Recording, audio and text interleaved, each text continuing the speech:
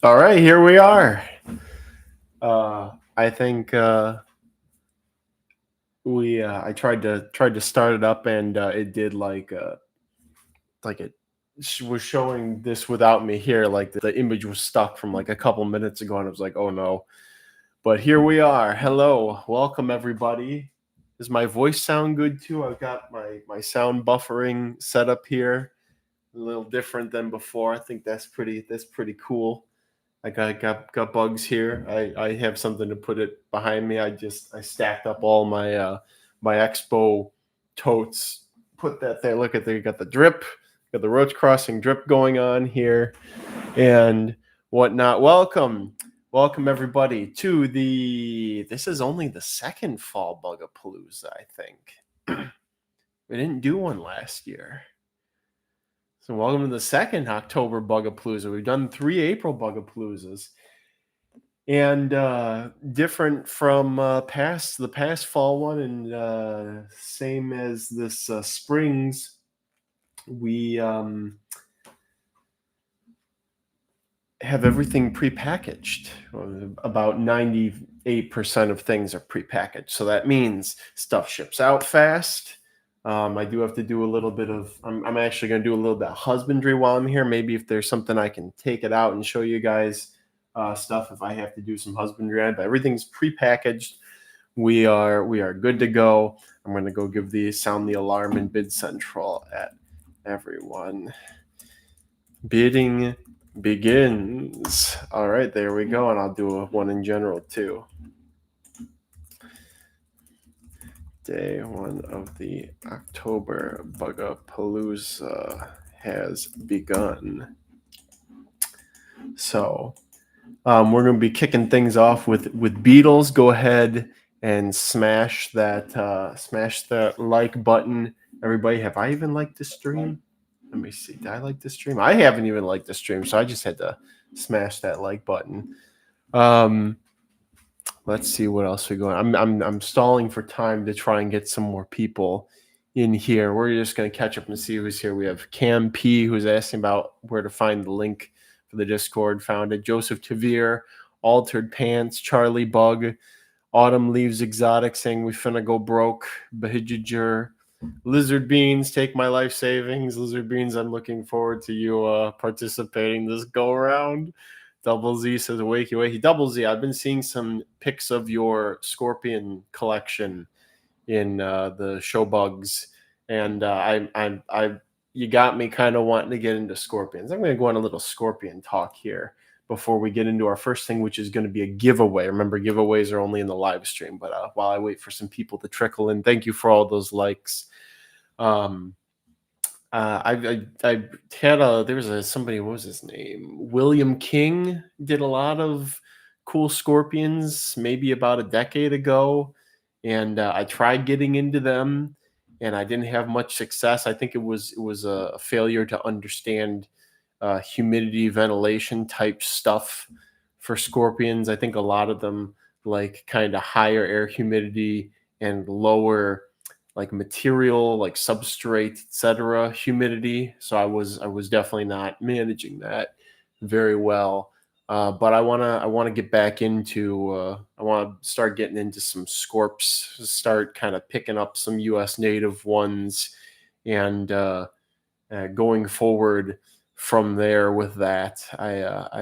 They're like roaches and silverfish both have very appealing body plans to me, and scorpions also are in that department. Something about them when they're sitting there all like hunched up is very gives a good brain feelings.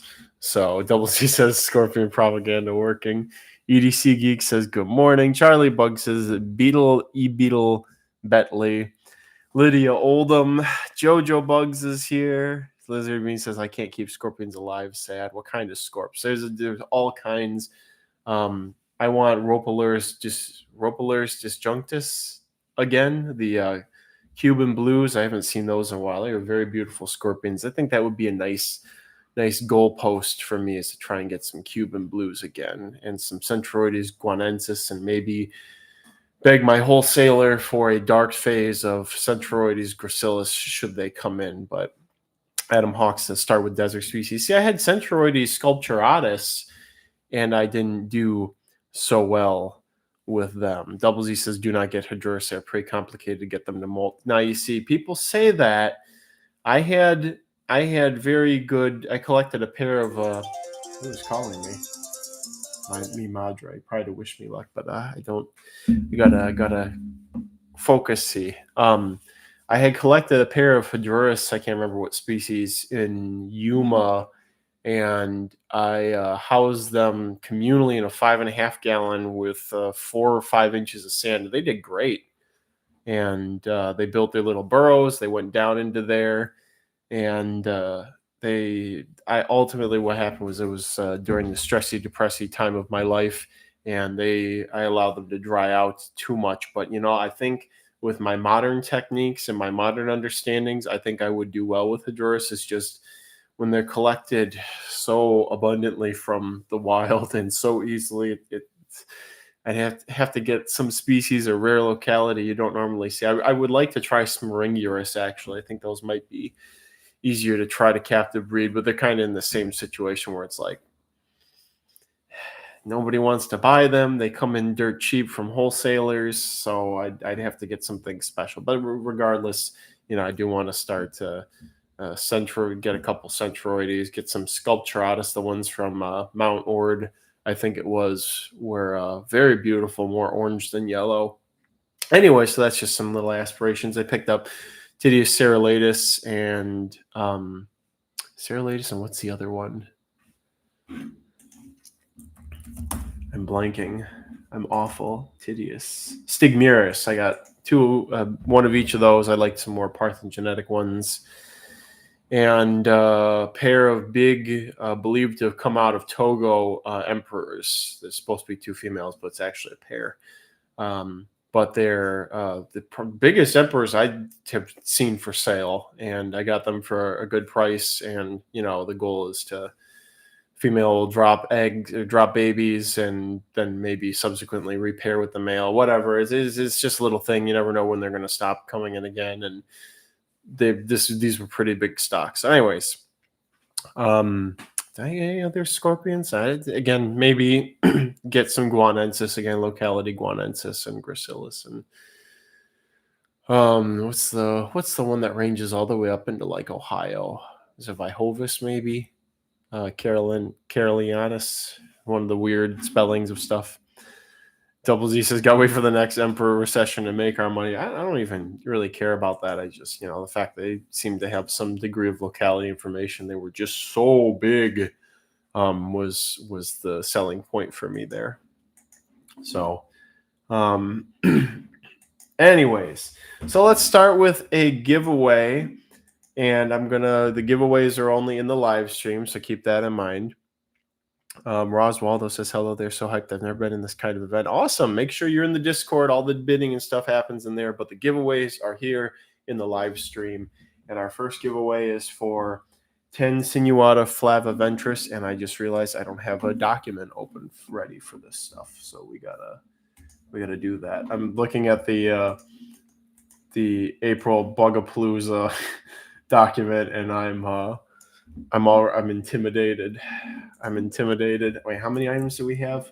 We have 413 items in the spring Bugapalooza. I think we're just over 400 again for this one. So maybe when it comes down to it on Sunday, we'll have to start pulling some random stuff out to hit the number of items to pass this one. Even if it's just by a couple. So let's see. Let me get my cute little document form ready here. I don't know why that's a formula. We're going to change that. Okay. We're going to slap this on the desktop. I'm saying slap a lot today. 2025 October Bugapalooza 1. Okay, there we go. All right. So how was I doing this before? We also have a new system here for ease of sorting, for third-party assistance with sorting. We've got the cups, red Sharpie for the winner. The winner gets the red Sharpie on the cup, and that way it's much more easy to see via the eyes, and it can be sorted more easily and whatnot. So I'll be slappy today. Yes, we are getting to battles. And I had the perfect giveaway question for this. I just have to remember what. Jeez. I have a giveaway question. I had it already. I can only do one of these two because if I keep doing it, people are gonna catch on. Jeez, what was the quote that I was going to use here?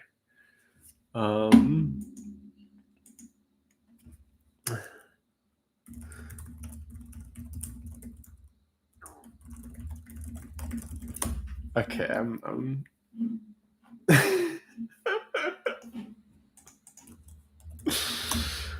okay, I'm where I have to get the quote right so somebody knows knows what this comes from. I gotta make sure the words are right because I want somebody to be like, it's these other ones. Actually, I have it written down somewhere. I got this, guys. I got this.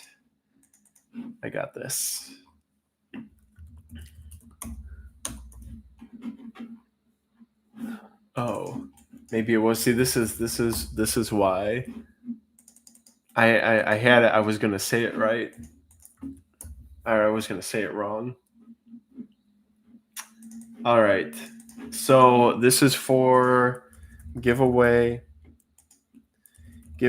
for 10 Pecnota sinuata flaviventris larvae. And the question is,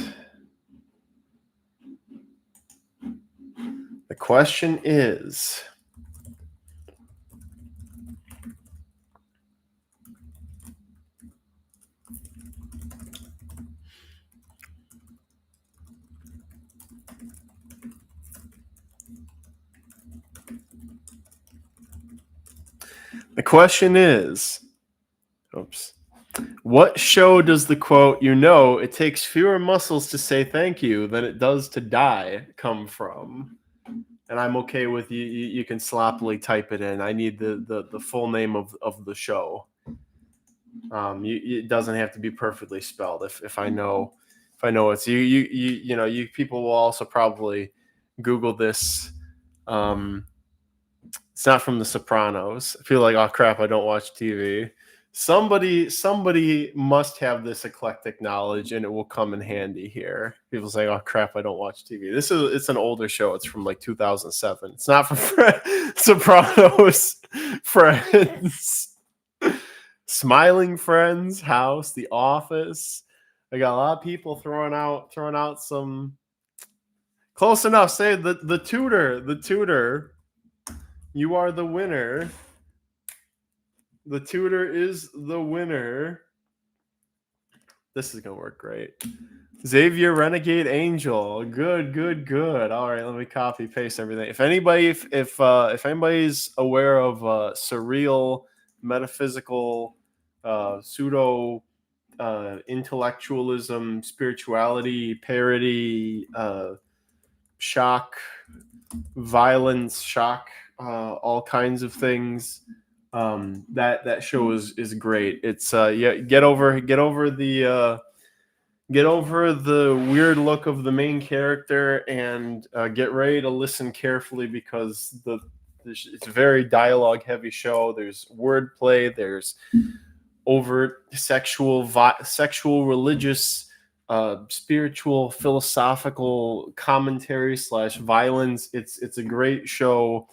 People say, "Oh, you got to watch it high." I don't think you can fully appreciate it unless you watch it completely sober. This is so hard if your mother language. It's a show you need to have a good understanding of the English language to get the most out of the show. Unfortunately, it's one of those shows that's like this is almost impossible to translate, I think. But yeah, it's from 2007. It's really good. You can find it all for free on YouTube from Adult Swim. Really good show.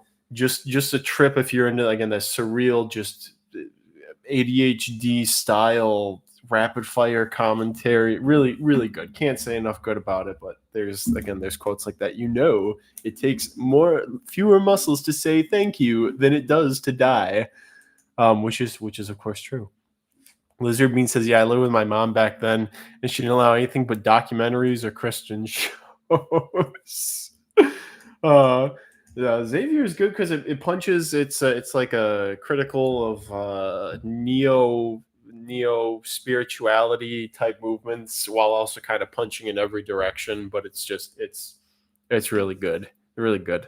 A lot of economic, political, religious, blah blah blah commentary, which is really good. If you can watch the whole series like 100 times, and you'll still be like gleaming stuff from the words and the background gags and all this other stuff. So, all right, we got that out of the way. Let's get into our first actual bidding. We're gonna do a group of 10 adult wild caught as bolus varicosis, starting bid of $1. Blado Beans, that the Jake is the gut grinder image is messing with my eyes so bad right now.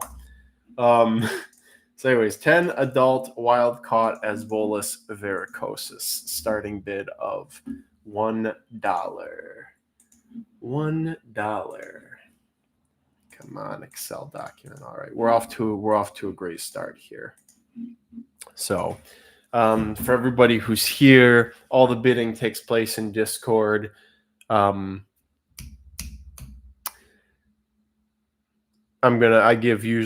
say we're gonna wrap up the bidding here. I'll put an X in the chat in Discord, and it'll kind of go like that. Once the X is in there, it's the clock is ticking down. To be fair, the clock does not always tick down at the same rate because sometimes I get on here and I start rambling about something else. But Lizard Bean says they sing VeggieTales to my SO to his torture. Listen, some of those songs they slap. Pizza Angel, come on, that's a bop. It's a bop.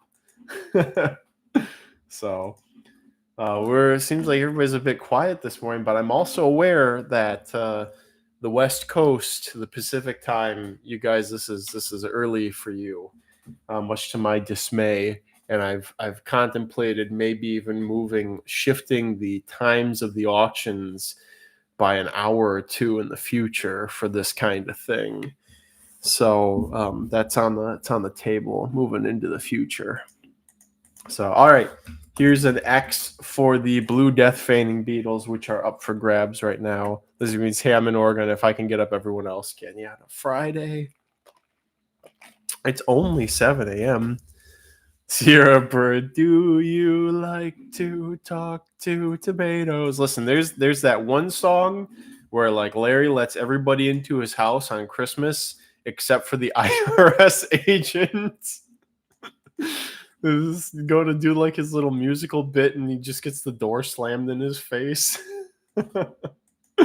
Very amusing. All right, wrapping up for the blue death feigning beetles. Going once. Going twice. Sold.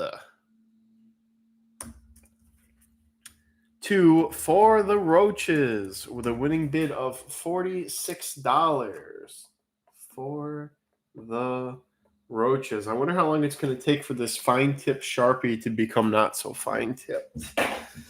Winning bid of 46 for the roaches. All right, off to a good start. Okay, really spicy thing up for grabs here. 15 larvae of Pachnota Savignii. We're not pulling any punches here. 15 larvae of Pachnota Savignii. Now we do have a disadvantage. Our photography bot is out of commission right now, so I may try to fill in the gaps here. Some people are like, what is this? I have to look everything up, etc. And that's all right. That can happen. Let me bum a photo of Savignii from somewhere. That's not Savignii. I had to do quite a bit of lurking. Here we go. We're gonna bum this picture since I'm sure that James will not mind me bumming his picture of these dudes. What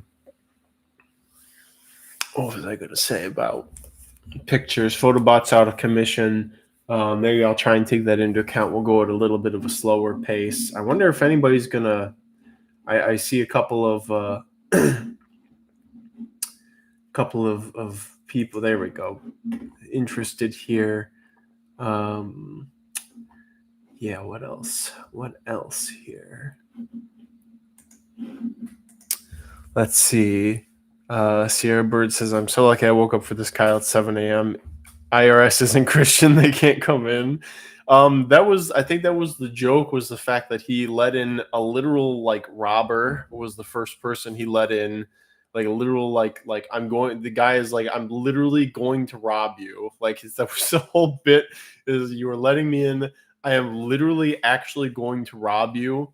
And then the next person was a Viking. It's like, I'm actually going to like steal your land and destroy your things. And he let all of them in, and the IRS agent was the last one, and he just shut the door in his face. Lizardman says, I once talked for hours about VeggieTales to someone drunkenly at a gay pride, at a gay pride, just at a gay pride of lions, a gay pride, just at a gay pride. Campy says, ooh, those are neat beetles. Father Kyle says here, will there be a blessing of any adult beetles today? Yes, there will be some adult beetles. Kyle, do we want commemorative shirts again? I suppose such things could be put up. Maybe wait until we have a meme to latch on to. All right, we're going slow this morning, but we're going to get some movement on these Savignii larvae, which have gone for quite a bit at past auctions. Here you can guys get a little peek into the enclosure. We got some fresh live mycelium up here to keep them extra healthy and spicy. And there's actually a bit too much moisture in here, but what I've been doing is I put a fan on all these cups, and it helps to dry up the moisture and keep things just right. Has been how it's been. So you can see a couple of them in through the bottom here. We're going to go ahead and wrap this up. All right, going once on the Savignii, man. Somebody's going to look back on this and be like, somebody got a good deal. Going twice. Sold.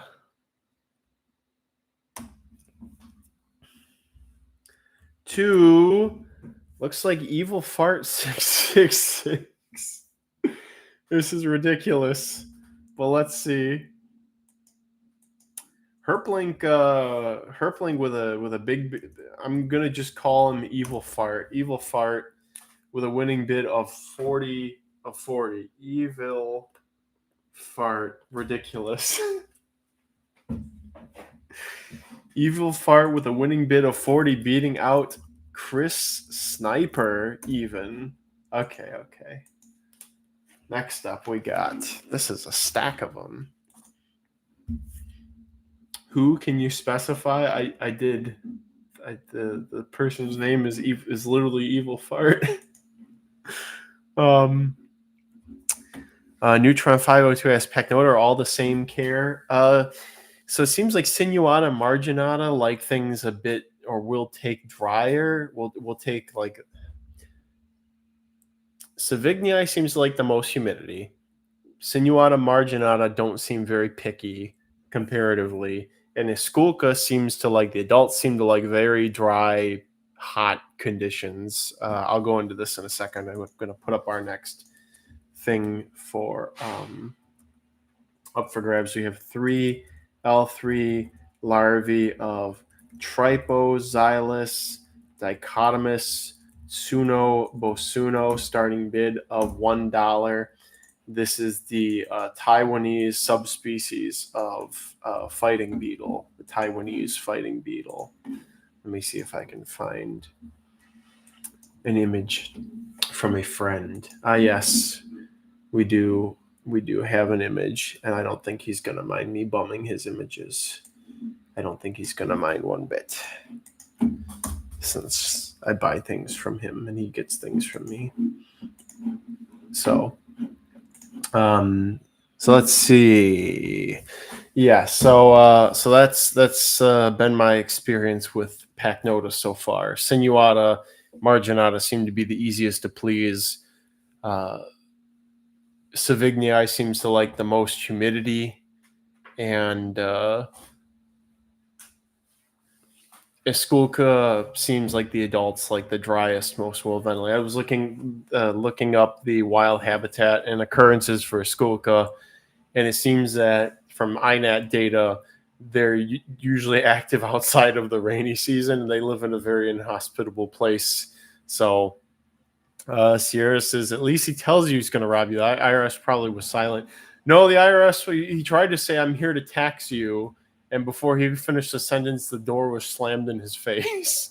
So Evil Fire sounds like a nickname so my SO would give me.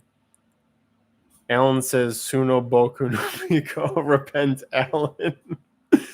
Blasphemy in this Christian chat from Replantation. Oh man, Altered Pants and Replantation, you have like the same colored avatar letter. I'm gonna mix, and your names have similar enough characters in them that I can confuse them at a moment's glance. All right, here's an X for the Suno Bosunos. Man, Beetle people always eat well. We always have seems like I always start with it. We have fewer people around here, and all this stuff just kind of flies off the shelf. How many Beetle things do we have here? Maybe about 25-ish. I have to also bring up that grain pets are their own thing. Grain pets. There are many beetles that are in the grain pets category, and thus they are absent from being here. So, all right, going once on the Suno Bosuno larvae. Going twice. Sold to, looks like Phil D with a winning bid of 40. That's crazy. Phil D. Again, Beetle people eating good in the morning. If you actually get up, if you're on the West Coast and you actually get up, you are eating good. That is a great. That's why we're here at the Bugapaloozas for these things. At least you guys are here. I'm here to make some monies because I always need monies. So, let's go with, we have. Let's see. Do you guys need anything? This is something I can actually show to the class. Okay. Next up, we are going to have a pair of captive bred pair of Eleodes Schultzii from Mount Hopkins, Arizona. This is the male, and this is the female. The males have the little mucro here. Let's see when we'll get it to focus. There we go. The males have this little mucro point here, this little right there, and the females don't have that. To be fair, usually the mucro is a little bit bigger, but I picked this. I picked the most busty. And there's the Eleodes smell. The most busty looking female and kind of the most femboy looking male from these guys. So this is the exact pair that you're bidding on, and they're going to get a little pee. They're going to get a little, not urine, but like a pee, like a freeze dried pee, as a little snack to tide them over. So we have one adult pair of Eleodes ish. I need to look up the spelling for Schultzii.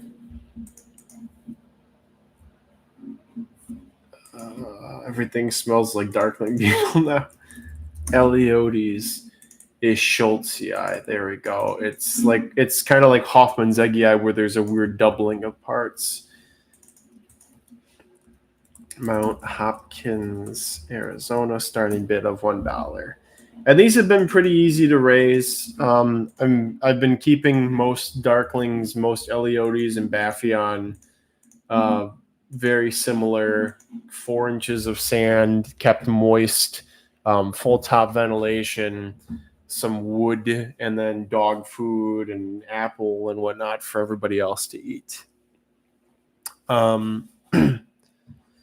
Oh, Adam Hawks asked that question. I'm glad I answered. Zen Monkey says, of course beetle people eat well. Beetles are delicious. Bro is face down, as up. Yeah, that's kind of their default as headstander beetles. You did not just call a beetle a femboy. I did on live stream. Because normally the Mukro is a bit longer. Honestly, when I first looked at that male, I thought it was a female. So that's just how it is. All right, here's an X for these guys. It's how long have I been breeding these for? 2022. So 3 years these have been going for me, and it's really been this year. I've changed my Darkling beetle setups. I'm now reusing my old Tetramin, the big, what's it, like a 5-gallon bucket that Tetramin sends me when I get my fish flakes from my other stuff in, and I just, here we go again, slap a bunch of sand from my yard in there, slap some wood on top of it, slap a piece of bark, and then slap some Darkling beetles in, and they do the rest of that work.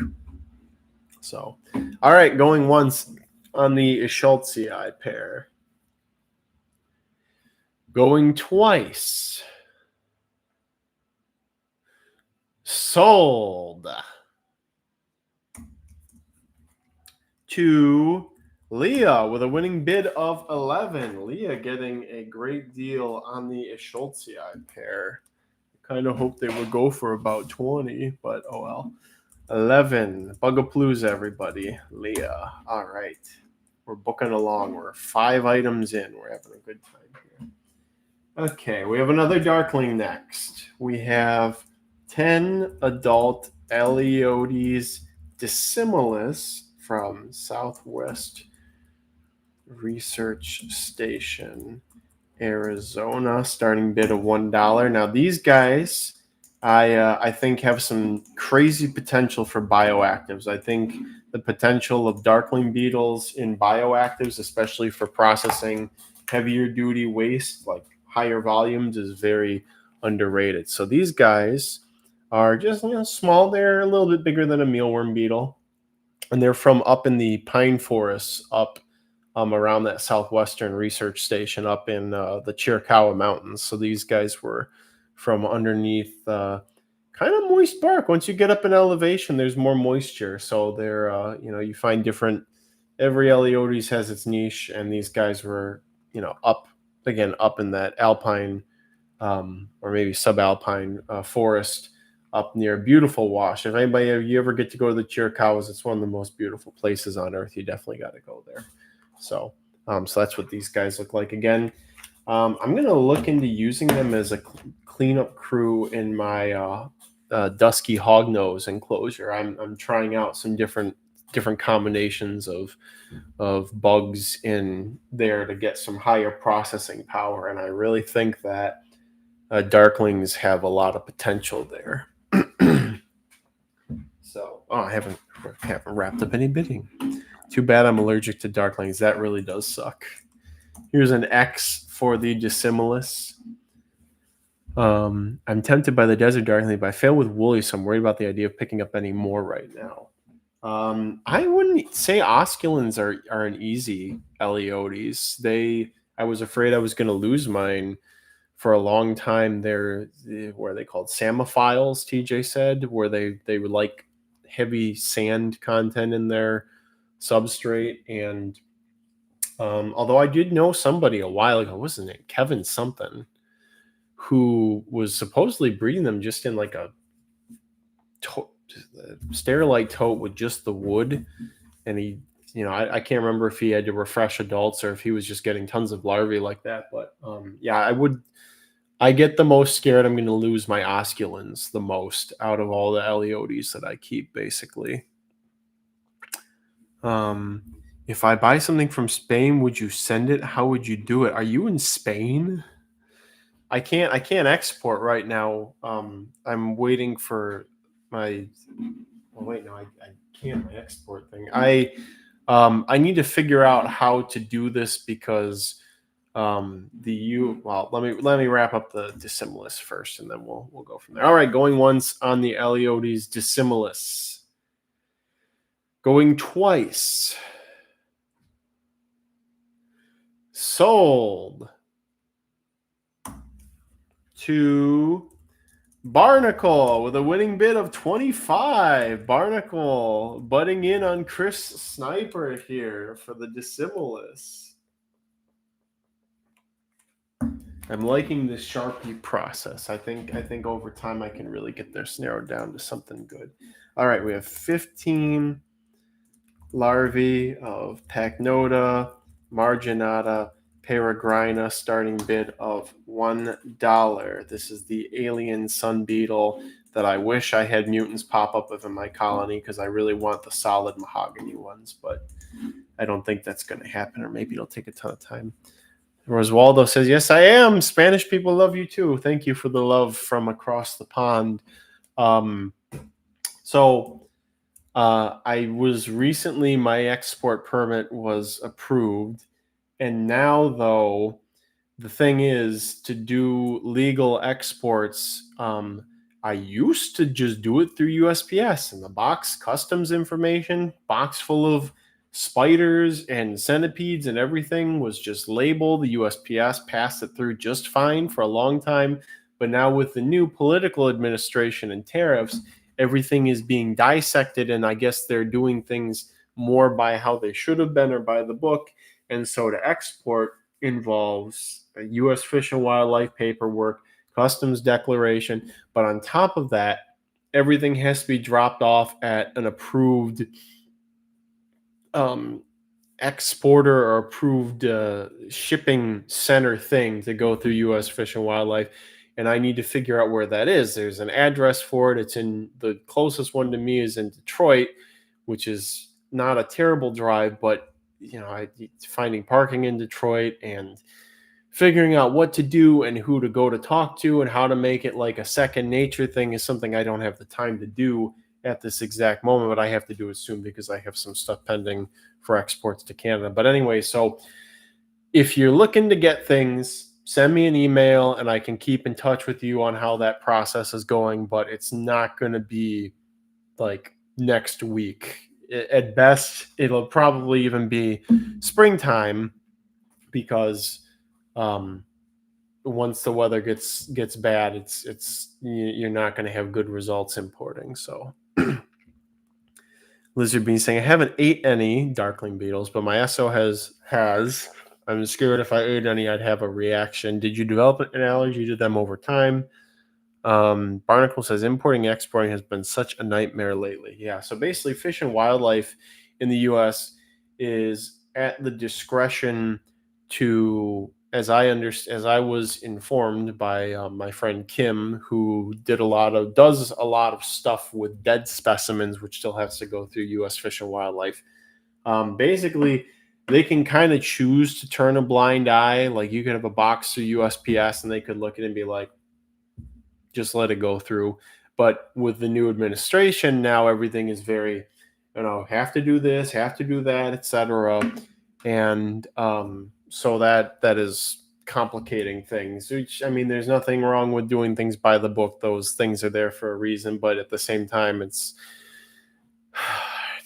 overcomplicates things when you have all these extra hoops to jump through when everything was easier before. So we got a lot of interest here. All right, we're going to put an X for the Pachnota, and I'll wrap up with Roswaldo. Yeah, cool. It's just because I like to participate in this, but I don't know. Maybe in the future I can participate in more events like this. Maybe one kind of, maybe the spring Bugapalooza. I'm telling you, I'll have to put a clause in for like international stuff. You're going to have to pay a little bit more or more on top of the standard things because it's going to be a process to get things to you. But if I can get that smoothed out, I don't really have a problem with it, as long as, again, be aware that it's not just going to be the cost of the bugs, because it is an inconvenience. If you want a whole bunch of stuff, you're going to be racking up things I have to get permits for exporting and blah, blah, blah. So Double Z says, got to slide $50 through the box so they can look the other way.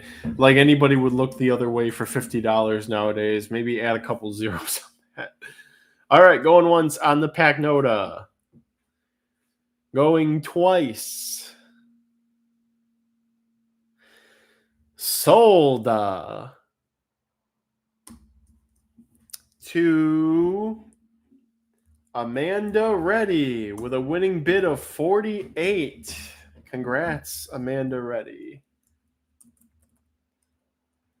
And for the highest bid so far in the Bugapalooza.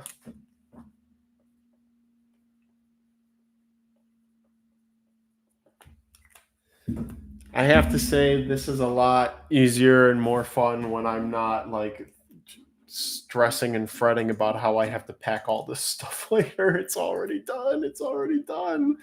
All right, 15 larvae of Ambaphion, contusum, Las Cruces, New Mexico. Starting bid of $1. These were started from one female. The last time, was it the last time I was in Las Cruces? Or did I go in 2022? I can't remember. I think it was 2021. The last time I remember I was in Las Cruces was a beautiful sunset. I was there with Will. We were trying to find Aaron Vega. I was fisting bros. I found a bunch of silverfish, and no, I think I did go in 2022. I'm pretty sure I did.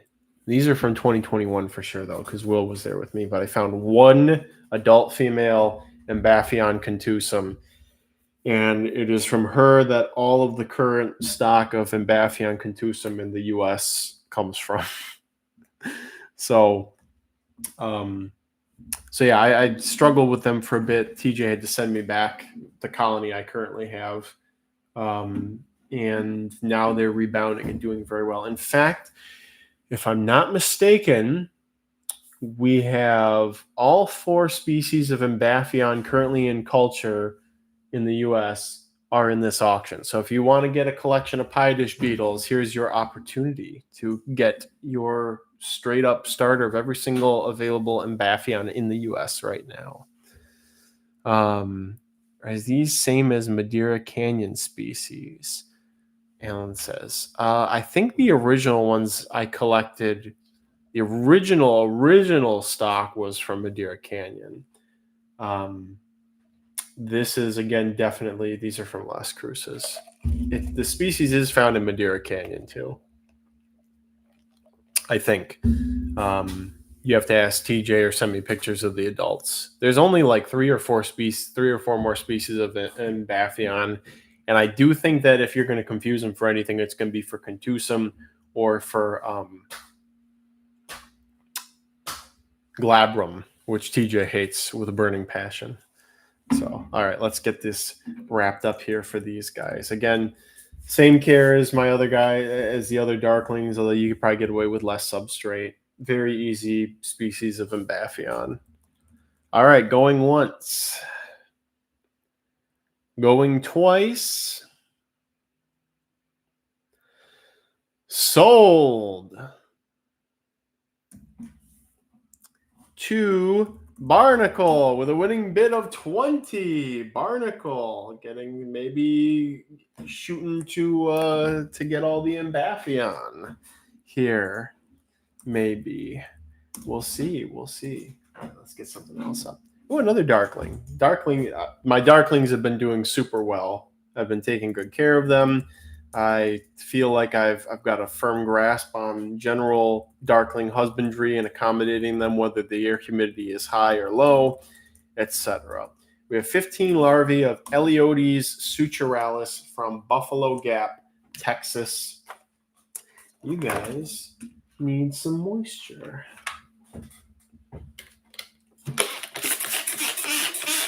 These larvae were starting to eat the paper towel in here, so we'll give you guys, here you go, a little bit of dog food. You guys, you can love and enjoy. The thing about Darkling beetles is that they are fun. The larvae are just fundamentally tubes. They are hyper specialized at just extracting everything that they can from what they can find to eat. So, we'll see what Roswaldo said. While we got somebody here from across the pond. I have mostly ants. I'm 18 since a couple of weeks ago. My mom didn't let me almost nothing, but I also have reptiles. I don't know, a guttata and a pagona. Oh, the pagona, I assume, is a beardy 4 to 5 roach species and one scorpion. So we have a beginning enthusiast here. Cool. Infinity stone beetles and lizard beans. Bahujajur says, happy belated birthday.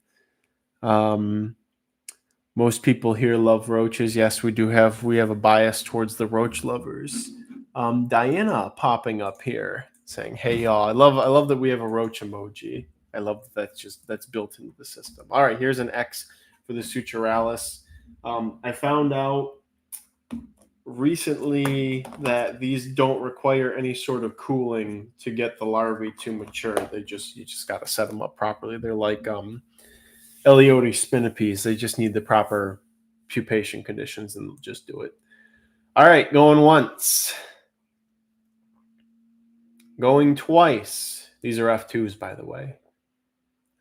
Sold to Ocean with a winning bid of 25. Ocean, first blood. Winning bid of 25. And I did not paste the name here. Silly me. I also have to say, while I'm looking at some of these groups of things, you guys have probably seen in the rules, I'm no longer allowing splitting of stuff. It's just too much of a hassle. Even with a convenience fee, it's just so inconvenient that I just can't. Trying to get things out on time and coordinate. This goes to my friend and this goes to my friend's friend and all that stuff. It's too much, guys. Maybe that'll change in the future, but for now, it's like everything's pre-packed. Ship it out, get it to you, healthy, vigorous, squirming, etc. All right, there's one group of these, and this is something really cool, and I don't usually have these available because JoJo has been purchasing all of them from me. We have 10 larvae of Pachnota or Pelodnota punctata, Key Largo, Florida, starting bid of $1. This is the orangish and reddish Pachnota locality. And I think I'm the only person in the U.S. who still has these going. If somebody else does, that's great, just in case I, for some reason, pooped the bed with mine. But anyway, somebody said it all starts with dubias. Diana said, yep, that's dubias or pissers, as was the case with me. Charlie says, my roach obsession started with Portentosa. Roswaldo says, I have gold dubias from Germany as a strain we no longer have in the U.S. I doubt cross them because they just don't do good for some reason. So, Zen Monkey says, there goes my plans to buy 100 Blatella Asahina I and have one sent to each of my 100 closest friends. This humane, ethical pranking idea is send somebody like a glitter bomb box, but instead of a glitter bomb, it's a box full of Blatella Asahina I. The ethics of the spirit of the prank, if you were going to do that, that's better than sending somebody you dislike or trying to spite a box of actual Germans, because you get the fear and the terror, but there's no actual repercussions long term for doing such a thing. I don't know why that thought came to mind. I wonder if I can find a picture of these.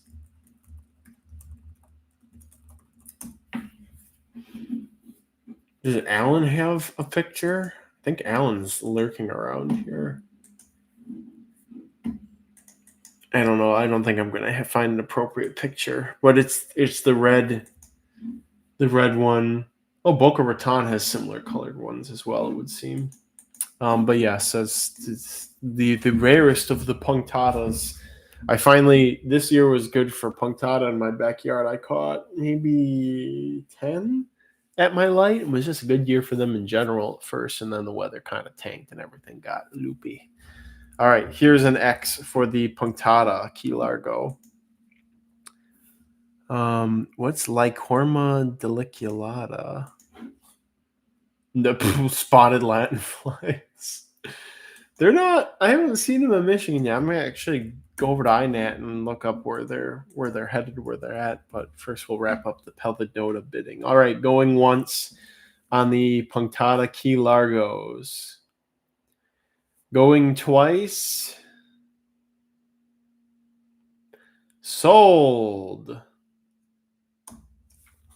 To Barnacle with a winning bid of 20. A steal. Also, reminder to everybody to refresh your stream every once in a while. Refresh your Discord in case of desyncs so that you can be on top of your bidding and not feel like there was too much lag or something like that. All right, we'll put these guys up now. We have 10 larvae of Courteous mutabilis, says title. We have a lot of ocean themed things here.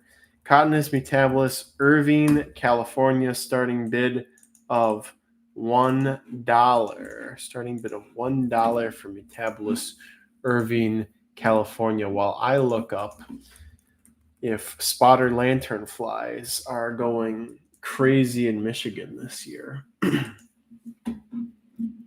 Let's see, location, Michigan.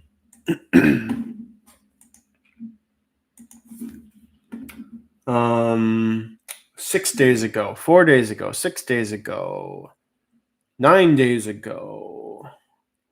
It would seem that they are increasing in prominence. So it would seem.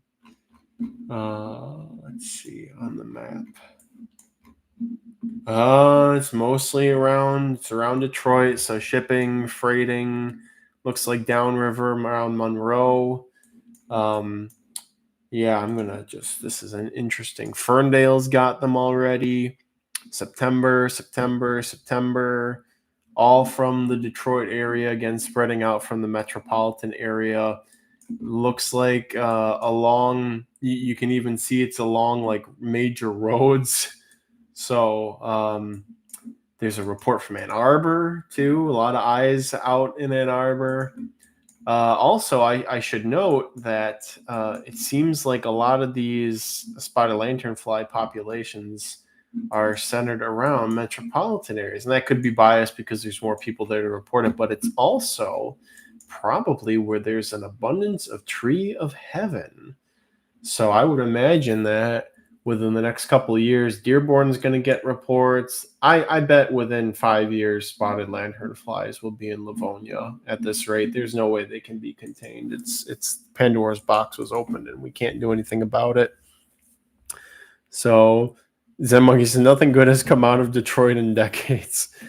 I'll comment on this once we wrap up with the Courteous. Did I spell Courteous wrong? I did. I'm going to correct that. Courteous, and just write in edited for spelling. All right. There's the X for the mutabilis, Irvine, California, and F2. Again, if something is wild caught, I will note that it is wild caught. All right, going once on the Courteous. Going twice. Sold.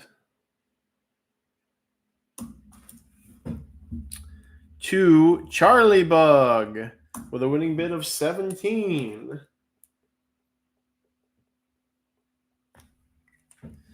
Charlie Bug, you get to get another Courteous and hopefully get these going. They don't seem to need or prefer a cooling like Nidida do as larvae, so that's good for you as a beginner with them. All right, 10 adult wild caught as bolus levis, our only group of edited 2 1. Our only group of Asbolus levis up for grabs at the auction. Now let's see what people are saying. Barnacle says, sea metabolist pooped on me and the smell would not wash out. Diana says, do you know of any new species of roaches being introduced to the U.S. hobby? TJ has more of a finger on that. pulse than I do. I have a couple things I need to release whenever that happens. Usually it happens at the auction nowadays. I'll post something up here and that'll be the release. But so yeah, better to talk to TJ around about that, honestly. I just try to get them going and keep them going is my approach. Oh, I guess I do guess that I have 5 to 10 species that are on the upswing of being available. So there's that, a lot of South American stuff, but other than those, can't really think of any. I have a couple of things popping up in this thing. People talking about the spotted lanternfly situation. The thing about something exploding on the scene like this is usually whatever controls it or eats it or can really exploit it will explode after that. Although they could just end up like brown marmorated stink bugs. But I think brown marmorated stink bugs, they seem to feed a lot on fall ripening invasives like honeysuckle and buckthorn. If you decrease that in the area, I think that the brown marmy population does go down. Somebody said I can ship you some spotted lanternflies next week. You don't have to wait 5 years. Oh, they'll be here. I can be patient. I can be a patient guy. Behiger says these cottonists used to breed in my backyard, but I haven't seen any in years. Make a compost pile and they'll pop up. I'd never seen them when I moved in here, and then I started composting and whatnot, and then after the goats were in the yard last year and they had a bunch of manure, brought in a bunch of cottonists, and my yard was just alive with them for a couple of weeks this summer. Anyone know if it's legal to ship dead lanternflies? I really want some for bug pinning and figure it's a good use of pest. Ooh, that's a gray area, because so if they're confirmed dead, and this is not legal advice, I'm not a professional, if they're 100 billion% dead, I believe it's okay to ship the specimens of them. If they're confirmed dead, it would be no different, I would think, than transporting miscellaneous bugs from different countries across state lines as pinned dead stock.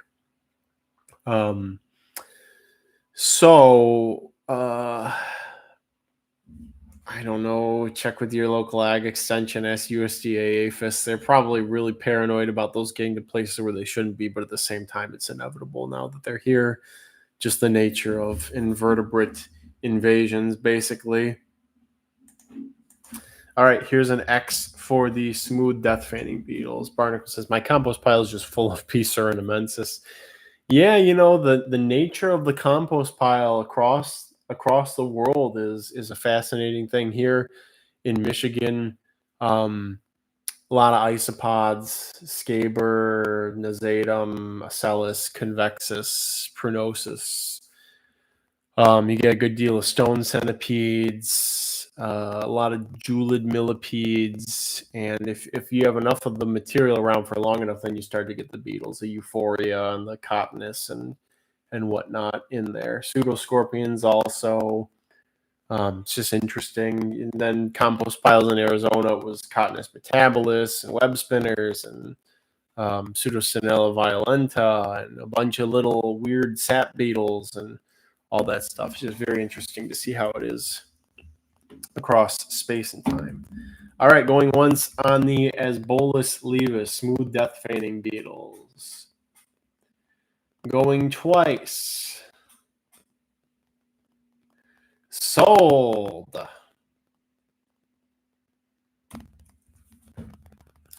To Phil D. I'm going to control R just in case. It looks like Phil D though, but we're going to do control R. Phil D with a winning bid of 33. The early bird surely does get the worm in these situations.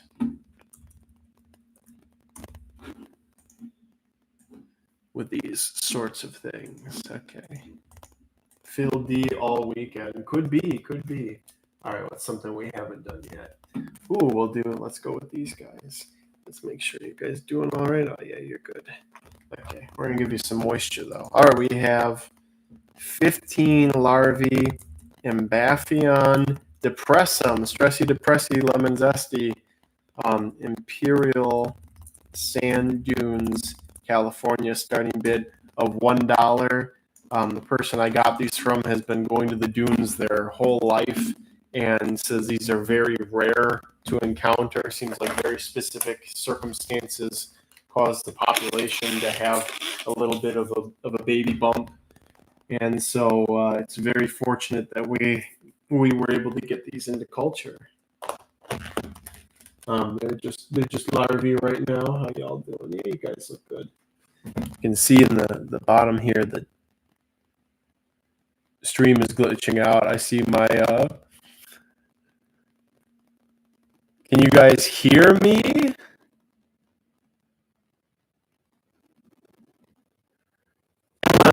you guys hear me?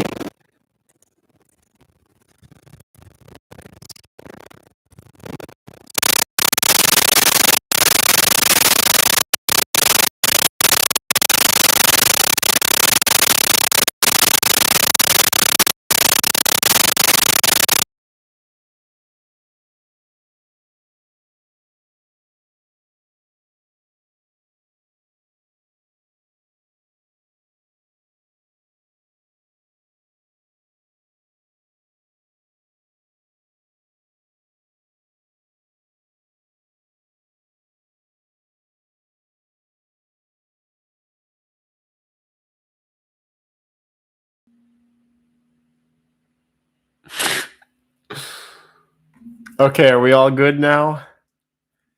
My internet connection dropped out for like no, it looks like it dropped the bar again. Well, okay, at least the days of the stream being completely kneecapped by a rogue cockroach or me touching the cable seems to be over. At least we're past those times, it seems. So we can continue the bidding. What was I even saying? I was mumbling on about Ambaphion depressum. I was trying to point out you can see the powder from the like wood and material that they've eaten in here. You can see their frass building up. So again, these are beetles of extremely dry places. It's incredible if there's any life out there at all. Not nonetheless the great diversity of it. So anyway, we're gonna put an X and get to wrapping up the depressum. It's also the smallest Ambaphion species we have in culture. Roswaldo said too much popcorn. At my parents' house, or maybe it was my old microwave here. I think it was at my parents' house with the old microwave. When you would turn on the microwave, the Wi-Fi would get disrupted. And I always thought, that's kind of weird. So, that older microwave might have had a radiation leak, somewhere, somehow. I was, it stopped after they got a new microwave, but it was like, that's an interesting thing, and it was very testable too. Like you could reliably turn the microwave on, and it would affect the internet connection. It's like that's kind of concerning. So, all right, going once on the Ambaphion depressum larvae. Going twice. Sold to Barnacle. Barnacle again maybe is trying to accrue all of the Infinity Stones Maheckin Marvel reference here to the Ambaphions. Winning bid of 21. All right. Next up we got, that's a giveaway. We'll wait like 1 or 2 to do that. Quite a few repeats here. I want to get the identity right on these. Dermestes. So I just gave it away what they are. Okay, it is that species. All right, we have a group of 10 adult Dermestes marmoratus. Inquire for locality info later. Starting bid of $1. I gotta ask Tennyson. Actually, I might be able to look it up on my phone if I type in Marmoratus.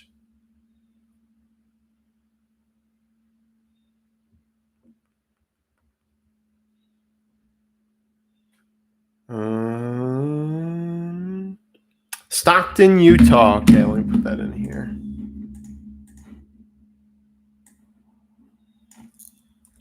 Stockton, Utah.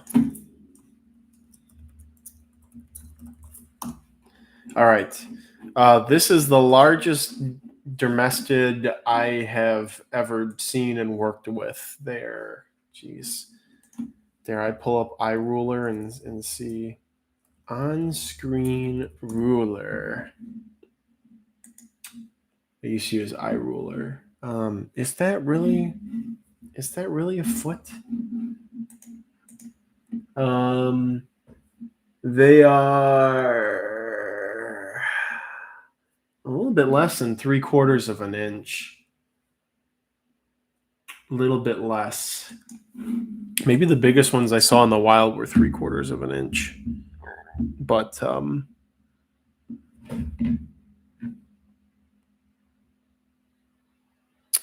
my parents were gonna come to drop off some stuff, but apparently there's some drama going on at Ford Motor Company. Actually, now I think about this, not to get to political or economical or something, Nicole. I don't usually listen to the radio, but usually it's on my car when I jump in before I put my music on. There's something happened at Ford lately where, for, like, one of the mornings, people came in and there was some message about like F return to work or something like that with the on all the electronic equipment was like the CEO or something with a circle drawn around his face and a slash mark through it. Um, just seems like there's some interesting work politics going on in some places right now. So, oh, am I still glitching? Audio cut now. Whoa.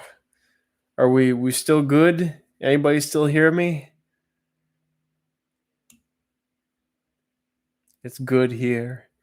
Um, Let's see. I have a couple questions. Same as other dermestids? Yeah, same as other dermestids. They seem to like drier conditions, but with all dermestids, you still, other than maculatus, I found you still need like a moist corner, has been my experience.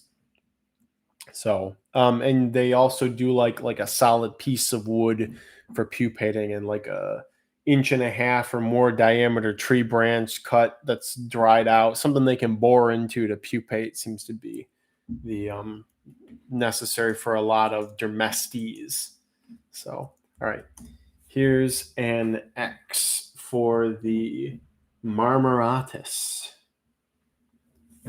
Again, when I saw these, I fell in love with them in a mule deer carcass in Animas, New Mexico, and they didn't do so well on the transport back. They didn't like the humidity, even just being in the cup. But yeah, big species, really cool. It was something to lift up a mule deer carcass and see like thousands of adults and larvae just coming out of it like that. So, all right, going once. Going twice. Sold. To Ectrol. Oh, maybe Chris Sniper button in there. Some commentary here from Zen Monkey about the Yep, it is to Ectrol with a winning bid of 25. Ectrol. I am astonished that these went for more than those as Schultz. Guess you guys really like dermestids, huh? Let's do. Here's a good one. This is one of the few groups of adult beetles up for grabs here. We have a pair of. Lord help me. Where is it? One fresh adult pair of Udicella Schultziorum pseudohormoni, starting bid of $1. So these have been, I usually don't recommend removing beetles from their pupal cells, but these have been in their cells long enough that I said, you know, you guys are coming out any day now. So, whoops, there goes the mail. And there's the delightful smell of fresh poopies from freshly closed beetles. This lighting is not flattering to them at all. It is not flattering to these dudes at all. Can we get you to focus camera? There we go. That's a little bit better. It's not very flattering to me either, to be fair. So here's the exact pair that you'd be bidding on. Male over here, female over here. Captive bred F3, I think, by me. And yeah, your apple looks good. You guys are good. You don't need no more. Zen Monkey's comments on Lardarius, Dermestes Lardarius, growing fine in dog biscuits without a moist corner. But the air humidity, man, the air humidity all summer is probably very high. So they lay eggs in spring. The air humidity goes up. The larvae develop, yada, yada. And then by the time that they're in their most dry tolerant life stage, which would be the adults, it's winter and they're ready to go into torpor in secluded microhabitat places. And then spring comes, they go out, they find something to lay eggs on, and the cycle begins again. Lizard Bean says male now has a dent. Needs some bright LED. We're not ready to see my face. We're not ready to see the horrific details of my face with a bright LED. Although I do have in these boxes, I do have the Jewelry and Gem Show Expo heavy duty pro LEDs that I could put on stuff. And I'm looking into a camera for showing stuff off to the side during regular live streaming too. I have looked into that and I got a couple choices, and the funds from this Bugapalooza might go towards that, as well as a day in, day out streaming camera that I can use when doing husbandry to bring you all into the horrors of my everyday life. Zen Monkey said, that's crazy talk. My humidity in that shed doesn't exceed 80%. Oh, wow. We got a lot of interest. Let's put an X in here. Eric Matthews says, I want to auction my dog's fleas. Worst year ever here. That's unfortunate, Eric. Dog's fleas. Anthony Linsley, I was hoping to see what roaches and stuff look like because I don't know the scientific names on Discord. The best thing you can do is Google it.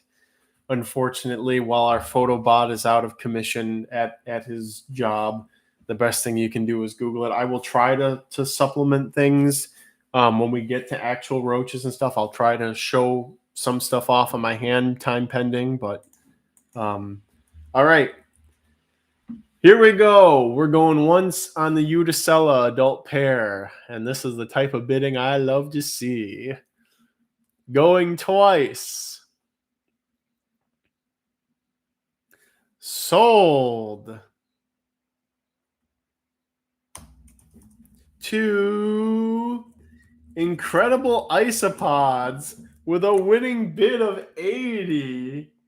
Incredible isopods. Oh boy, we got some good isopods going up too. Double Z on life support. Double Z, if you really need a male, just kind of keep in touch and pester me, because there's a fair chance that I'll have a spare male in a couple weeks. Not guaranteed though, because my enclosure bin is getting low in numbers in terms of stuff popping up in it, and I have most of my adults are just down to my holdbacks. So, all right, let's put something else up. Let's do. Man, I have a lot of giveaways here actually, but very few giveaway questions. All right, we have a group of.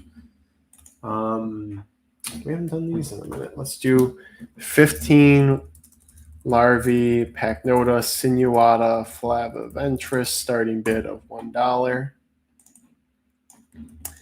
I love Pachnota so much.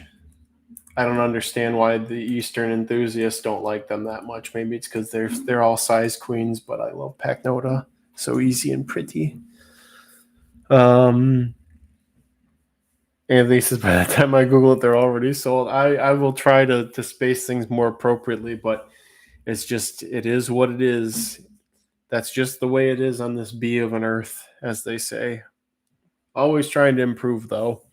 So maybe in the future it'll be different. A. Lee says, I'm just getting into this hobby and can't wait to be able to expand out to more advanced. Yeah, hop on in, have some fun, be disciplined, enjoy it. The feeling of getting into bugs, starting the bug hobby is something that has never left me. And every time I get a little flicker of it, when I get a box of bugs I've never seen or had before, and I'm told these are super easy, just do this, and I open it up and I see them, I get that same, I'm back in high school getting random boxes of bugs from people off the King Snake classified forums or off of Roach forum, or just the smell of roaches that have been kept on egg cartons, when they've just been on egg cartons for maybe like 3 days, and the egg cartons they're damp but not wet. They're just damp, and it's just that whole smell takes me right back there. It's just one of those things. Orang Mango says, what does the pattern on these look like? On the Sinuata flava ventris? Is that what you're asking for? King Peebs doing the Lord's work and posting pictures of Sinuata. They look like the ones on the left there. That's typical. I've had these for, a long time. They came from Matt K on the Roach forum. And I got a mutant of them that I've isolated, and maybe that would be a bonus thing to put up at the end of the auction if I ran out of stuff, but they're pretty cool.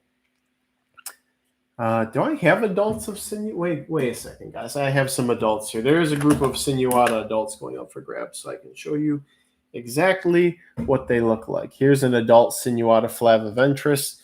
Here's the back. Here you go. If you can, it's pretty focused there. So here's, put on my big old forehead, show you the colors better. Here's the flaviventris. Here's the top. Here's the bottom, showing you that the flava, meaning yellowish or straw colored, ventris meaning the bottom, the belly. There it is, right there. So.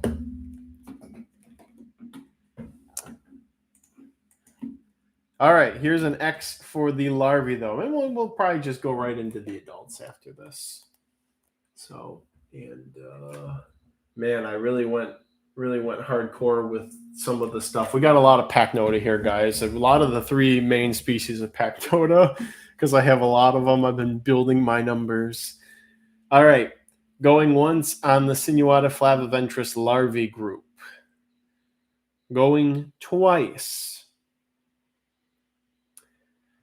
Sold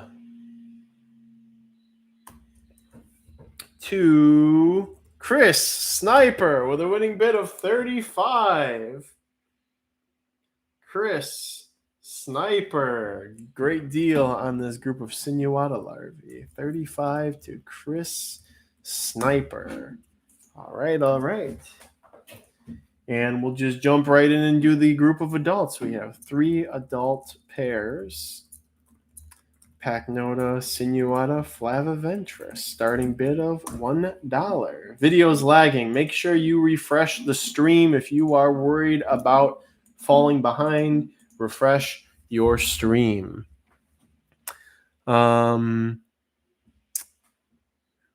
Linside, are you doing them in order like Beetles, Roaches, and Isopods? So today, according to the schedule, and I did put in the schedule, like the order's not exact, but I'm kind of trying to follow it. So we started off with Beetles. After this, I'll probably take a half an hour break to eat and stretch and do some stuff.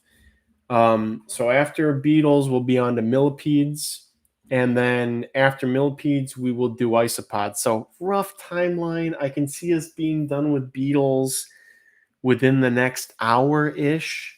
So break would probably be from 12:30 or 1 to 2:30, something like that. and then we'll do millipedes, and that'll probably take a good chunk of time. I got a lot of millipedes set aside, so probably 3 to 4 hours for millipedes, and then we'll just do what we can in isopods after that. And then, of course, Sunday we hit the ground running with reptiles. Then we plow the bulk of the isopods on Sunday, and then we get into everything else after that. And then tomorrow is all day roaches, so that's just how it is. Roswaldo says, I'm going off. I'll come back later directly tomorrow, but see you soon later. Roswaldo, thumbs up from Orang Mango about the Sinuata. William Yadeski says, one of the easiest Pachnota. Yeah, I would say that this is maybe a little bit ahead of Marginata is the easiest. Maybe that's why they've been around for so long also. Less of a lower skill ceiling, perhaps. All right, here's an X for the Sinuata adults.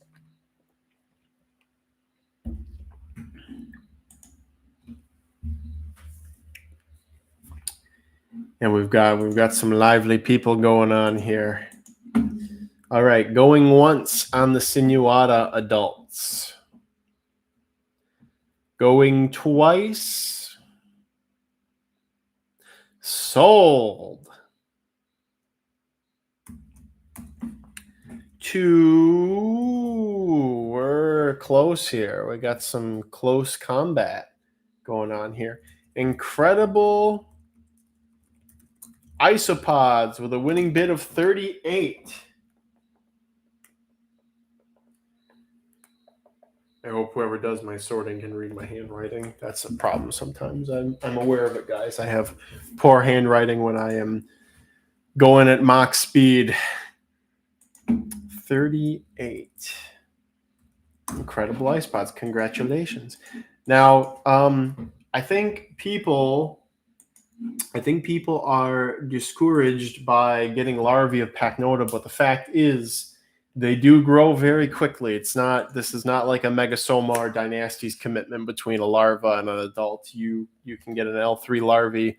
You get an egg to adult, and I would say 3 to 4 months under ideal conditions with Pachnota, I would say.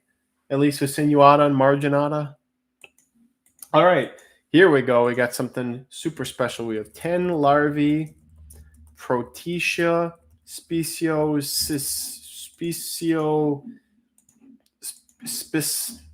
give me a second here.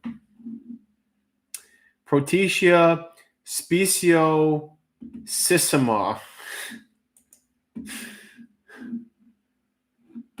Come on, where's the? It's one of those. It's like a Hoffman's eggy eye situation where there's just all these extra consonants. All right, starting bid of $1.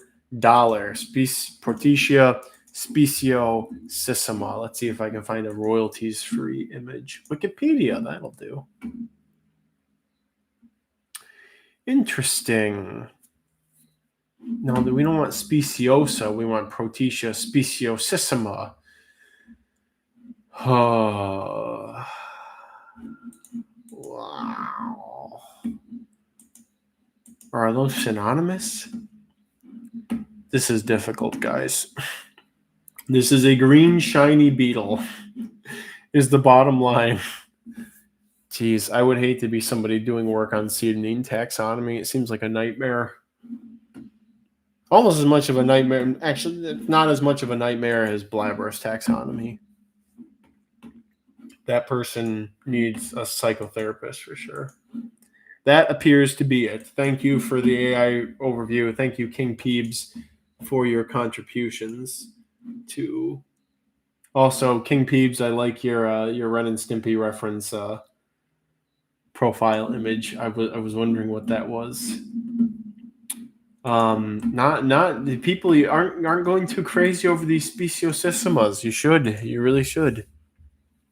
Ailey says, so around what time for the military? Sorry, I walked away from my phone. Probably around 1 to 2. I won't know until we wrap up Beetles, and I'll put my little sign here saying when I'll be back and whatnot. William Yadeski says, super easy and beautiful. Might look up on iNet. Yeah, the Protetia. William Yadeski, thank you for the extra pitch. All right, here's an X. You, guys, if you like Cedaniscoma, if you like the Speciosa, you will love these. It's basically the same shininess, the same size, the same everything as the Cedaniscoma Speciosa, but green, like a rich emerald shiny green. You gotta love it. All right, going once on the Speciosissima. Going twice. Sold. To Beetle Pixel makes his grand appearance with a winning bid of 46. Beetle Pixel. You guys, he was summoned. It's the Beetle time, and he has finally shown his face. Winning bid of 46. I believe in general, the people bidding on Beetles, you get the best deals of the whole Bugapalooza. Friday morning, everybody's groggy. Nobody's up, apparently.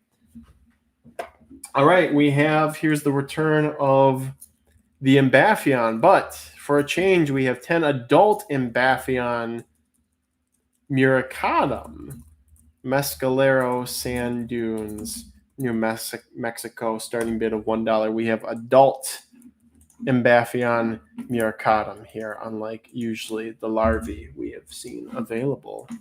We have adults. And let's just check in on these adults, shall we? These are friend-shaped for sure. Look at this. You could just snack on that. Look at this. This is a delightful little treat, and he's as okay with it as he can be. I really wonder what the adaptive purpose of this is. Is there a predator that goes after these? Is it like those Namibian desert darklings where they can use it to collect dew and funnel water onto their mouth? Or like, what is it? Like they're not from exceptionally arid places usually. Like this species ranges all across the Great Plains, so I don't know. Is it helpful for getting out of their pupal cells in the soils they inhabit? I don't know. So, but what you can know for sure is they are pleasant little guys. Look at that. Look at this little dude.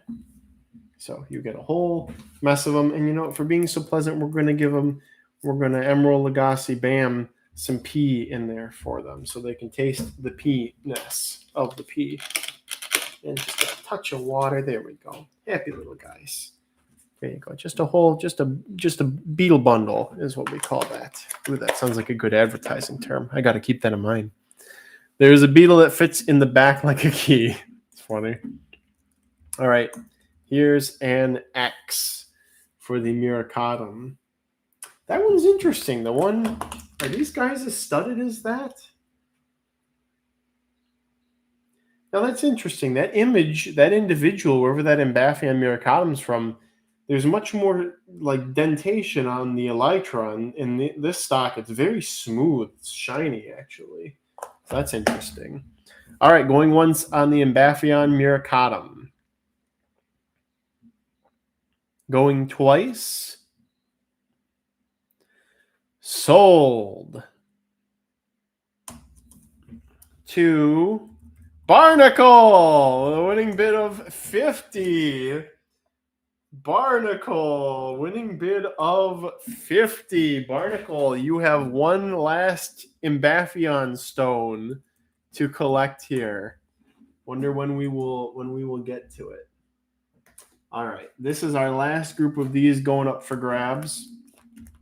Happy to say again, these are all captive produced and by yours truly, and I do like this subspecies of Tripoxylus. Let's see if I can save myself.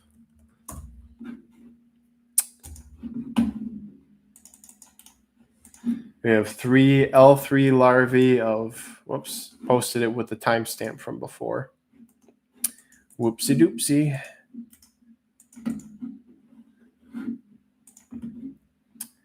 We're going to just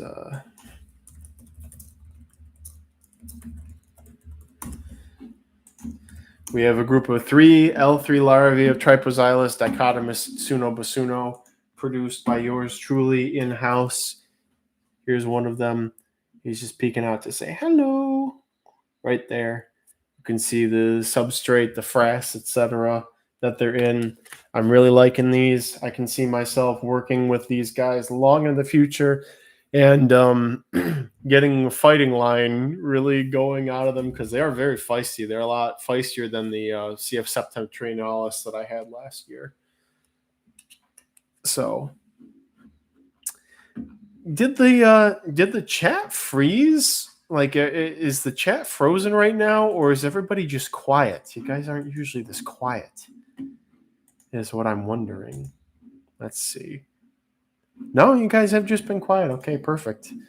It's weird. It's just I'm paranoid about all the things that have gone wrong in live streams in the past. Where it's like, oh no, the stream is frozen. I have to restart the stream and move everybody over. But now we can just like that refresh it, and we're good to go. And sometimes you guys are just quiet. I'm tempted to put a goal in here because hey, good news, everybody. I finally hooked up my bank account, got all the approval, jumped through all the YouTube ad revenue, blah, blah, blah hoops.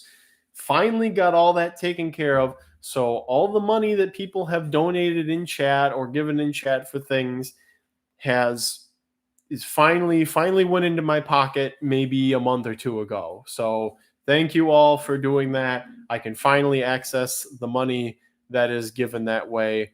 And maybe we'll just do a goal. Maybe we'll just do 5 super chats, light blue and higher, and we'll just give it 3 hours. And how will we celebrate? We'll see a really cool bug. All right, we're gonna make it easy. We've got a goal. Anybody wants to contribute super chats? We're going. The bar is very low. I feel $2 each, only 5. I'll show you guys a really cool bug if we meet the quota for super chats. So there we go. Neutron asking about Sunobasuno larvae compared to Pachnota. Very different. These are dynastines, not cetidine beetles.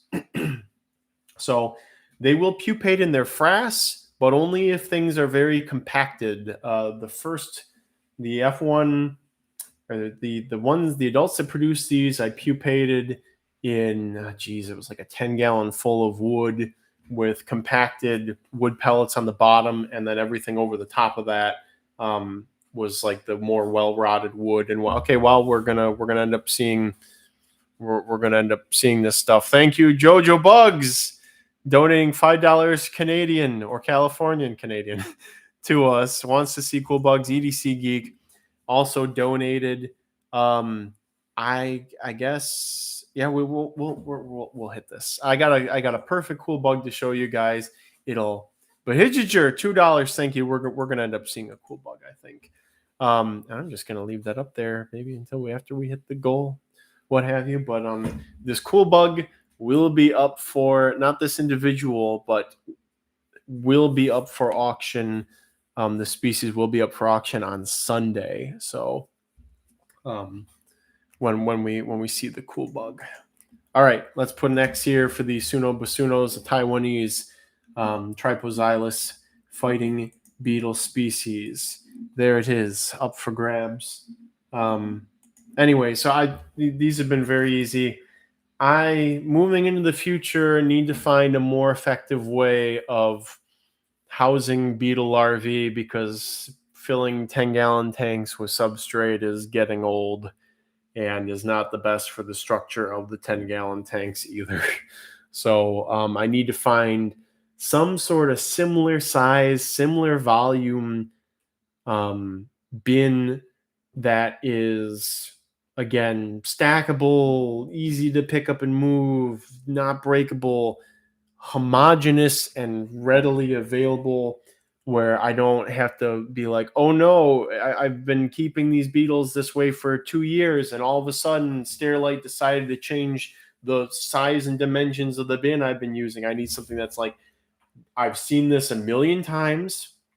You will have the same bin from my birth to my death, and it works, and that's what I got to find and move forward with for the future of raising beetles. But right now, I'm still on that old spice for taking care of them with my 10 gallons and whatnot for the most part. All right, going once on the Taiwanese fighting beetles.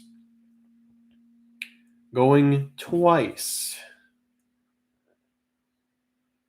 Sold to, could be orang mango, could be bladder beans. Let's see, I'm control R-ing. Sometimes I gotta refresh Discord. Bladder beans with a winning bid of 39. We're just gonna call you beans from now on. You've been lizard beans, bladder beans. We're gonna put you down as beans. I'm sure that's easy. Again, the winning bid of 39. Good deal. Good show. Did I post them in here? No. Shoot, I just clicked the like gamer stats thing on my toolbar. I gotta close that out. There we go. Okay. 39 bladder beans. Okay. And we're getting down to the last of the beetles here. We got some giveaways. Actually, we're gonna do a giveaway of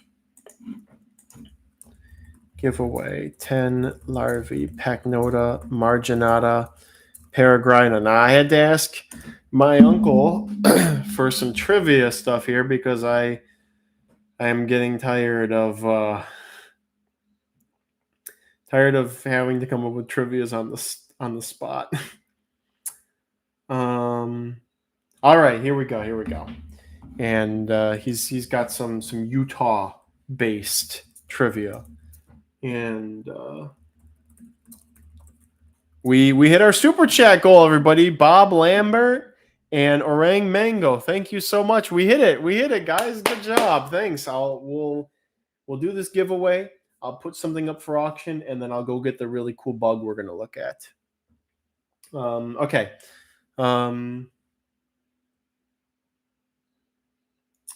Where am I here? All right, I'm typing out the question.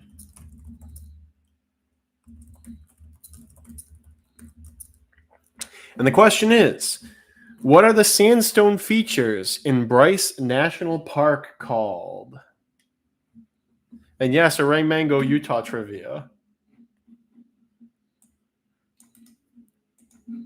We'll see who gets it. I gotta copy paste the giveaway information into my document here.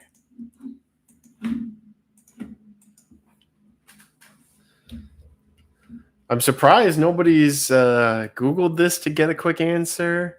The Tutor, you got it. Hoodoos went there this summer. The Tutor claiming another.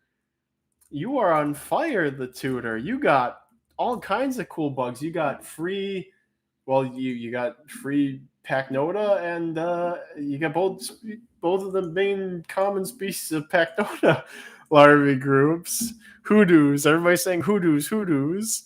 The Tutor, the hoodoo, Tutor hoodooter. Yeah, The Tutor. You're kicking butt and taking names. There we go. Ooh, I forgot I had these. It's a good thing that I waited for these, so there'll be more fighting for them. We have 8 larvae, Cedoniscoma speciosa cyanochlora, starting bid of $1. Here we go, everybody. One of the most fought over auction items. Here they are. Cedoniscoma speciosa cyanochlora. Alder Pence says, dang, mine shows before on my screen, but it probably sent later for others. Yeah, Alder Pence, it's definitively the Tutor for me. In fact, I'll do a copy paste in here. You guys can ignore this. I'm just putting in Discord for the for future reference. So yes, here we go with the most fought over thing usually at the auction is honestly cyanochlora is up there. And also a reminder, like the stream. Thank you. Let's get some publicity here. Oh, well, that's right. I'm going to get that really cool bug. And I will be right back. And we'll just let this auction percolate while that's going on. Oh, my legs.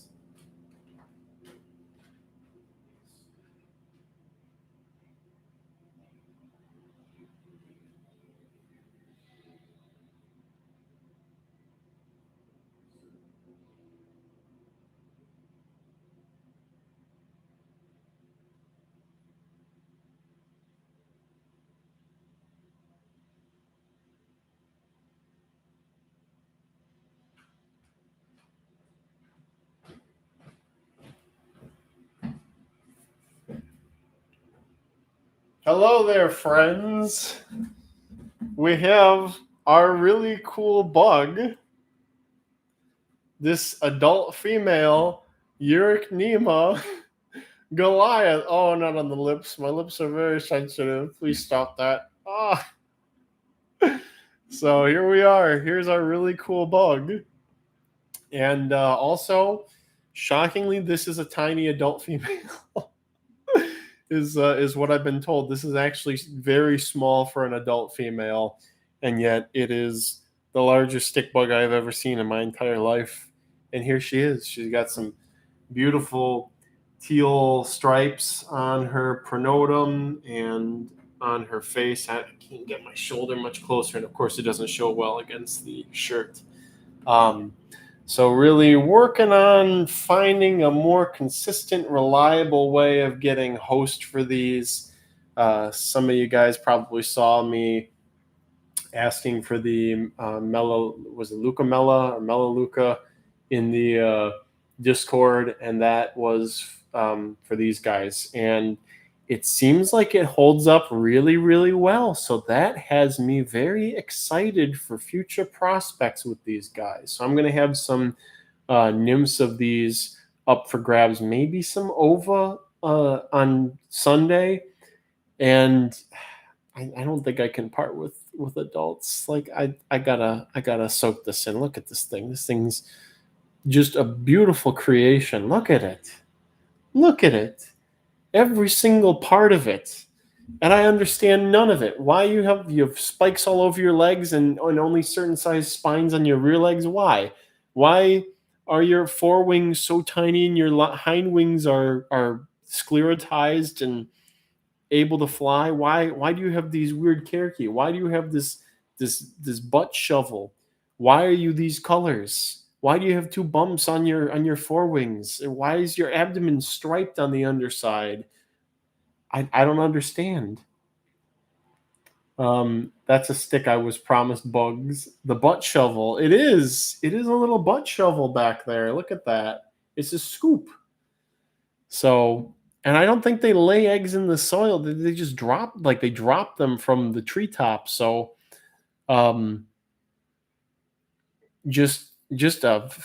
just fascinating. The other thing is, of course, if you look at every bug, it's just easier to see the details on something that's this big. But if you look at everything from something like this down to a featherwing beetle or smaller, everything has all these details, and all of them have some sort of use and purpose in the creature's biology, and it's just amazing. So Charlie Bug says, if I were better with plants, I'd be jumping on the phasmids, but feeding them would be tough for me. Yeah, I could see it help get some leverage to like toss them, but at the same time, like not all stick bugs have that. Like there are tree dwelling species that just drop them. The FDA took my phasmid eggs this summer. That's a huge rip. The Food and Drug Administration. They were too tasty. I wonder how stick bug eggs taste actually, now that I think about it. So anyways, so here's our super cool bug, and this seems like a great way to use super chats now that I think about it. It's probably going to be kind of hard to top this, but I can try. I got a couple other things lurking around that I can dredge up. Not everything that's available. Oh, she didn't like that. She really did not like that. Projects that are in the works that are coming available, or things that I'm just like, boy, I hope I actually do well with this thing. are also candidates for cool bugs. So maybe we'll do that again in a bit after the break or something. And maybe we'll up the ante. We'll do 10 super chats. Maybe this would have been a better reward for that. But at least it gets you guys hyped. So there you go. Big ol' Girl York Nema Goliath. And to think I didn't even know these existed back in like January or something like that. I had no idea. And I saw a dead specimen at Kim's house and I thought, I need these in my life somehow. And then a couple months later, somebody had just had them. Somebody I didn't know just contacted me and said, "Hey, I have these. I'm in the United States also." So, anyway, so we'll wave goodbye to her for now. Maybe we'll have a contest later to pick a name for her. Maybe that'll be one of the giveaway things is to pick a name for this female. So, all right, here we go. We'll get back to the Cedaniscama after I put her back.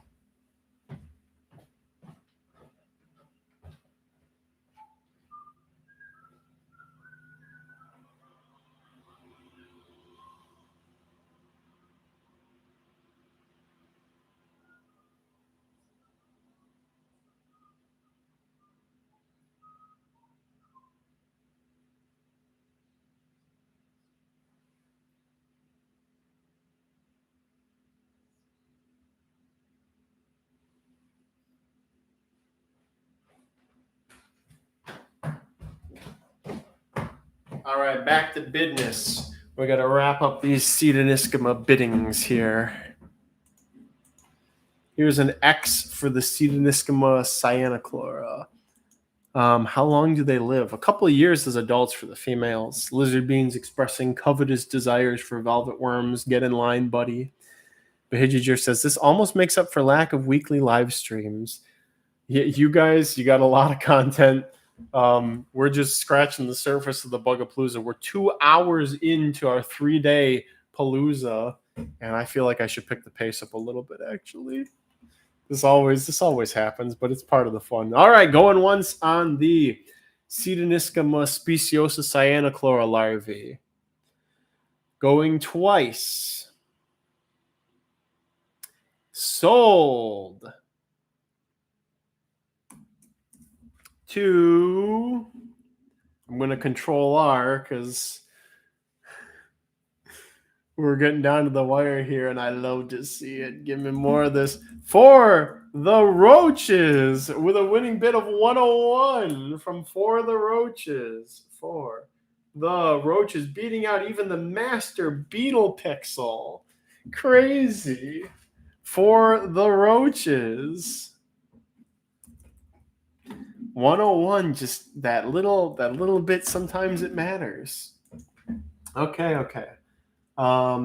Next up, we have something I don't think I've offered before. We have 10 adult wild caught Eleodes armata, Imperial Sand Dunes, California. Starting bid of $1. Also, all the Asbolus that are put up for grabs are from the Imperial Sand Dunes, Imperial County, California.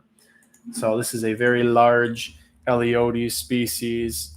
It's one of the ones where I'm like, I could try to captive breed these, but simultaneously they're very common wild caught. Maybe I'll do it for funsies. I don't know. But just a big, long-lived Eleodes. The armata in the species name is in reference to the fact that, what is that? The femur, tibia, the femora, I'm pretty sure, on the legs, on all 6 legs, has a sharp spine on it. So the armata, armed, it's armed with its weapon of the femoral spine. Pretty sure it's the femora. All right, here's an X. Thank you, TJ, for the images. Again, it's a good group. If you put them on some proper substrate, you will get larvae out of them very quickly. So going once. Going twice. Sold. To Could be Orang Mango, could be Jesse. Let's see.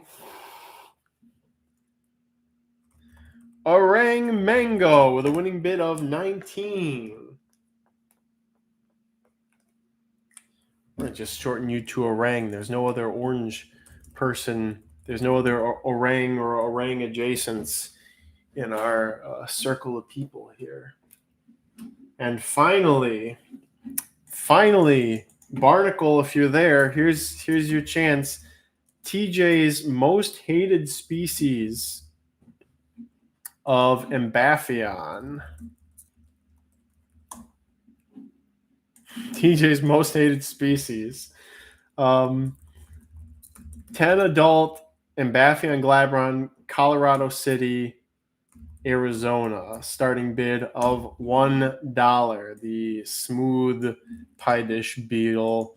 TJ apparently just can't get them to do much consistently for him, which was my problem with Contusum for a while. And now we've switched where my Contusum were doing really well. My Glabrum were doing very well, but TJ again does not want Glabrum anywhere near his life. But I did biohazard contaminate an order I sent to him a swap. I sent one presumed adult female Glabrum among a bunch of different other Darkling beetles, and he picked it out and he's like, "This is an act of bioterrorism. I want you to know." Might be some little tiny larvae in here actually too. So, but this is Glabrum.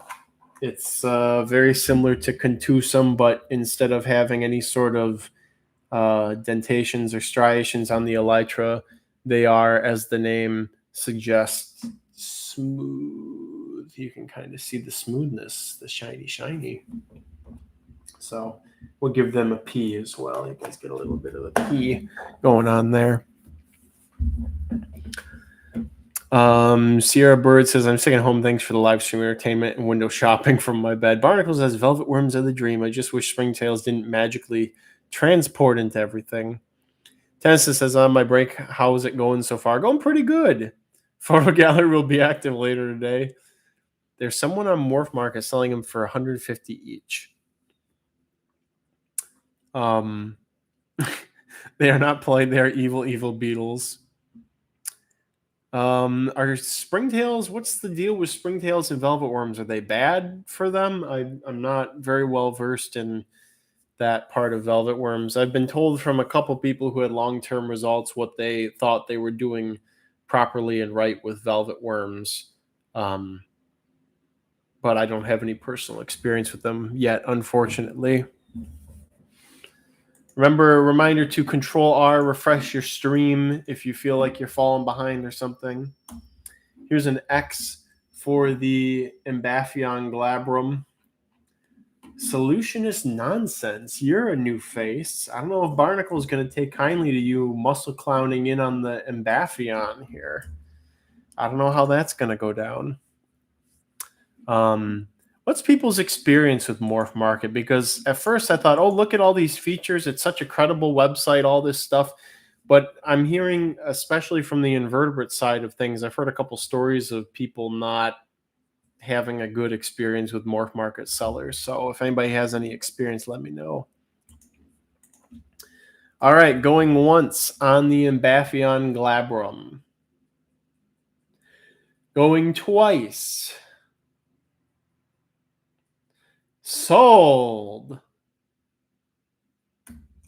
To could be Barnacle or Solutionist nonsense. I gotta see how this shakes out. And it's Barnacle, just barely, with a winning bid of 47. Barnacle beating out Solutionist nonsense, and Barnacle completing the quest to acquire all 4 Ambaphion Infinity Stones. Congratulations on that. All right, here we have a more practical. I was hard pressed. The freaking Sully image. I was hard pressed to figure out if I wanted to put these in grain pests or in beetles, and I decided to just put them in beetles. But we have 50 mostly adult Neatus tenebriortes, Livonia, Michigan. Now, here's the thing about Neatus. It's another beetle I think has untouched potential for bioactives, for sure, 100% for bioactives. But also, they've been a great prey item for Microtomus persis assassin bugs, which Alan figured out a couple months ago. We've all kind of been half arsing their husbandry, and Alan's been using mostly roaches to feed them, but we're finding out now that they probably are either specialists or prefer to feed on darkling beetles in the wild. It makes sense given their habitat is under the bark of standing trees. It's prime darkling beetle habitat in the eastern U.S. So we're finding out that these have more of a practical purpose now for rearing some other stuff. So my Microtomus are doing very well. That's why we're going to have a group or some groups of them available later on Sunday. I got to catch up on chat too. I'll just leave these up for a sec. Angel VD2204 asking if Anadomobulus, Arboreus, and Pink Dragon collab would work. I could see that kind of working. People talking about springtails eating velvet worms might be the problem with having too many. Tennyson says morph market is reliable but better for reptiles. Tennyson also saying it's had good experiences for inverts and reptiles depending on the vendor. And seems to be like it could be really helpful for making sure you get stuff on time and healthy and whatnot, especially for reptiles, but might also be a hazard. It's like everything in life. People talking about velvet worms having their hemolymph drunk by springtails. It's really weird. Yeah, I don't know. I haven't had any problems with like gastropods with springtails. People will say like that's a problem, but like I don't know. I don't have any experience with velvet worms, so I can't say. Manda Ray says you need to research the seller in other places, other social medias to vet them properly. Not aggressive against molting or eggs, says Eric Matthews. Is that the Neatus? Oh, for the Microtomus, for the assassin bugs. Yeah, I haven't had any problems with pretty high density, but I do make sure there's a little bit of food in there for the beetles, and in addition to the fact that they eat the wood materials that I have in there for the assassin bugs. Here's an X for the Neatus tenebriortes. Again, I think this is an insect that has a lot of untouched potential from a lot of different perspectives. I have been using them as the bulk of my cleanup crew in my checkered garter snake bioactive. And it's only 2-ish months old, so we'll see how it works over a longer period of time. But in the last 2 weeks, I think, as the population of cleaners has started to go up, I've noticed fewer, like there's not as many like fungus gnats or forward flies popping up in there, which is a good sign that the substrate is settling in, things are equilibrating, etc. All right, going once on the Neatus. I just think they're neat. Going twice. Sold. To Hawks A1 with a winning bid of 26. We'll just put you down as Hawks on your cup. Winning bid of 26 from Hawks A1.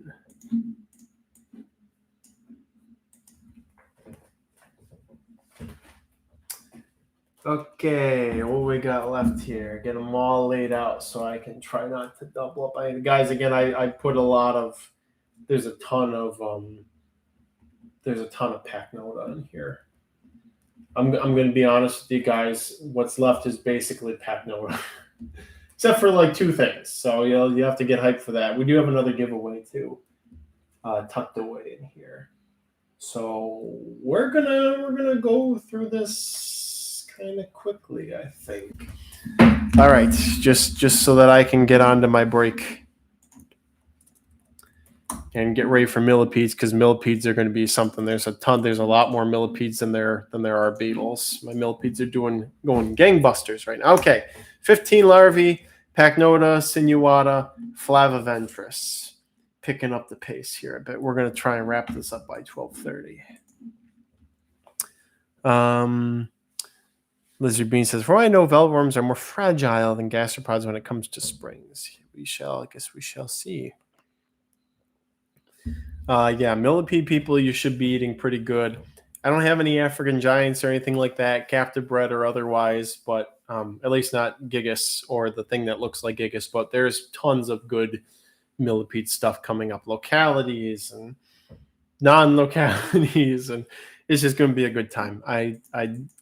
I'm finally feeling confident and comfortable with my millipede collection. Yes, there will be Narcissus americanus albinos for sure. I can't remember how many groups, but okay. Here's an X for the sinuata flaviventris larvae. And we're going to do a giveaway. We got 2 giveaway thingies here, actually. I did a lot of giveaways for Beetle stuff. I'm noticing like the ratio compared to how much stuff is here is pretty high. All right, going once on the sinuata larvae. Going twice. Sold. 2. It's so close. Let's see. Finding my self-control R now as more people wake up. Ocean with a winning bid of 45. Ocean. Winning bid of 45. All right. We'll do one more sale. We'll do one more auction, then we'll do a giveaway. 10 larvae, Pachnota, marginata, peregrina, starting bid of $1. The alien sun beetles, and I'll find our trivia question here. Look it up. Let's see. I'm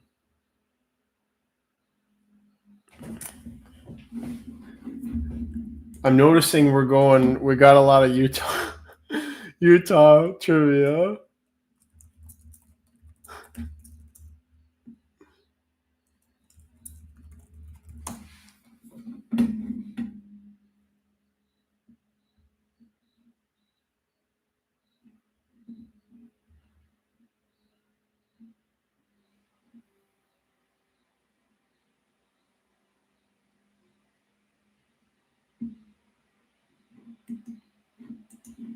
All right, I got a good trivia question. I got to work my uncle again because he lives in Utah. We got some good Utah trivia stuff going on here apparently. All right, here's an X for the marginata peregrina larvae. Here we go. Going once. You guys are very vicious over these. Going twice. Sold. 2. Control R-ing.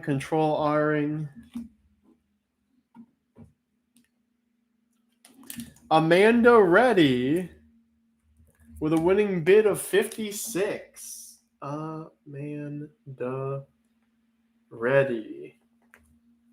56 for 10 marginata peregrinas. Again, you guys are finally waking up and we're getting the crazy bidding back, I feel. The spirit is here with us. The bidding spirit. All right. Our question, we have a giveaway for 10. If you missed out on that auction, that bidding here, we have the giveaway for 10 larva, Pachnota, marginata, peregrina.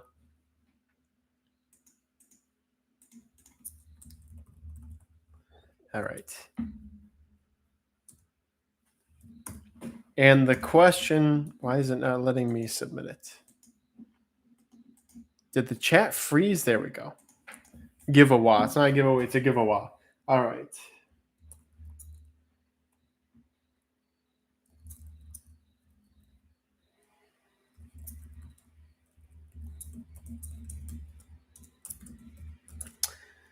What is the highest mountain range in Utah? Again, we're apparently we're going pretty heavy on the Utah trivia here. It's tis just what we must do.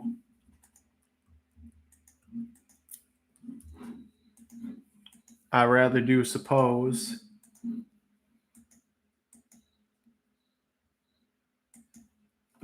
All right, we got it. Ryan Peterson with Uinta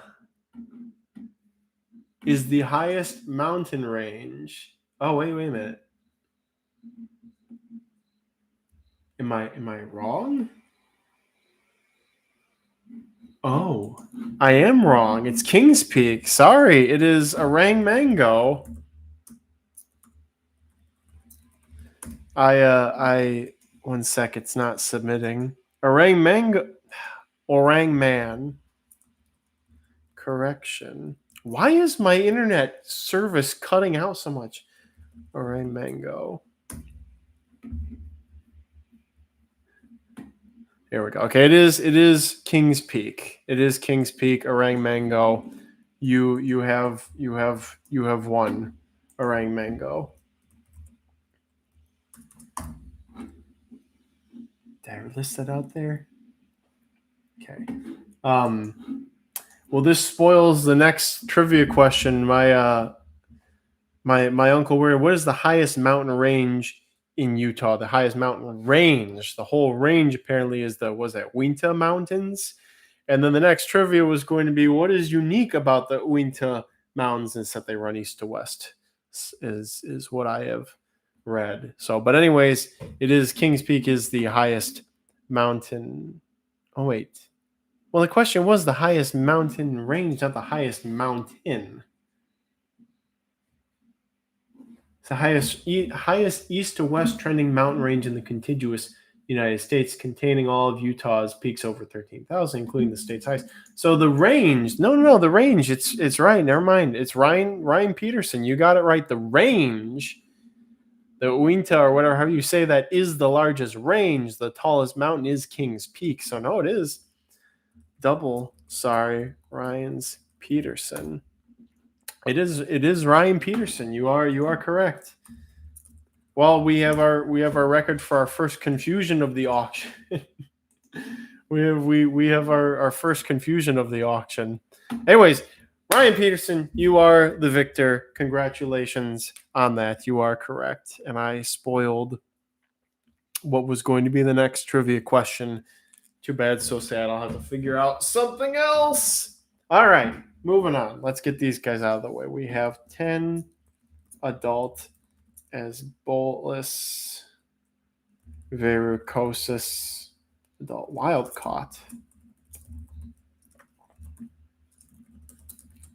as bolus varicosis starting bid $1, 10 adult blue death feigning beetles. There we go. Sorry for the confusion, everybody, but I promise you it will happen again.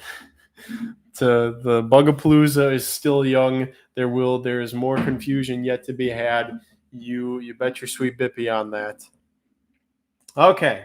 Anyways, we are back to the bidding, and we are down to our last. After this, we have 4 things left in Beetles. And we have 1 Beetle giveaway still, actually. 1 Beetle giveaway and 4 auction biddy boys still going on here.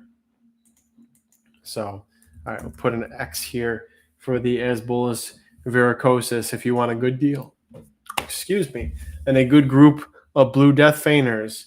Hop on. Here is your chance right here and right now. This is our last group of Asbolus varicosis guaranteed to be up for grabs in the Bugapalooza. Maybe if I get desperate on Sunday, I'll put some more up at the dead end. But until then, this is the last group right here, and they're not packed because I have them in their communal enclosure still. But just to let them enjoy the space while they still can. All right, going once,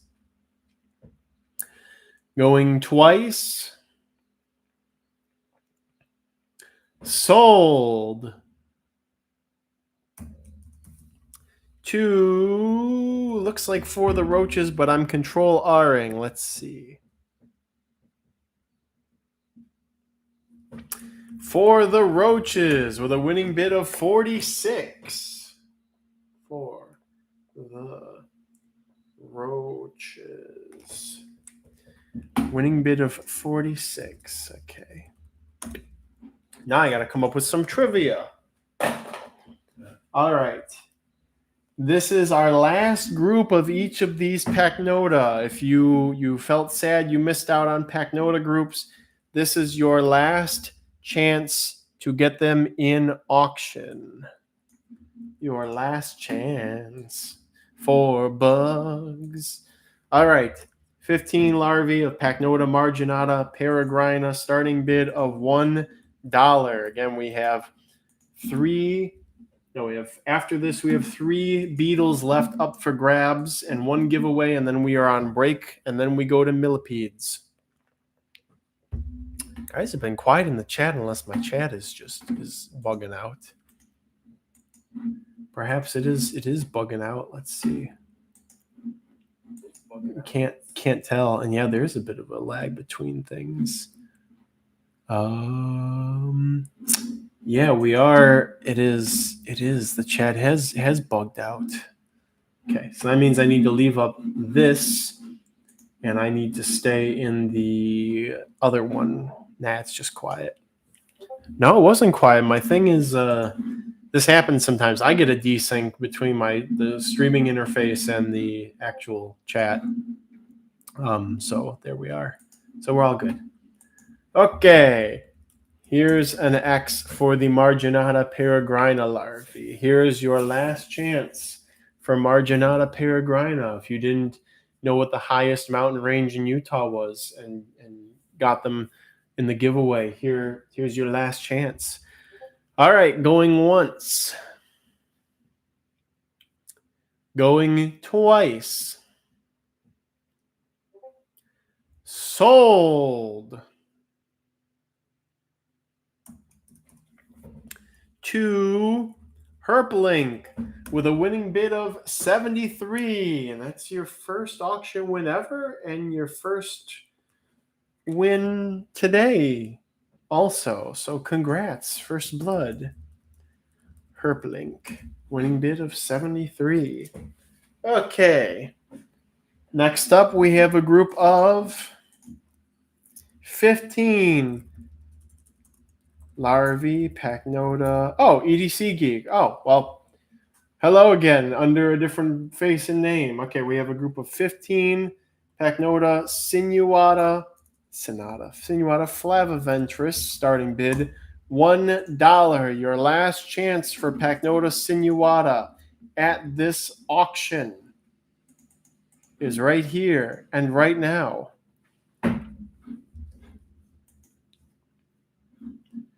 Maybe I don't want to look at myself. I just need this for the chat so I can see what chat is saying here.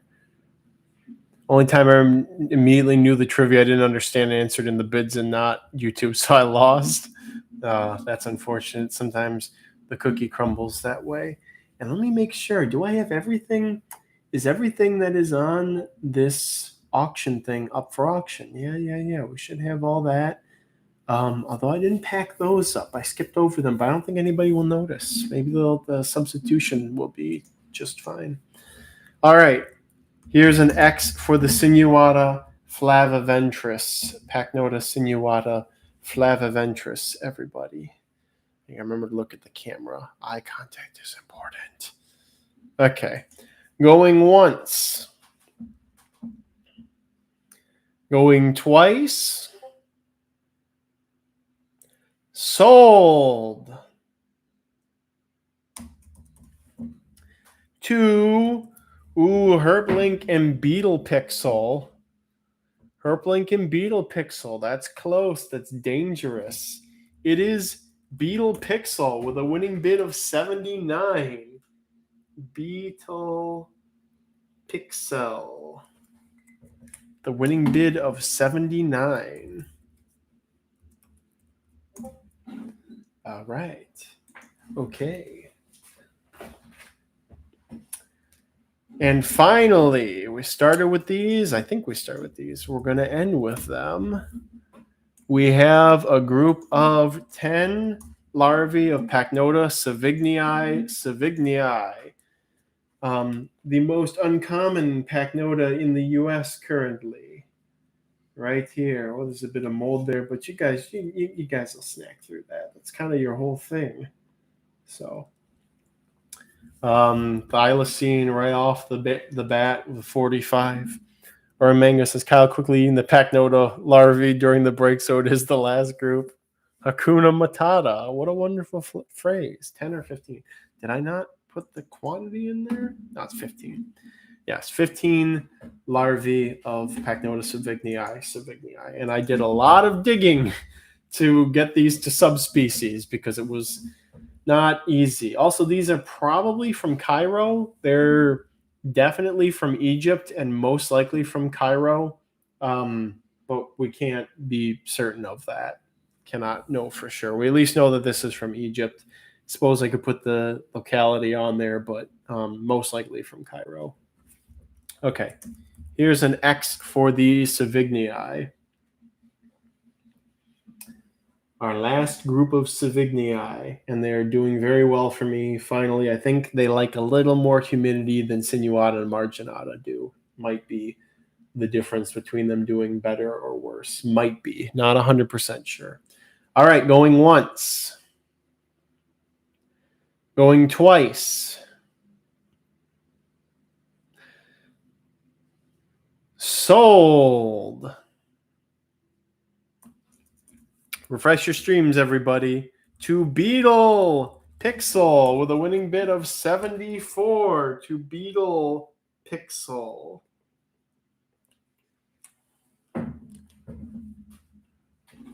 Might even be able to sort stuff during the break. That would be crazy. It would be absolutely nuts if I could get everything shipped out on Tuesday. I don't know if I have enough time to physically pack everything on Tuesday or Wednesday, but stranger things have happened. This could be nuts. Sorry, I said 10 verbally. It was 15. It was 15 larvae. I did it, put it right in the Discord. Okay, I lied. You have one more chance to get Savignii, but it's in the giveaway, and I got to figure out something to ask for the giveaway. We'll see. Maybe we'll lean on our last Utah trivia here.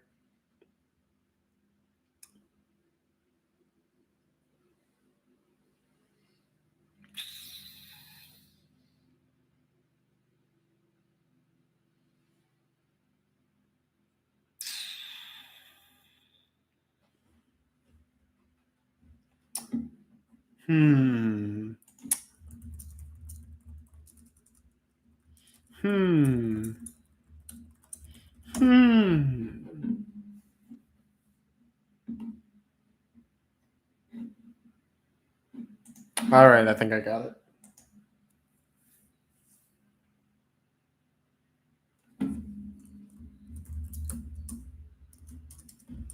Okay, giveaway for 10 larvae, Pachnota, Savignii. I worked very hard to grow out lots of Pachnota for you guys for the auction. I think I did a good job. We got to get a Skulka and another one up to those kind of numbers for the next auction. All right. Here's the question. Oh, did that go through? So I can type it in this stream section here, but it doesn't show up on that screen anyways. And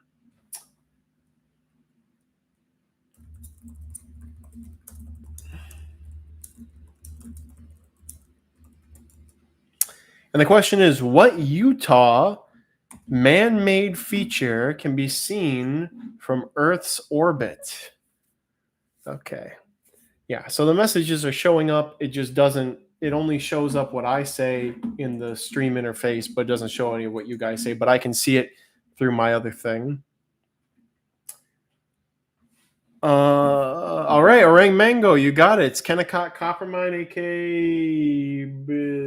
aka Bingham Canyon Mine. All right, you got it, Orang Mango. It's a good day to live in Utah.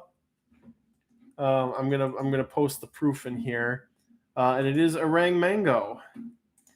It is orang mango with the something caught copper mine again.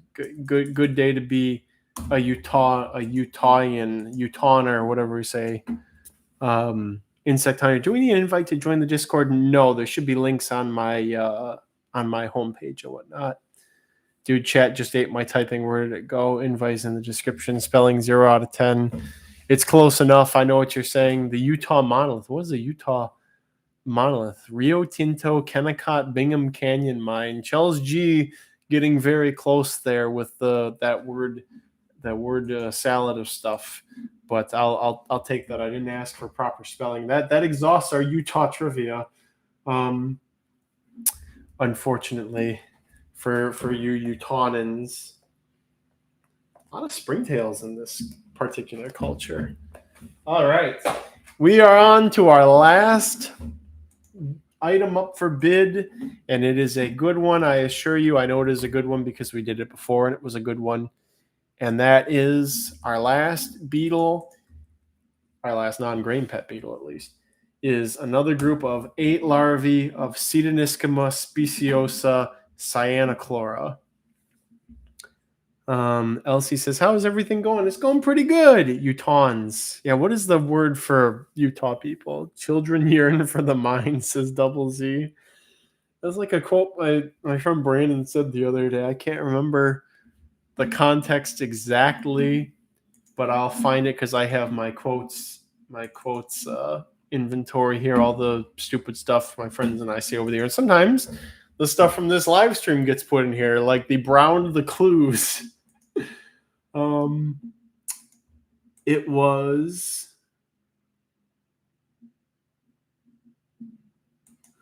children love dead rats. What are you talking about? Was the quote.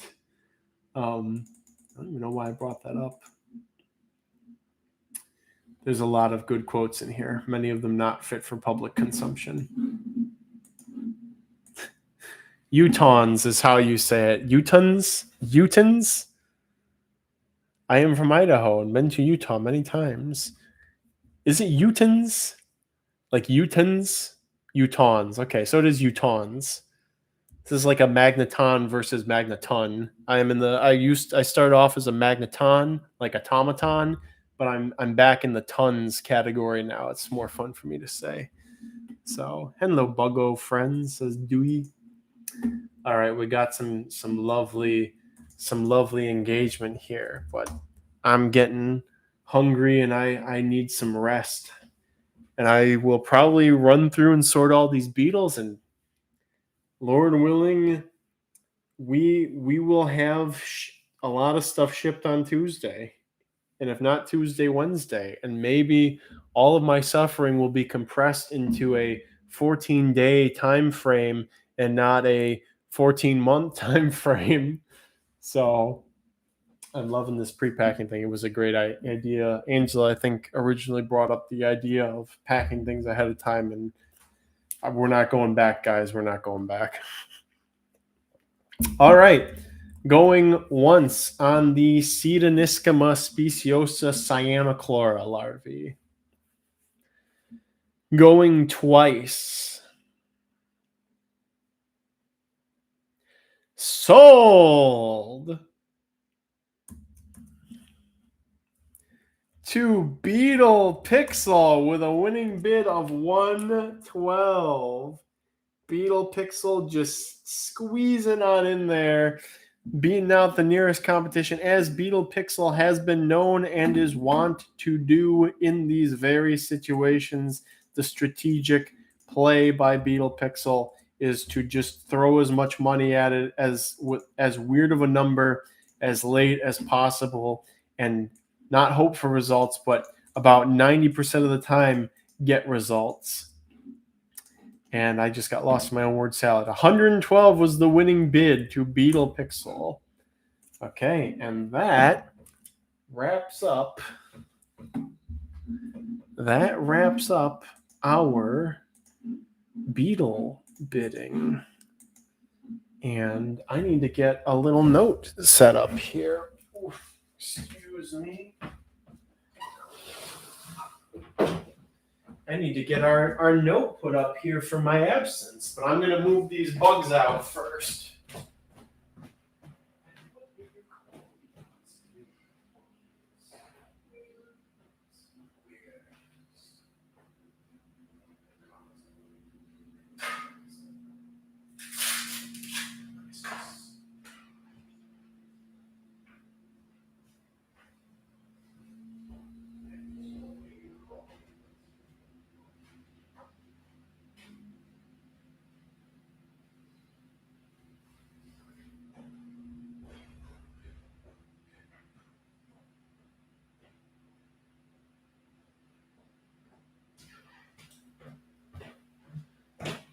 Okay.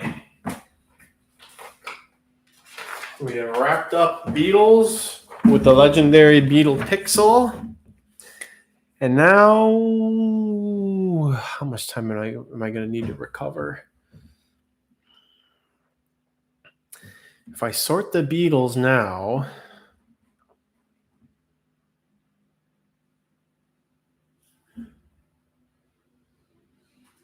maybe an hour and 15 minutes. So that puts us at 1:45. So Kyle will return at 1:45 Eastern. Next up, Millipedes. I am the millipede. I am astounding.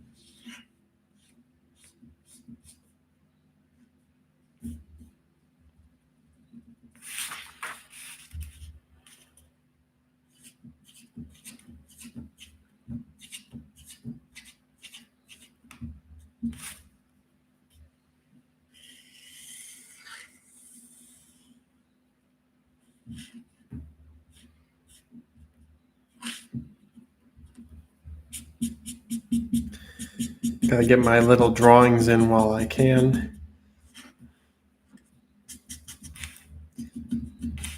I am not drawing all the legs on a millipede. That's good enough. You guys are gonna have to just deal with this representation of some of the stuff that's going up for grabs here. So, okay. Good job, everybody. Good bidding, good participation, good liveliness. Oh, now isn't that lovely? Yeah, that's good. Nice and loud and clear. Okay. I will see you all at 1:45 Eastern time. So thank you so much for your participation so far. I am going to really quick put up another super chat goal, actually. And we're going to just leave it up in the background, Spee. I'll show another really cool bug. All right, we're just gonna just leave that going in the background and see what happens. I'm gonna leave that there. All right, see you all in an hour and 15 minutes. I think that works out too.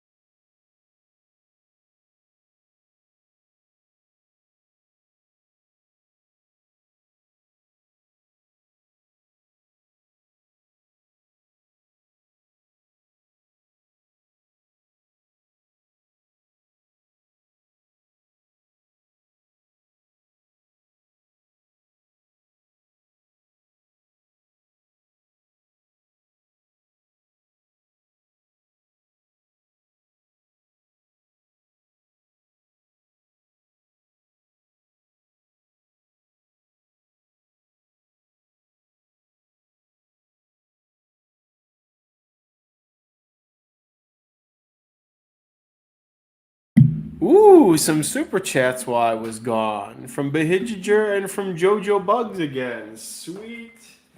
All right. Well, here we are. We got Millipede times. We are in it to win it.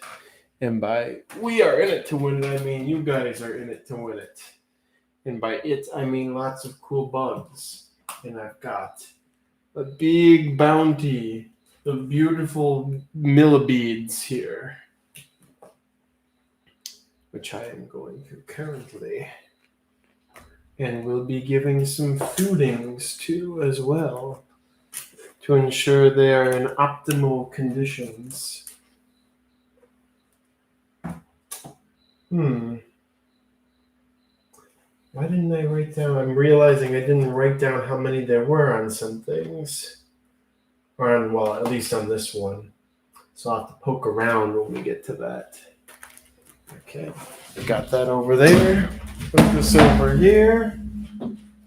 Handy dandy telephone in case I have to reach out to the outside world. And here we go. I'll ping everybody to say we're starting up again. Bidding resumes.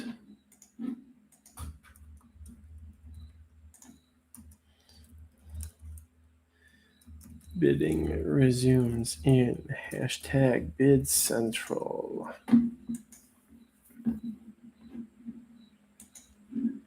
All right, we'll give everybody a moment to trickle back in.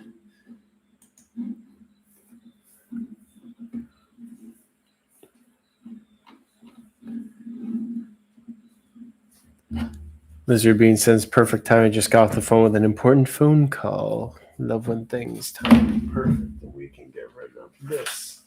Yeah. Toss it. All right.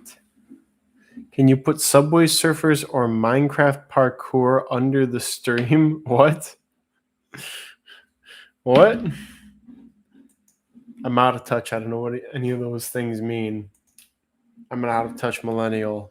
We're the new boomers. Even the boomers are more cued in. You guys get all your data on Fortnite and stuff from watching Newsmax and CNN, MSNBC, BDSM, CBT in the psychological sense, etc. All right. Let's see where we're going to begin here. All right, we're going to start with some stuff. Again, let's see, everybody. We got everybody here. Everybody ready to go to do bug brains too small, ready to keep that brain rot away from my bugs.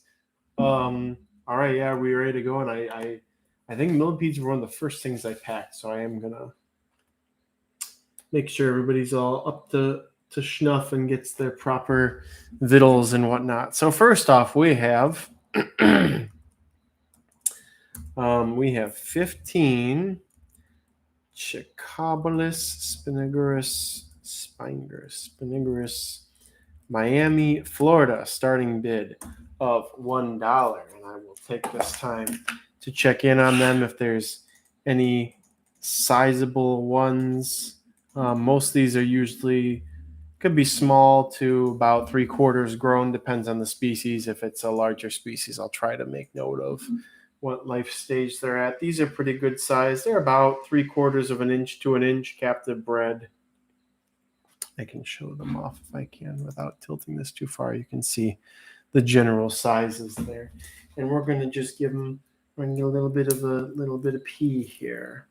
Freeze-dried peas have been very popular with millipedes for me so far. Let's see. We're just gonna get some stuff mixed around here. There we are. Charlie says I may end up holding off during the auction on millipedes because a whole colony might be too much. I just want get a colony. It's better that way. Photo gallery. Hey, photo gallery. Our bot's up and running again. Yes, that is they from the Miamis. This is Alan's got some good pictures too. Nice black and white. Thank you, Photobot. Here's an X for these guys. Again, captive bred, not wild caught. Captive bred from multiple generations too, as well. Freeze dry work better than frozen peas. I just like it because I can keep the cans of them like in the bug room at room temperature. Like I don't have to go upstairs and take time to thaw and all that other stuff. So it's a lot easier for me to do that. It's an ease thing. As Lizard Bean says, more shelf stable. Also, I get to snack on these while I'm feeding stuff, which is fun.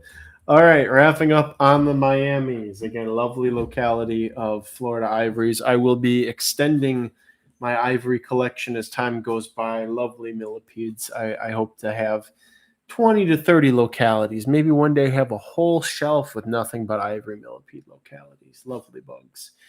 Going once. Going twice. Sold. To Love with Scales with a winning bid of $41.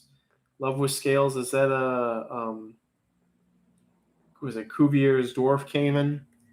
I can't really tell. It looks like one of the dwarf caiman species.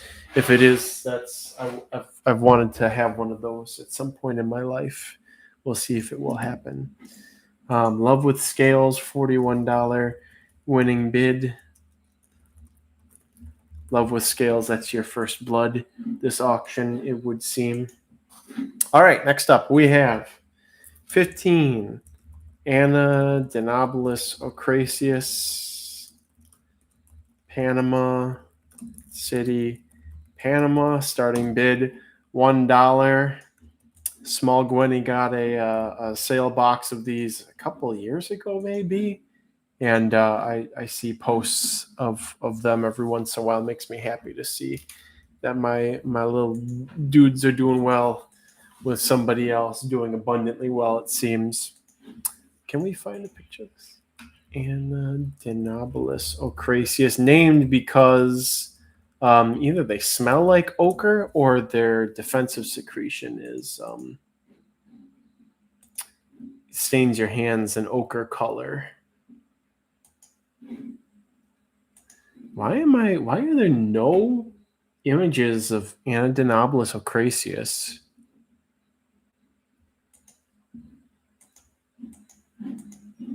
Why is there like no pictures anywhere? It's weird. Is this like the new like AI pooping itself because it can't find anything? That's very weird. Not even any Alan's pictures? Here's one picture of it, but not like a good full body. I'm sure Alan has. Yeah, that's like the only picture I could find. Yeah, those are them. Alan, do you have any pictures? You know, what am I doing here? Maybe I can dig up. I think there's a good size one in here. So these get a little bit bigger than bumblebee millipedes. So here you can see a couple of them. Basically, think like white and gray bumblebee millipede is how they eventually end up. Very easy. It's one of the it's a millipede species you can even keep on, if you really wanted to, on moist coconut fiber. They will eat coconut fiber even. Although I tend to go with my standard organic matter mixture, but I have bred them successfully on coconut fiber. The group that Small Gwenny got was raised on coconut fiber under substrate of all the standard, more rich organic matter over that. Here's an X for the ocraceus. Maybe it's because I spelled it wrong. Don't think so. We got a lot of millipede people here today. That's what I like to see. The best is yet to come. All right, going once on the ocraceus. Then I'll get to some YouTube comments. Going twice. Sold.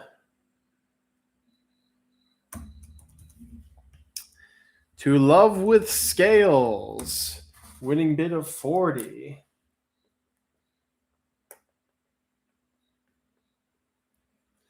And I was easily able to sort all of the stuff from the last round of things.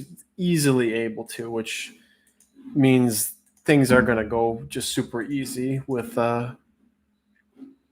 getting things packed up finally. All right, we'll get the next thing up and then I'll respond to some YouTube stuff. Gonna just check and see how you guys are doing. Looking good. We're gonna give you guys some pee here. Again, millipedes and these millipedes, freeze-dried peas, match made in heaven, it would seem. All right, next up we have something that will be a staple of Roach Crossing sales and auctions for all eternity. We have 15 Orthomorpha Subcarshi starting bid, $1. This is one of, if not the easiest millipede now as time has gone by to keep. In my experience, definitely the easiest of the flat millipedes. All right, we got Neutron 502 asking, which millipedes don't need flake soil, mycelium, etc. It really depends. Sometimes it'll be like, yep, this species needs leaves, this species needs that, and then I'll toss in slightly different quality of the one I thought they didn't need, and they'll do fine on it. So in general, if you got pretty well-routed material, like Narcissus americanus, they like more wood for sure. Desmosites and Anthropomorpha seem to be more on the leaf litter side. But in general, a lot of them, if it's good quality stuff, a lot of them will eat things pretty interchangeably. There's something with the cellulose or something that they're, or whatever the cellulose is broken down into and the lignin is broken down into, that seems to be more important. Lizard Bean says, which true bug keepers snack with their bugs? True. I eat some of the fruit jellies too, and the apples I give bugs. Owen John says, I got a pair of these last Bugapalooza day fun. Which species? Charlie says, question, Kyle, do you still have Tylobolus on Cigarus? Yes, I do. My colony took a huge hit. I let them get too moist, and then I put them on improper materials, and I'm down to maybe like 15 to 20. But they've recovered well, and I would think that by next fall that they'll be back available again. The thing I'm learning with Tylobolus is you can keep them pretty dry. They're not really a high moisture millipede. I have Tylobolus clairmontanus too that I got a bunch in wholesale, and the person said that he was farming them. And I contacted him like a year later, and he was like, oh, yeah, it's been too dry. I haven't produced any or had any. But I tossed them into an Isopod setup to facilitate them, and they ended up breeding in there. It's very high ventilation. So in the future, keeping Tylobolus, I'm going to do basically keep Tylobolus like Chicobolus, high ventilation in the summer when there's high air humidity, and then restrict the ventilation a bit in the winter when it's dry and drafty here. Double Z says, are we getting centipedes? We might, but that would be a Sunday thing. Lizard Bean's talking about crocs that stayed as small as Beardies forever. Eric Matthews asking mid-bid order for free ship. Okay, we got a couple of questions going on there. Well, we'll get this moving again. Orthomorpha Subcarshi, very easy millipede. If you want an easy flat, get these. They get good size. They're colorful. They're very easy to use. Well, they're easy to use for facilitating other millipedes too. We'll get to that in a bit with another species that's going up here. Owen John's, the ivories you got a pair of. John Doe says, I literally just split up my banana peel between a few bins. Lizzie Bean says, red eyes are on my list to get, waiting to move to a house versus running so I can go hog wild with cage design without worrying about moving it. Charlie's taking notes on millipedes and how to keep them. So yeah, they're not hard, but they're not as forgiving as isopods and roaches can be. Although if anything goes into a death spiral, it is work to pull it out. But millipedes in general, it's you go in the danger zone, and there may not be any coming back sometimes. All right, going once for the Subcarshi. Going twice. Sold. To Eric with a winning bid of 44. Just Eric. Winning bid of 44. Thank you very much. I like seeing the average bid size increase. That's always nice. Okay, here we have a true millipede enthusiast species. We have 15 Narcissus woodruffi, Gainesville, Florida, starting bid $1. This is a very easy species to keep. High humidity. You can even go low ventilation and just wood. I'm experimenting with just raw hardwood pellets after the colony gets going to see if it can be that easy, and it might be. But just high humidity, wood, just nice. It's a uncommon in the wild Narcissus species, one of only 3 currently recognized in the genus, but there will be more when they split Americanus annularis up. But definitely the most just weird, probably a sister. I would think it's a sister species to the Americanus complex, but who knows? Now what's this? We've got reports of woodruffi from the Tampa area. Now that's always interesting. I'm poking around on INAT to see where the populations are. Seems like around Gainesville seems to be the primary center, but with stuff that doesn't move around much, stuff that has low dispersal. Every population can be very different. And it's looking like the ones from, of course, it is obscured, from around the Tampa area are darker than the ones from the Gainesville area. I wonder if that was obscured. Okay, this is from Crystal River. Around there, here's the report. So, anyways, a higher humidity species. That's probably part of the range restriction, is being restricted to riparian corridors and whatnot.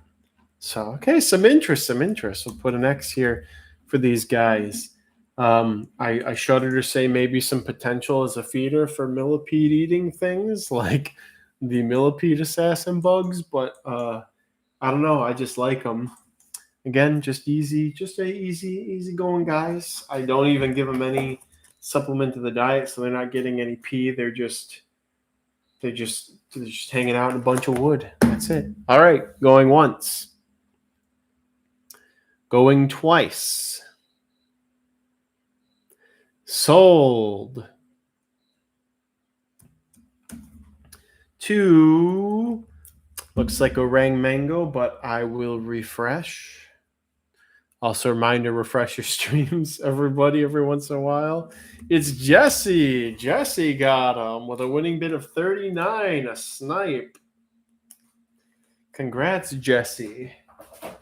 Beating out Orang Mango and Leah. 39, Jesse.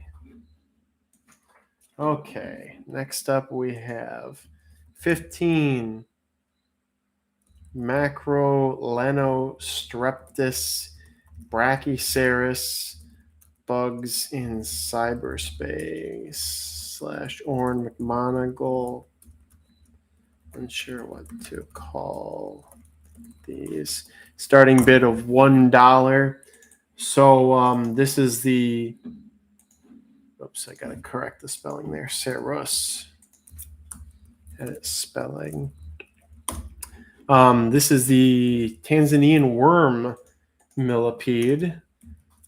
Beautiful bright pink adults, bubblegummy. They do look like worms. They do like to burrow. Can't really dig any of them out of here because they've eaten into the mycelium that's growing here, so they're like embedded in it. Again, pretty easy species. Mid-ish humidity, you could probably get away with higher. Seem to be able to molt on top of each other.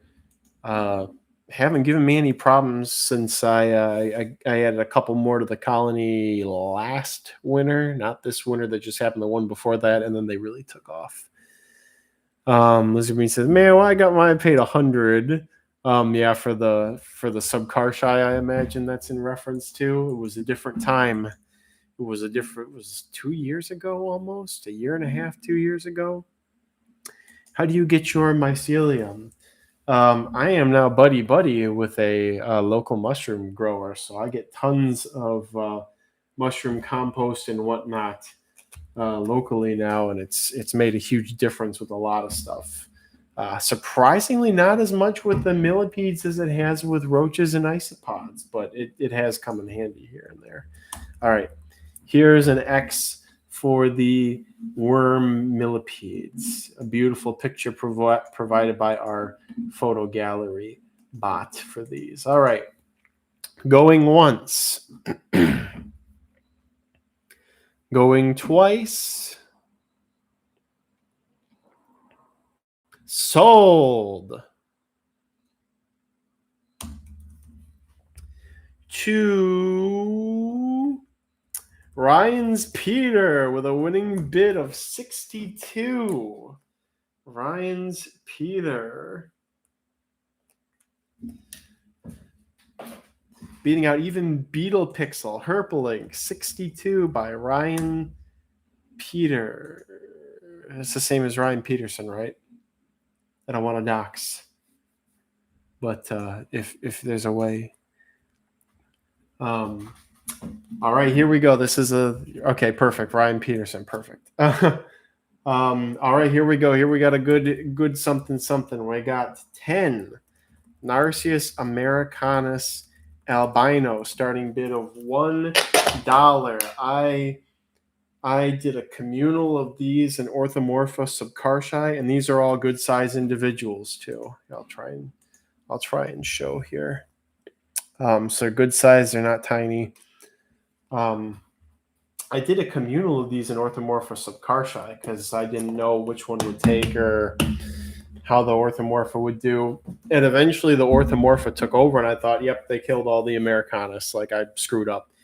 But then maybe a year later or months later, when I was looking in there at night, I saw all these Americanus, and whatever's going on, the subcarshi and the americanus are doing great together in the same space. I just keep layering up the substrate, and I just end up generating tons of both in there. So we do not argue with results here. We do not do that.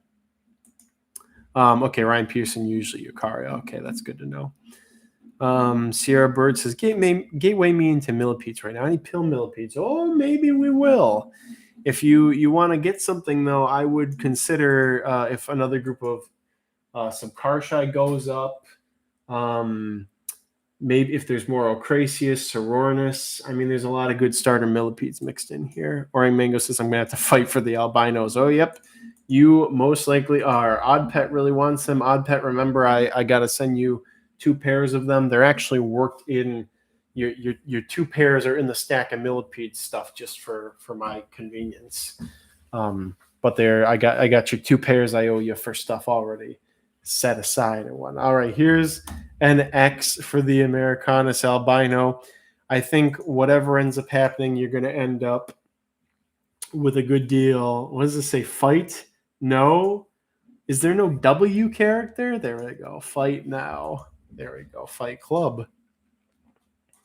So let's see. Thylacine coming in with a bid of 70. We're getting down to the nitty gritty here. Refresh your stuff. I'm going into the countdown. Everybody going once on the Narcissus americanus albinos. Going twice. Sold. 2. I'm control R-ing. It might be Thylacine might have beat out Bob Harrison with what would be a definitive bid if that comes before. It is to Orang Mango with a winning bid of 90. 90 there. That's a good deal. Now I think there is at least one more group of these up for grabs. So, but Orang Mango with a winning bid of 90. Again, I told you all that Millipede people, you were going to be eating good. I mean that. Here's a lovely thing that get this while you can before one of us screws up with them. Is the bottom line. 15, Chicobolus spinigerus, Port St. Joe, Florida. Starting bid of $1 from the coveted, very difficult to find. Which part of Florida is the Panhandle again? The Panhandle area. From the Florida Panhandle area. Very coveted locality of these guys. They're darker, more black, more orange. It's the northeasternmost extent of their range. Those nice sandy beaches around Destin. Beautiful. Allen's, let me see if I can find an Allen picture once I get this. Chicobolus, Port St.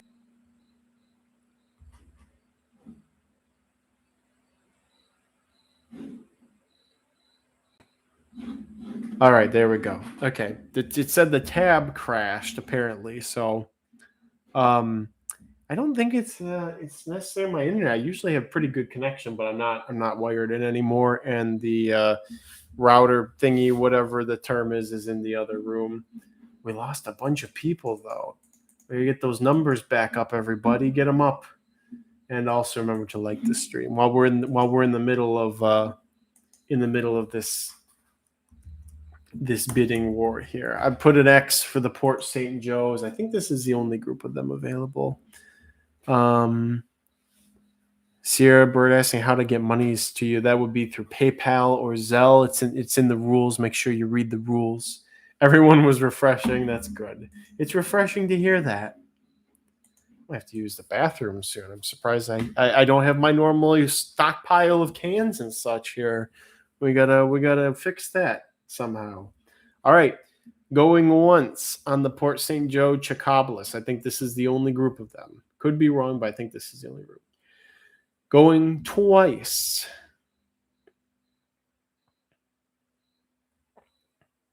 Sold. To Beetle Pixel with a winning bid of 55. Beetle Pixel maybe wanting to become Millipede Pixel here. Beetle Pixel. Millipede Pixel. Winning bid of 55. Oh, isn't this just going swimmingly? I'm rather liking the performance of the Millipedes over the Beetles, honest. It's time to drink water. Run the piss can for $1. Oh, I don't want you guys having I've already given out tons of traces of my DNA, I guess. That's weird. I randomized these things, but two of the same thing ended up right next to each other in the same stack. So we'll just slip that on over there. And we're going to find out how many are in here. This is a good thing. This is a good group of species tie. I'm pretty sure that there's either 8 or 10 in here. I didn't write it down, so I want to make sure. 3, 4, 5, 6, 7. Was that the Millipede or something else? Oh, there's a katydid outside my window. That's what it is. I've forgotten how to count already. Well, it sounds like we have a lovely friend to join us through the rest of the evening. It's gotta be 10, I would think. Okay, 1, 2, 3, 4, 5, 6. Yeah, it's 10. Okay. So a group of 10 Atopochetus species tie. I was rushed to figure out a common name for these at an expo. Here, we're gonna move you so you don't have to get flung at an expo, and I came up with the atrocity that is the cotton candy millipede. They do have a beautiful kind of cotton candy-esque like advertisement for cotton candy-esque, like the stuff you see on there. Like the plastic cups full of cotton candy. Come on, there we go. Yeah, you guys are right. Better lighting will be good for this in the future, but there's hints of blue, there's steel, there's sort of a nice light red and pink, and I really like that about and for them. And they've been pretty easy. It's a mid to high humidity species as well. If it's too high, you won't get good results, so I have to say that. All right, so 10, a topo, courteous species, tie, starting bid $1. There we go.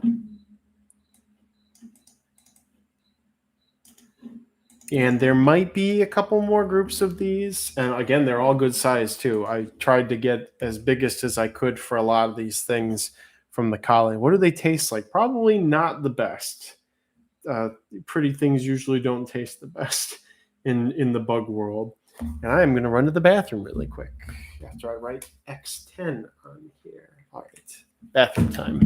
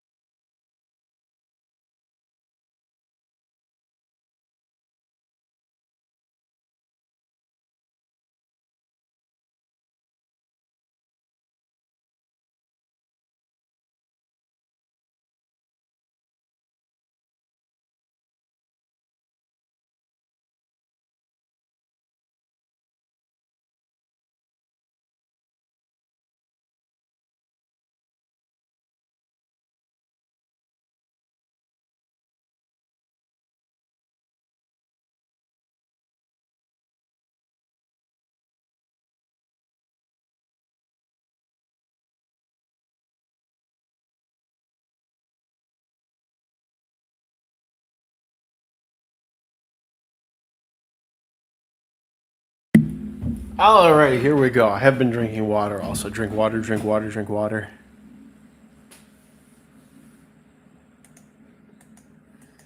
All right, here is, where are we at? Did someone say rainbow?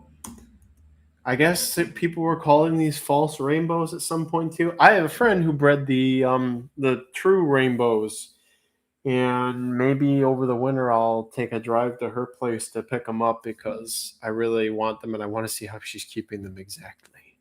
So, all right, going once on the Topochetus species tie, the cotton candy rainbow, whatever, blah blah blah, common names thing.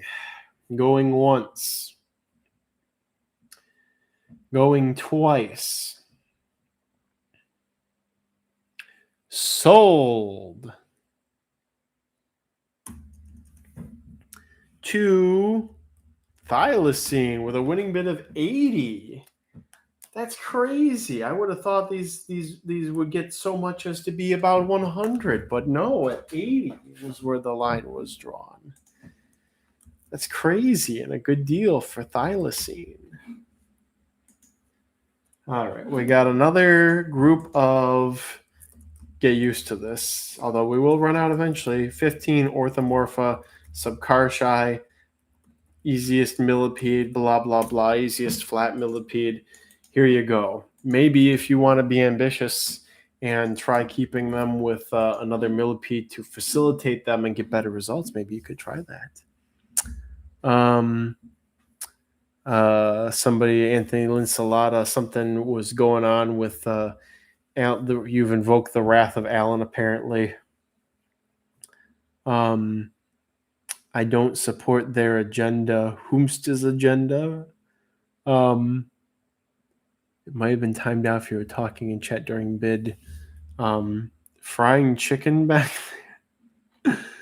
Oh, Alan. Well, Alan is his own separate deity. You'll have to figure that out with Alan. He has been doing a good job at keeping things clear between bidding. That's honestly up to his discretion. He's done a good job so far with keeping things appropriate. So I gotta deflect to my general here. Let's do an X for this next group of Subcarshi, and I need trivia because I got a giveaway we got to do here as well. Oh, we're gonna give you guys some peas. How y'all doing? Y'all looking good? Y'all eating up? You guys doing the thing where you smear your poop on stuff? It's one of the least endearing qualities I think about flat millipedes is how they plaster their poop all over the place. But oh well, nobody's perfect. All right, going once on the Subcarshi. Going twice. Sold. To Phil D with a winning bid of 42. To Phil D. Phil wanting some Subcarshi. And with that being said, our giveaway is actually a group of Subcarshi too. 15. Let's see, giveaway. 15 Orthomorpha Subcarshi. A reminder, we also have a super chat goal that is going on up here that has 1 hour. If we can get 8 more super chats, I'll show cool bug. So but now I gotta figure out trivia. Again, this is the trivia is the trivia. The true trivia is figuring out what the trivia is going to be about.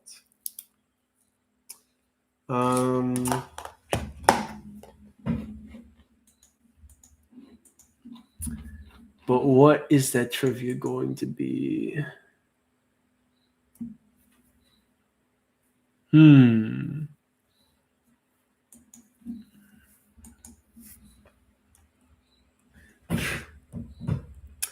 Maybe.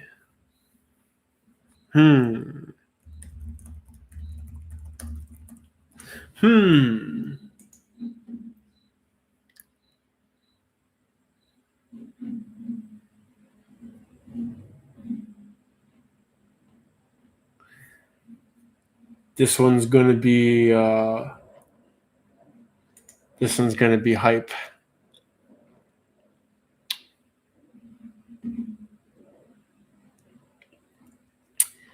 Because it's going to be a quick draw answer, I think.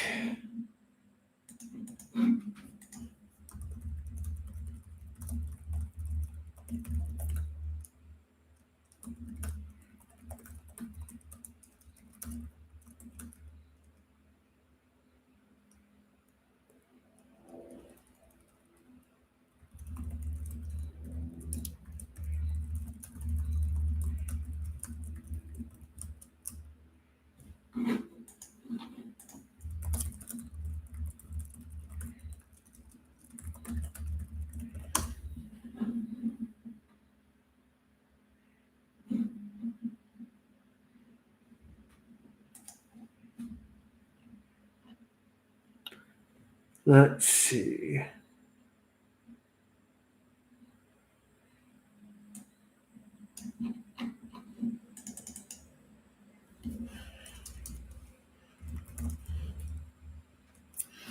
I think I got it. I just got to word it right. And I got to copy paste the formatting.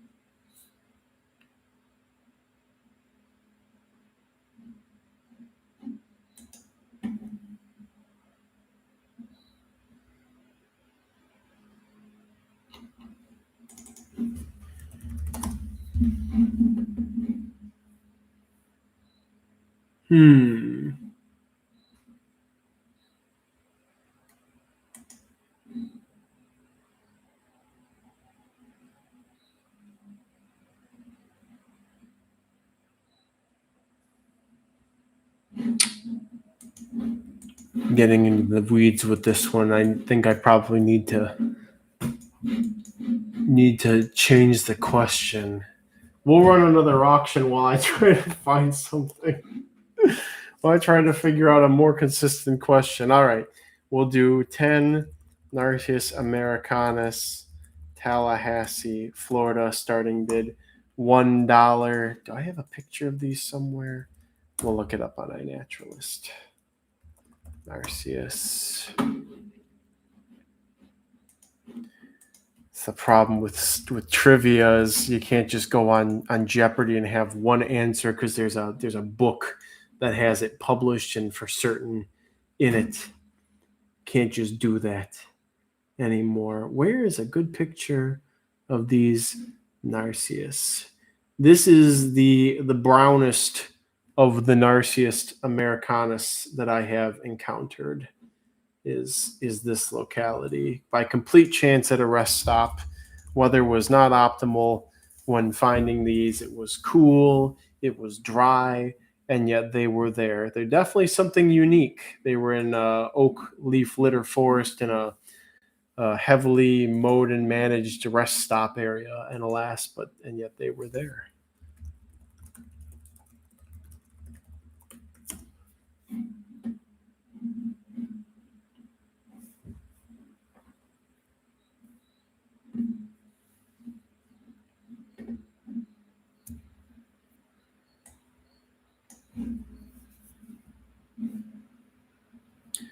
Still trying to find good trivia. This is why I, ran out of Utah facts. There's nothing more you can know about the state of Utah. That's the problem.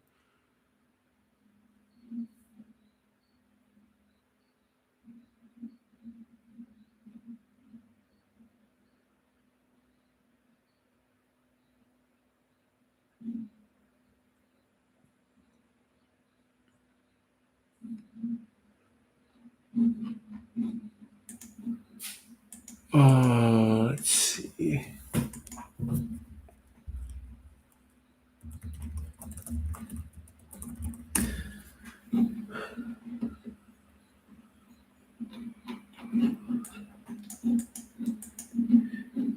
Guys, we live in the information age. There's too much information. Thank you, Orang Mango, for a super chat donation of Browned the Narcissus. I appreciate that greatly. Brown the clues. I can't buy any more Millipede. My soil is fall. Since this is learning experience, someone tag me in general so I can see where the notifications show. Did you see paper about the ant that births clones of a different ant species? I did. I didn't get to dig into it all that much. Right now, I am racking my brain for trivia. This is not a good sign for later. It's not a good sign. Here's an X for the Narcissus americanus. What do I know obscure facts about? Oh, jeez.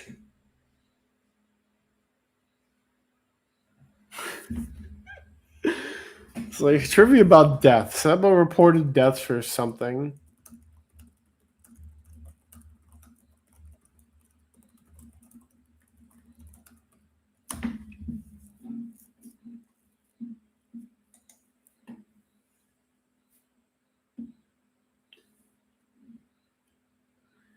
Here's the other thing. Anything that says recent years, recent times, it's like that's not.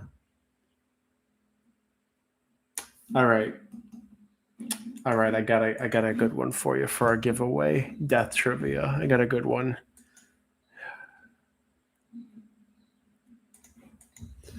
All right, Narcissus americanus, Tallahassee, Florida. We're wrapping up bidding. Do you guys need some peas? No, you guys are good. You got plenty of stuff. All right, going once, going twice before death trivia. Sold to Jojo with a winning bid of 45. Jojo, did not expect to see you here. At least at this time for something like this, I was probably already needed to send you. But oh well. Is it 45 already? 45, yeah. And as is tradition, I type out JoJo weirdly in the Excel document with the lowercase first J and everything else ends up caps. Okay.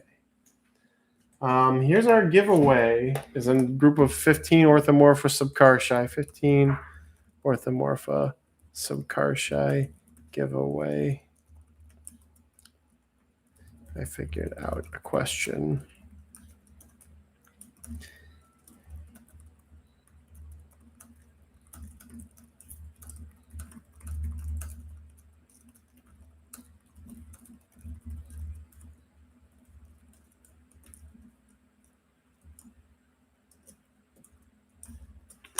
All right, how many people are killed in the U.S. each year due to lawnmower-related incidents? You roughly be within about 3 of the number, and we'll give it to you because it seemed like there were a couple of different numbers that I saw, but there was one that stuck out the most. It is Braden. Braden wins it with a winning answer of 72. Apparently, the answer I saw most commonly quoted was 75 people each year. So, Braden, congrats on knowing about the murderosity of the lawnmower and its natural prey, the lawnee. Okay, what we got here? Okay, again, I've been mixing up labeling things Americanus or species, so I guess I'll just put in air quotes. We'll do 10 Narcissus Americanus in air quotes. Dick Hagler Road, Alabama, a.k.a. Dick Fondler Roads, starting bid of $1. Some of you probably remember the haha funny of this with the Urus that went up from there before as well. I guess I did Narcissus from there before as well too, and they're just a standard looking Narcissus Americanus-y type guy. There seem to be in whatever that clade is that's very common across the southeast. Very haha funny. Jeez, you guys are blowing up the chat. It's only 43 people, but it's like there's a lot more. No way more people died of lawnmowers yearly than sharks. I beg to differ. Average American experience dies by lawnmower.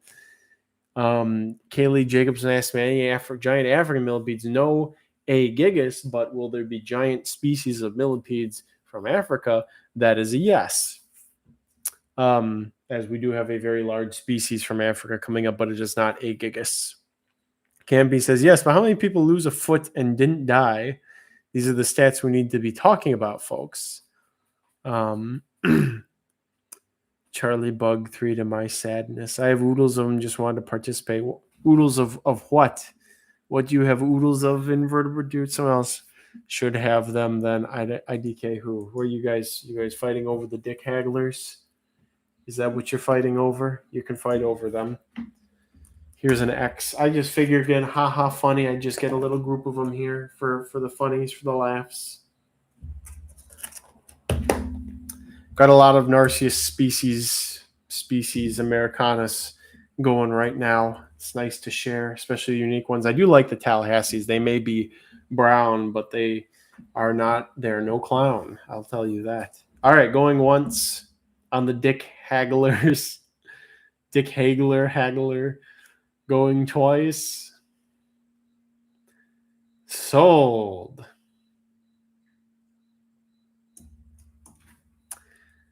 Two could be Leah, could be JoJo. Let's see. Something smells like gasoline outside. Maybe somebody died by lawnmower. Leah with a winning bid of 33 to Leah. Leah.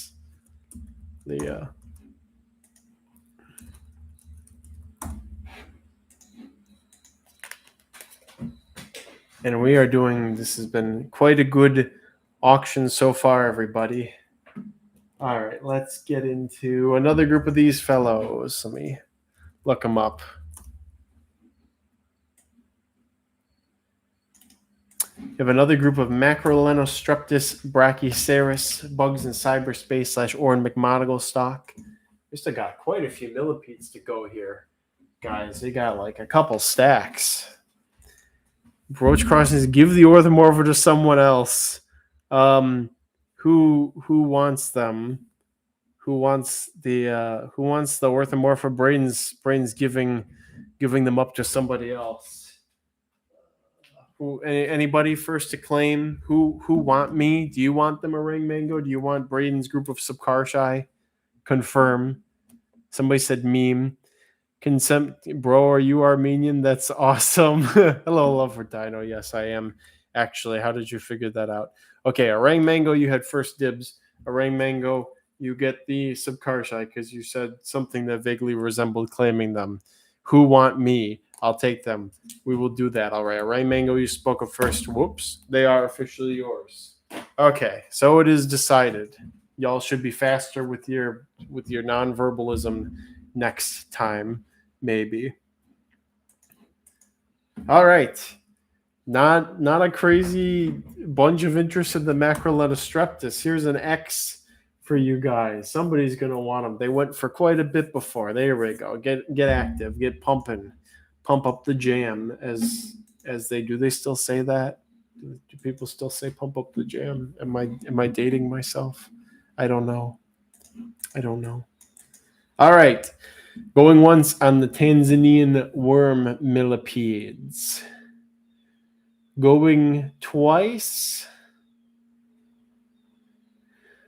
Sold.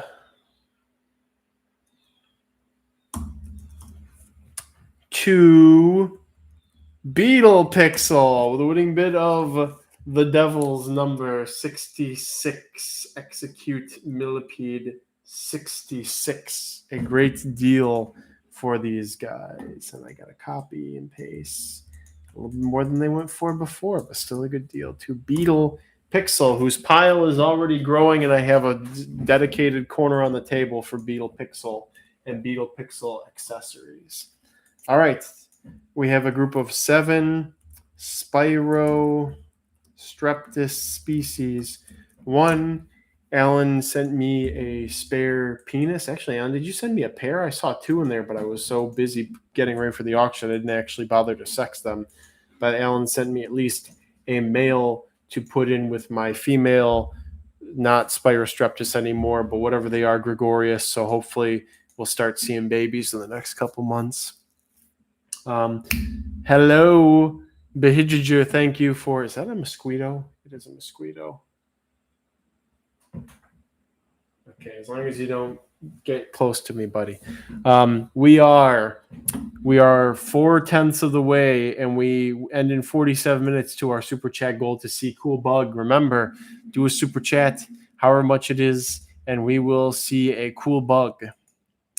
Alan says those aren't species 1. No, Alan, you sent me gregarious. What I have here is species 1. That is a mosquito. Charlie says, I think my question got drawn in chat, but how do you sell Narcissus albinos individually? Yes, I do. Invertebrate Dude says someone needs to make Armenian Corey meme, but with Kyle instead. Leah says, come on and slam, and welcome to the jam.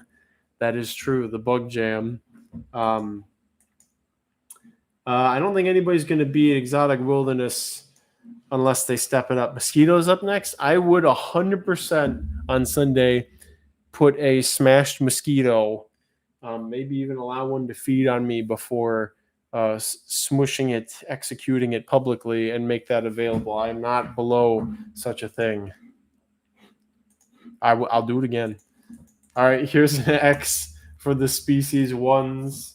They're also of good size.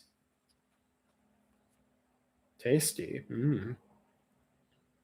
I really do like the species 1. Also my recommendation for excellent starter pet millipede.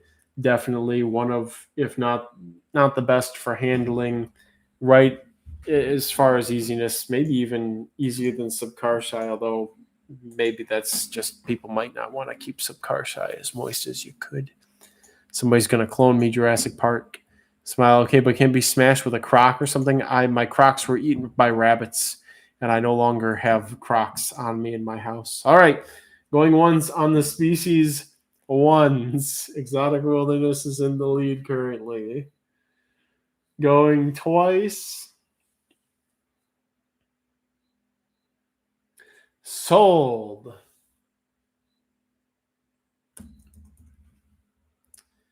To Exotic Wilderness for the winning bid of 50.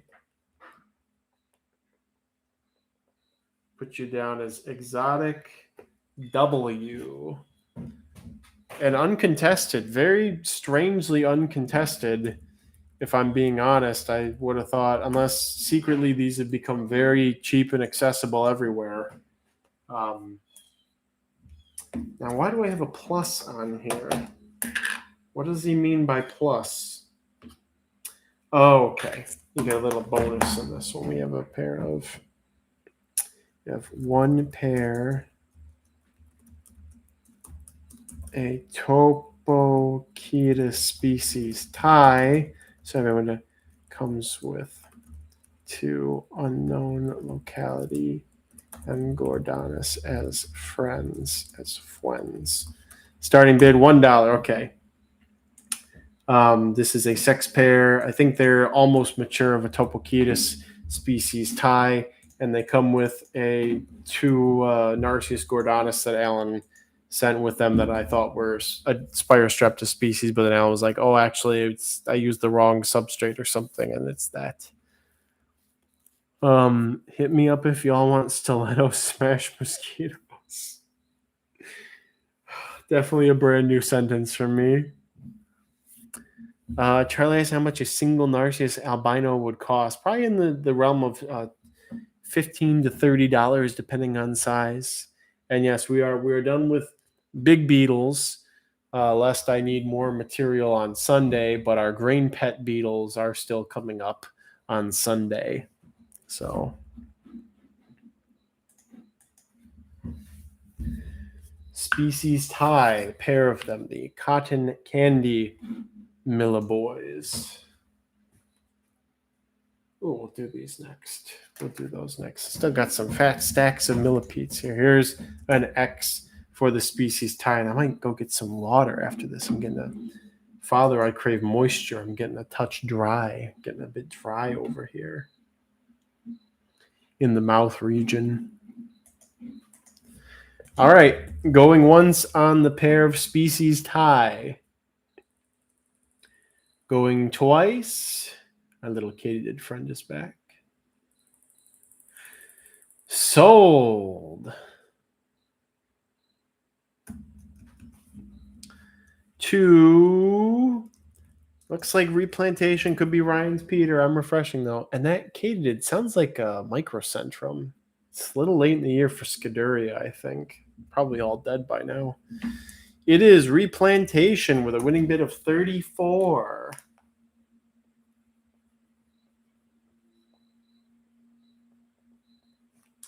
Replantation, that's your first win, your first blood. Replantation. All right. I believe. Okay. Now we have 20 Urus species, Auburn, Alabama, starting bid $1. I've had these going since 2022. And these are a well-rotted wood, high moisture, but not necessarily low ventilation species. You can see a good number of them there. They also fluoresce under black light. Just some good guys. I really went heavy-duty collecting Urids on the spring Florida trip when we went through Alabama and Georgia. I think out of the 4 or 5 that I collected, I've only lost one of the localities, and that was the ones from Jellicoe, which are pretty easy to get again coming down from Michigan to go south. We usually hit up that rest area there, so getting more is not a difficult thing. But fortunately, the important ones, like the ones from Torreya State Park and the Tuscaloosa boat launch ramp area, those got going, and so I'm happy about that. Insert spinning rainbow roach gif. Out of class, let's go. That's right, it's a school day for you, Exotic Willers. Exotic is here to bid on Kyle's toenails, apparently. All right. Show these Uriurs some love, guys. I've been taking very ginger care of them. I almost lost them maybe a year and a half ago, and now they're back again. It's always nice cracking open a log and seeing some Uriurus, or just seeing any Millipedes. It's a pleasant experience in the natures. All right, going once on the Uriurus. Going twice. Sold. To Phil Dresty with a winning bid of 30. Philly D. Do you mind if I call you Philly D? Probably. Copy paste. Winning bid of 30. Don't know what that sound was. Might have been an acorn falling outside the house and falling into the house. There's been a lot of that since I have the back door open lately. Okay. Nexty. We have, these are some of my pride and joy. 15 Chicoblis spinigerus from Tamarack, Florida. We had Chicoblis from Mikosuke / Conservation, Florida, which were lost to culture, and they were unique in having orange adults, and it was a truly sad day when we lost those. And since it was difficult to get back to the exact location those were found, I did the next best thing, and I went on INAT and I tried to find an access point that was within like 30 miles or something like that of the originals, and I found a public park thingy. Was a Sawgrass Nature Walk or something like that, and we went out at night and we found no millipedes for a while until it got dark, and then sparingly they were coming out to feed on little bits of grasses and sticks and dry dead stuff, and I was like, wow, this is pretty crazy that these things, like these millipedes, are in such a dry place and they're coming out to eat these dry, everything's just dry and grass and not wood and stuff like that.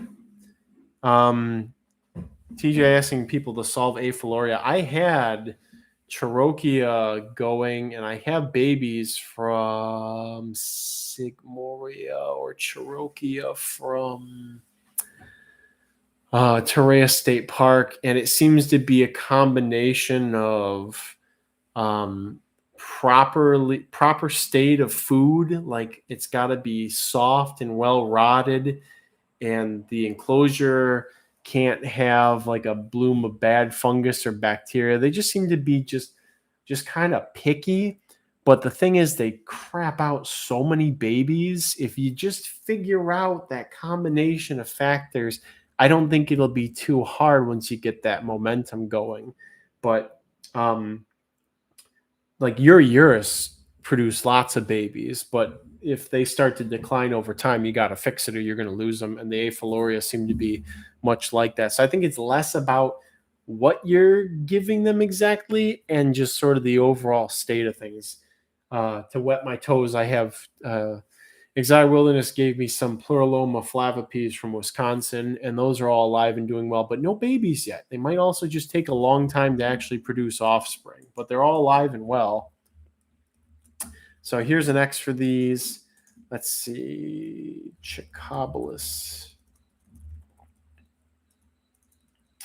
Mikosuke.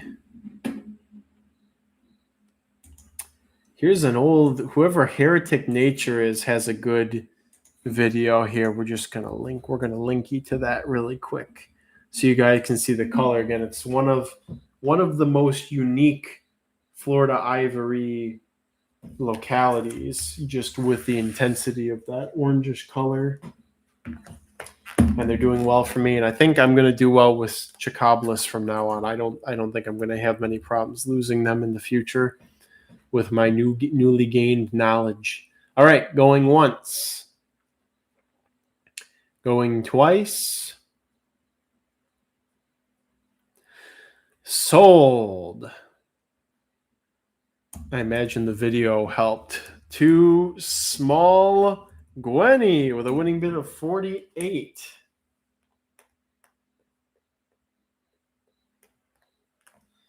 Again, it seems the video really assisted with the sale there. You guys could actually see what they are, and you don't have to frantically look them up or listen to me blabber. Really got to keep that in mind. One day things will be different. There'll be beautiful colored pictures of everything, and green pastures, and rainbows and gummy drops and whatnot for everything that gets posted. Mason asking about how large those Spirostreptus. I won maybe 1.5 to 2 inches uncurled. What is the smallest millipede being kept by people? That is probably something that's going to be coming up for grabs pretty soon. All right, my friends, we do have something else special here. We have a group of 10 glomerous pustulatus, or is it pustulata? Glomerous pustulata, okay. Pustulata, starting bid of $1. Captive bred by yours truly. I think I've got these figured out for sure, at least, and I'm working my way through the other pill millipedes, and I'm going to see how far I can get. So here, the key is that pill millipedes suck. They suck. They have very weak mouth parts. They are not desiccation resistant. So you got to keep them high humidity, because the high humidity keeps the food hydrated and makes it spongy and soft enough that they can actually chew and eat it. So these are high humidity with lots of well-rotted wood that's broken down to the point where no mold grows on it, no nothing. It's just an inert piece of wood. So high humidity. I have a bunch of orthomorpha in there that seem to help by scraping the surfaces and keeping the bacterial microenvironment good with their constant poops all over everything. And so these are, I set all these up back in February, and we're in October now. So 8 months later, I've had enough to be able to swap and sell and trade. And I only started with about 10. So that's the thing. So you can look, this is the cup they're being kept in. I'm keeping it nice and moist. They're honestly, you can see there's poops, little poops there, from the wood that they're eating. But I have very little doubt that pustulatus and maybe even like anomerous could be bred on just paper towel.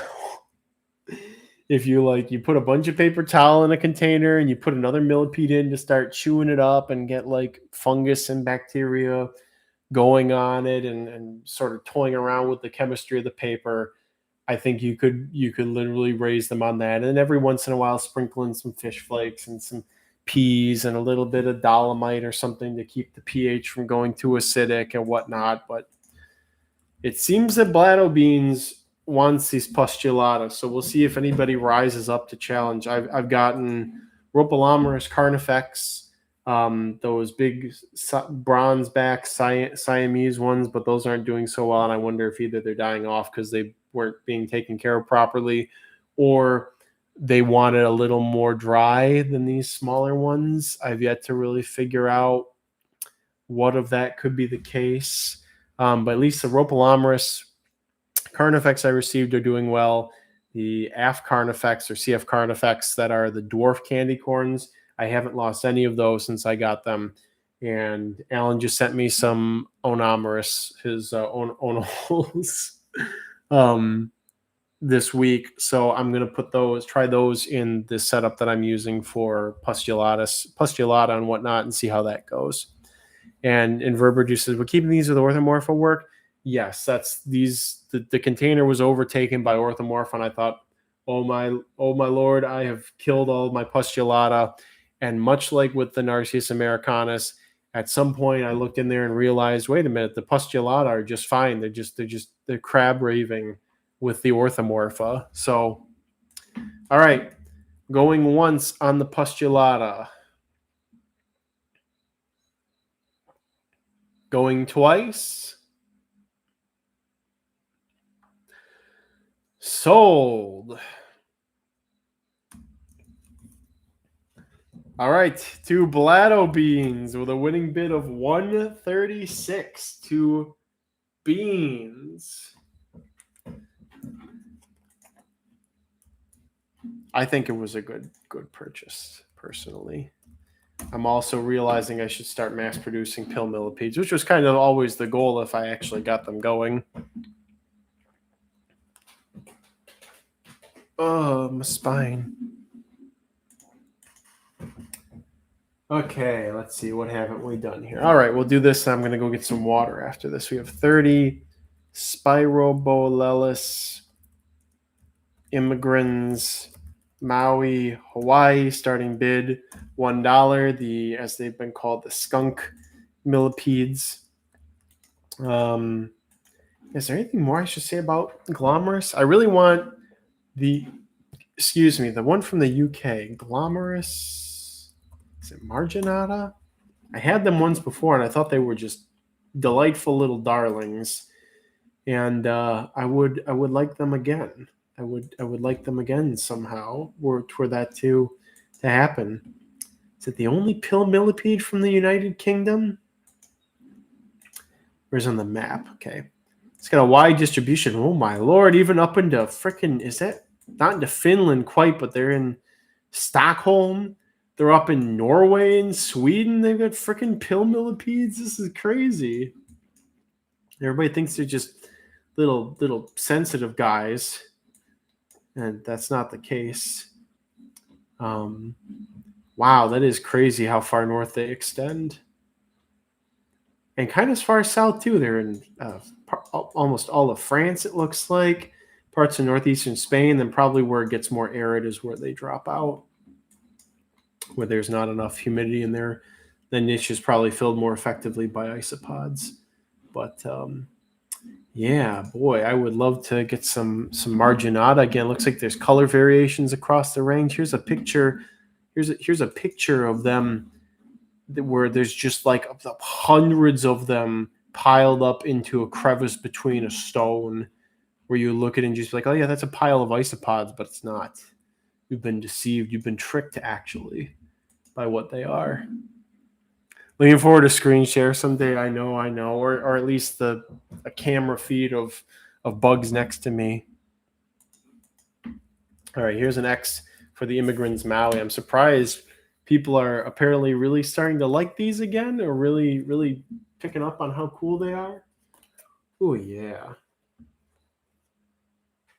Oh yeah, we got some goodies coming up here, guys. I went all out with millipedes. I feel for this auction. I feel like we're at stratospheric high. I'm right where I want to be with millipede production. Maybe get some gigas. Maybe get some of the new things going in here. But I feel like I'm doing pretty good with millipede production right now. All right, going once on the immigrants, skunk millipedes.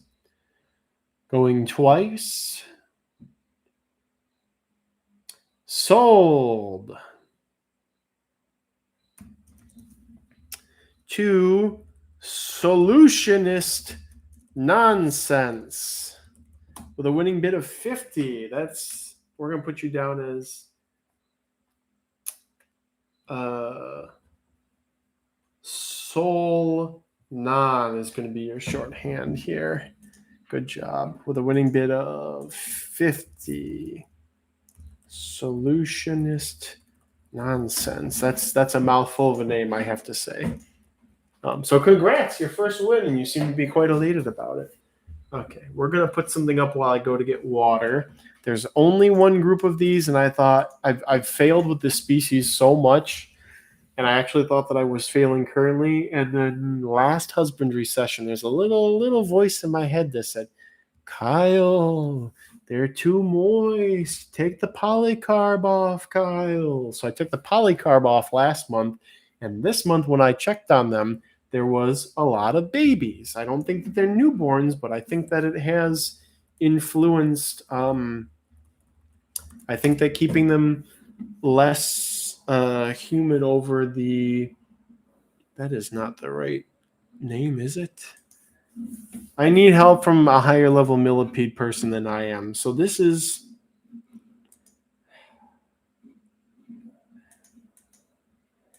So this is what was supposed to be called.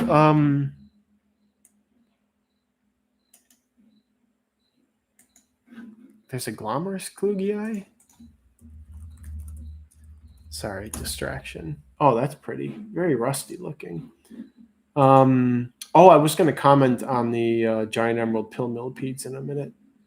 But anyways, higher level millipede person. Thank you, Bahijager, for the super chat. Also, we have 24 minutes to meet our goal to see some cool bugs or another really cool bug. If you can donate super chat, I really appreciate it. What was I gonna say? Lizard Beans asked about buying some mycelium. I'm actually a little short on it, but pester me when you check out. So higher level millipede person, I have what was called as Litostrophus segregatus, the false rainbow millipedes, but now I'm seeing that the actual rainbow millipedes are being called like CF segregatus and whatnot. So can anybody help?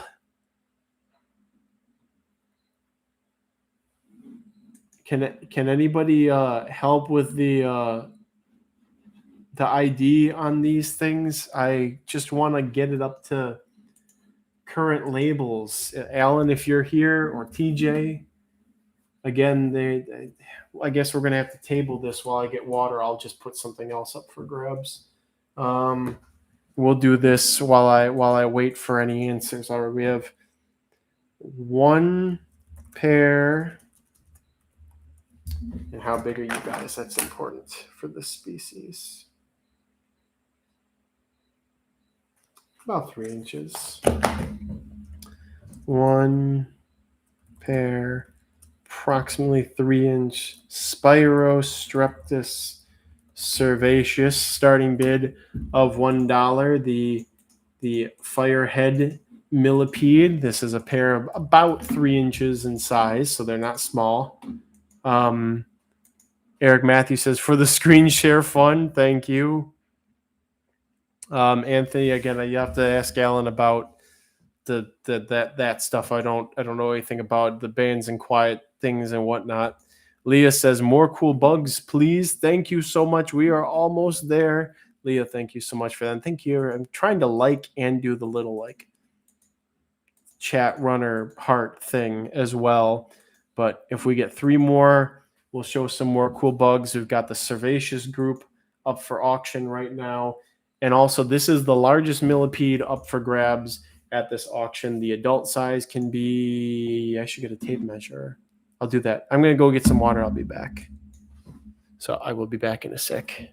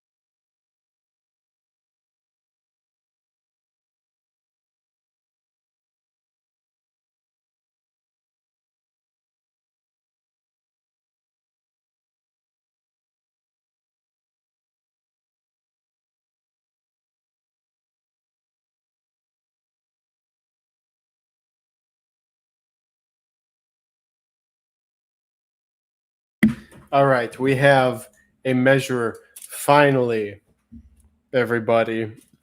So the adult size for Spirostreptus cervaceus is about 8 inches plus or minus. So it is the largest millipede up for auction today. Very easy to keep, very easy to breed. Zero Cool Ninja, you have returned. You have not been here yet today. You've returned to our auctions, eating a corn dog and watching the auction. Guys, we have 20 minutes left for super chats for seeing cool bug. Maybe I'll go grab an adult cervaceus, actually. Here's the X. I am just shocked. For a giant African millipede, not the giant African millipede, but these are so much easier than gigas are. Believe me, I have been breeding gigas since whenever the first Jurassic World movie came out. Air date. I have been breeding A gigas for 10 years now. I'm telling you, it's a pain in the arse compared to cervaceus. These are leagues easier. These are not picky about what they eat. They're not cannibalistic. They are not picky about where they molt. All that other stuff. This is so much easier than gigas. All right, going once on the cervaceus. Going twice. Sold.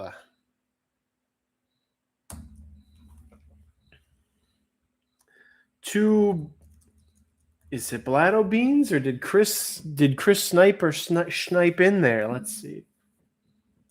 Two Blado beans beating out Chris Sniper with a 69. Nice. Crazy.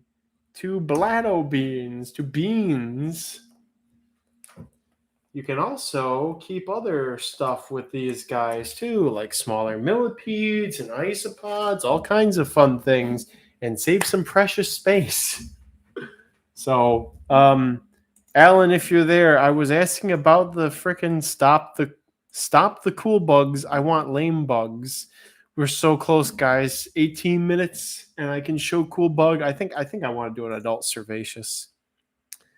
Yeah, Alan, if you're there, it was, and Alan says can get a foot long according to some Europeans. That's pretty crazy. I don't think they know what they're talking about though, but maybe with excellent care. Alan, the false rainbow millipede. What is the Latin for these right now? What are people calling them? Here's an image from Morph Market from somebody. That like the gunmetal blue and red ones. Like what's the thing? Also, I have to say, guys, when I'm googling this stuff, I don't like these weird AI generated care snippets with picture for like bugs. I'm looking at one for supposed rainbow millipedes where it just auto pulls information off the internet and just like slaps it on with conservation status. It's just something about it just rubs me the wrong way. I can't put my finger on it. Alan says, "Oh, there's like 4 species floating in the hobby with that name." I'm gonna put the picture of it in here. I just put a picture in the Discord from that I yoinked off of Morph Market, but this is what it is. I have it labeled as Litostrophus segregatus, but that's seemingly being used to refer to like the actual rainbow millipedes. So I'm just gonna list them and put air quotes around the whole thing. Litostrophus segregatus, false rainbow millipede, starting bid $1. Whatever these things are supposed to be called. Well, it doesn't matter what they're called. Exotic Wilderness wants them anyways. Everybody's saying I hate AI. I hate AI. I hate AI. So, the thing is, sometimes it's so useful. It's nice to get that quick summary, but now I can feel the slippery slope. I can feel it happening. Alan says that was the last name I heard. I don't know if anyone updates their taxonomy. It takes 8 pages to get to the point to force ads. Yeah, it's it's the problem of our age. It's been since 3-4 years ago. 2021 was when I think there was the huge rise of large language models, because by like 2021 you could just crayon AI and all that other stuff. You can't even do summaries with it. It will just add stuff that isn't there. Yeah, see, that's the danger of it, but also, like, I don't know. I like everybody. Nobody's challenging exotic wildernesses. But so put next here and see what happens. The reasonable zoomer. Lizard Bean says, I can understand AI assisted tools to help, but not when it just does everything for you. When it starts doing that, I hate it. What I really hate and have noticed is all the AI ads. And we're at the point where they're trying to make them seem real. And I don't know if I just have good pattern recognition or something, but I can tell. Like, you'll have this like woman talking about something, and they'll put a stutter in, but it's not where or how like normal people stutter. It'll just be like, I was using this one really cool tool, and it helped me to do these other things. It's like nobody would stutter that way in that place.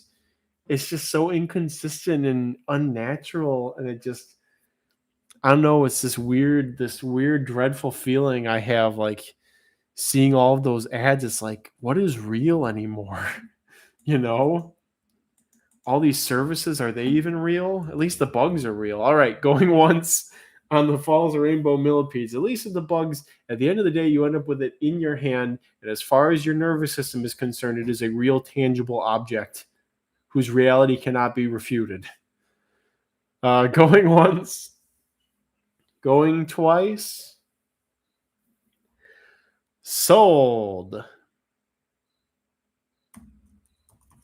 To, could be Ryan's Peter, could be Love with Scales. Love with Scales. With a winning bid of 65. Love with Scales.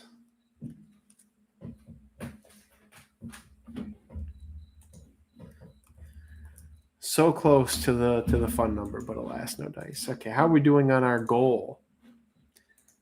Guys, we have 12 minutes left. We need 2 more super chats to see really cool bug. 2 more. That's all we need. All right, let's put another group of these. We have 10, and I don't know. There might be another group, or there might be like a pair or something. We have 10 Narcissus, Americanus, albino, starting bid of $1. Again, this is a good size. These are good size individuals as well, out of that Orthomorpha colony. Try and show somebody off. Something I've noticed about this, the albino, the albino culture, the albino Americanus, is they're very squirmy compared to other Americanus. They're very worm-like, like they thrash around a lot. I don't usually see that in other Narcissus. Somebody talking about installing the chips.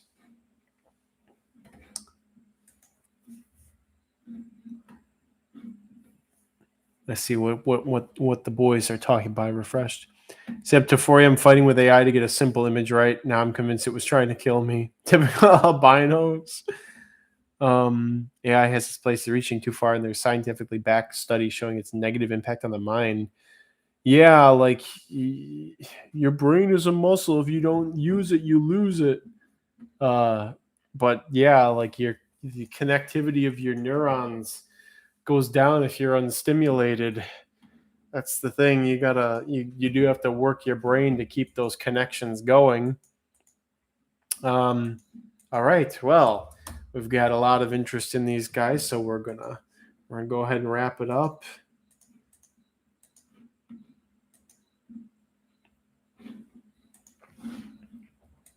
I like the idea of fighting with the Photoshop. Also, when we list the next thing, I'm going to finally touch on the giant emerald pill millipedes and go from there.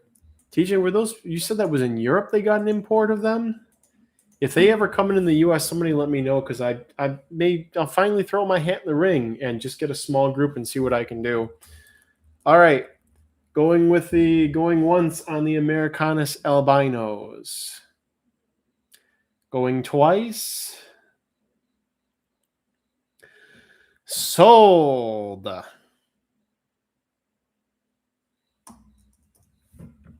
To looks like Bob Harrison. Let's see. Control R. Bob, you gotta watch out for Bob. He may not be as infamous as Beetle, Pixel, or Chris Sniper, but he will slide in there with that 89 winning bid. Bob Harrison. Just Bob. Winning bid of 89.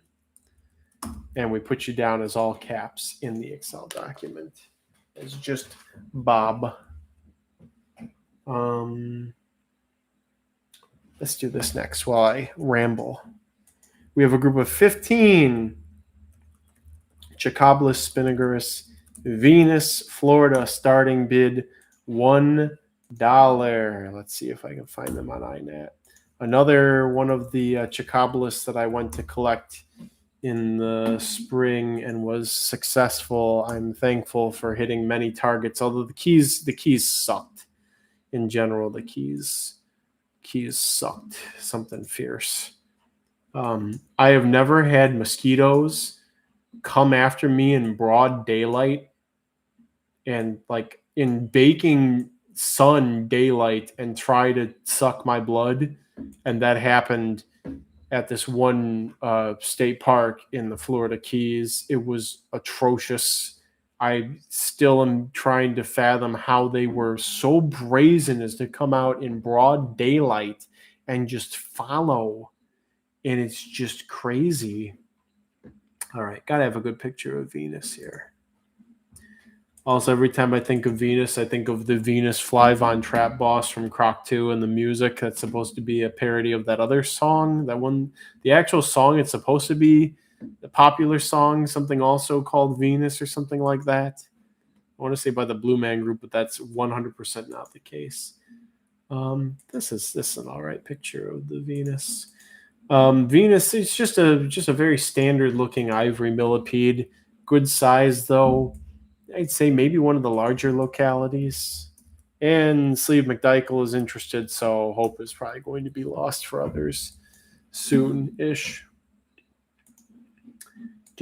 Oh, and I was going to. Oh, we got our 10 out of 10. We got our 10 out of 10 here, guys. Thank you. We hit our super chat thing. I'll go get a bug after this. Thank you guys so much. I'm just gonna catch up on what's going on here, and man, I'm all over the place. You guys got me just so in the zone with all this bug knowledge right now, all these bug happenings. All right, going once on the Venus. Going twice. Sold.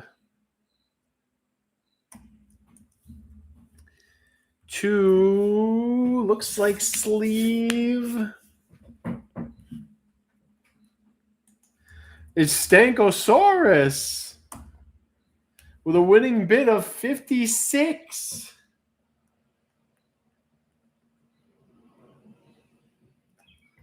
Color me surprised.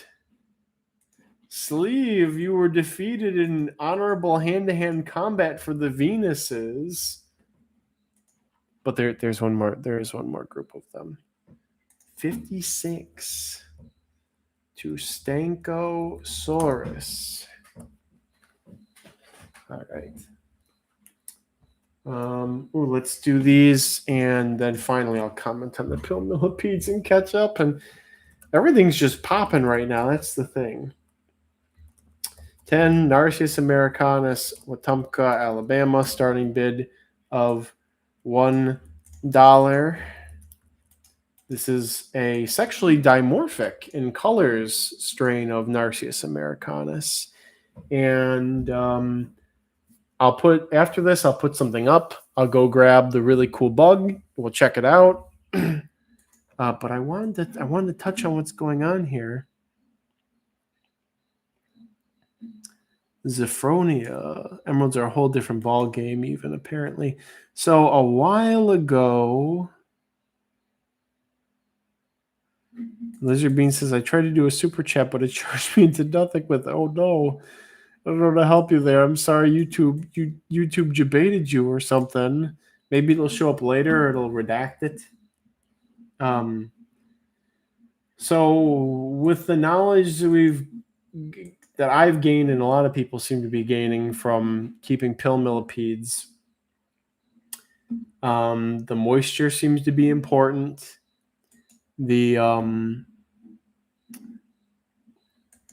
food type seems to be important in the sense that it's got to be soft enough that they can actually chew it with their degenerated mouth parts.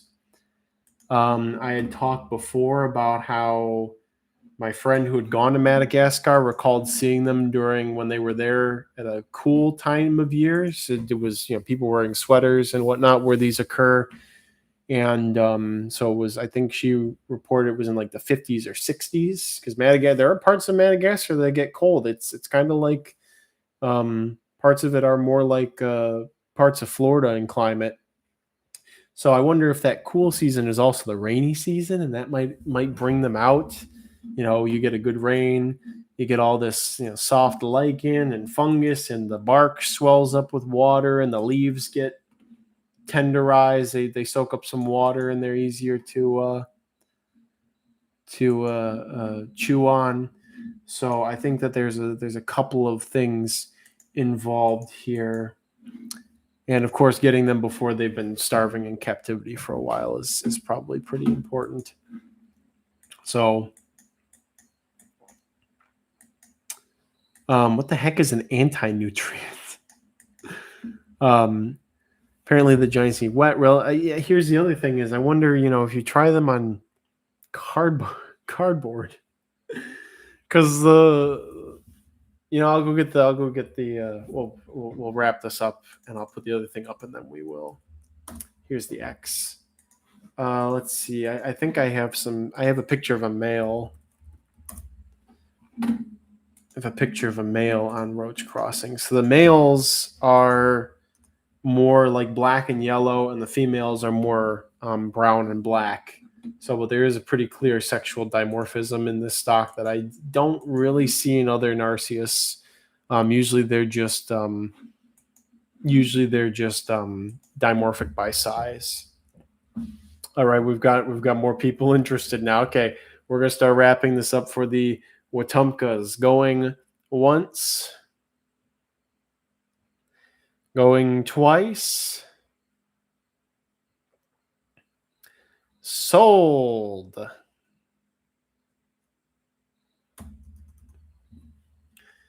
To JoJo with a winning bid of 42.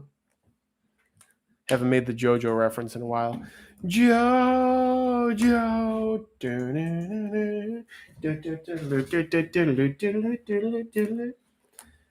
All right, here we are. I'm going to put something up. I'll go grab our really cool bug we're going to look at. We have 10 Centrobolus splendidus starting bid of $1. These are also almost to adulthood. They're very far along in development. And here they are performing for you. If you know the words, you should spend some money. Okay, I'm going to go get our really cool bug that I promised.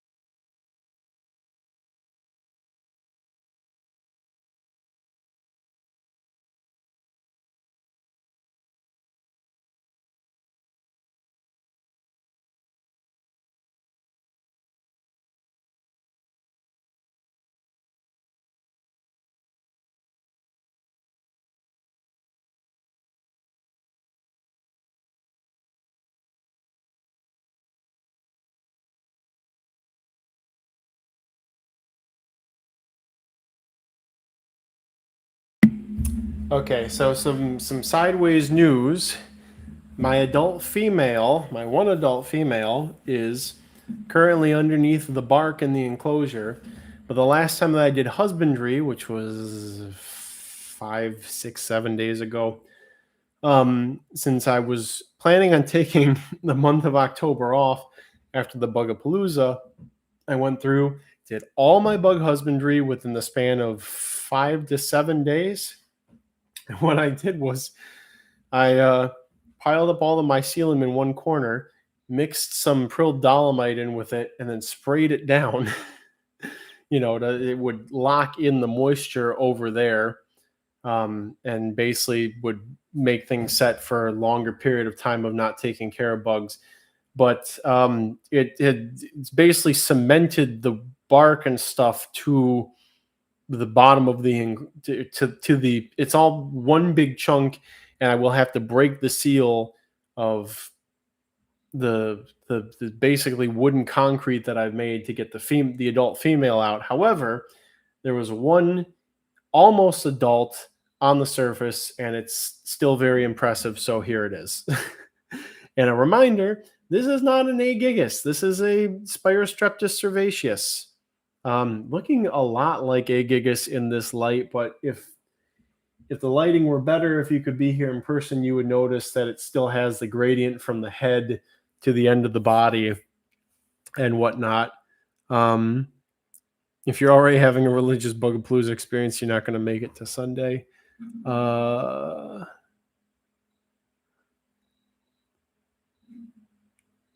Some species need clay, others like some more well-rotted wood as well, but for the most part, heavily rotted leaf litter is the most important. Yeah, I do just want to feed bugs paper. I'll see how much stuff can get away with on a diet of just paper, basically. Zen Monkey says, this is a good time to like the stream. Yes, it is. Every time is a good time to like the stream. So yes, if you were wondering about Spirostreptus cervaceus, it's another excellent beginner millipede on par with species 1. Of course, it gets even bigger. And these will be even more readily available captive bred as time goes on. Like, for the average person, don't even bother with gigas. They're such a pain unless you have you're just dead set on keeping A. gigas. If you want a big millipede, you want to be able to breed it and handle it, and it's easy keeping, just get Spirostreptus cervaceus. Like, this is all the fun. Like, the bigger is funner and better, but not when you're gonna be. Is Fisher Eye your third biggest? No, my third biggest is probably the Tinodinopus or whatever they just brought in, the African giant golds. My Fisher Eye aren't actually that big, but they did have poor care for a lot of their life. But I mean, look at this thing. Look at this. Like, do you really need the extra, like, the consistently extra, like, 2-ish more inches that comes from gigas? We're gonna measure right now. We're gonna see if we can get an answer, a rough answer. Very scientific, I know. Okay, we're gonna straighten this out as much as possible, and okay, this thing is probably over 7 inches for sure. It's just this is I'm trying to just go straight up my arm, please. Just go straight in a straight line. You are a living straight line. You don't have to wrap around. You don't have to do that. I know. I'm nice to hold. That's very nice of you. Okay. Even with the curves, I'm measuring 7 inches. So straighten. Okay, just straightening out. She's straightening out. Okay, 8.5. Got a solid measurement, 8.5 inches long on this Spirostreptus cervaceus. If that isn't enough millipede for you, I don't know what is. So Eric says, I got my gigs from you, only 3 out of 4 left. How surface active are S cervaceus? I got a lot of questions here.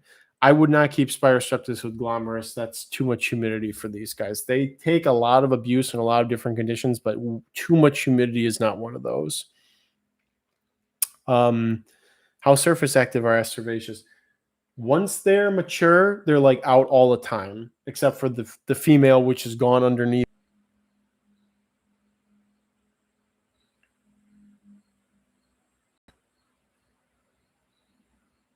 Okay, there we go.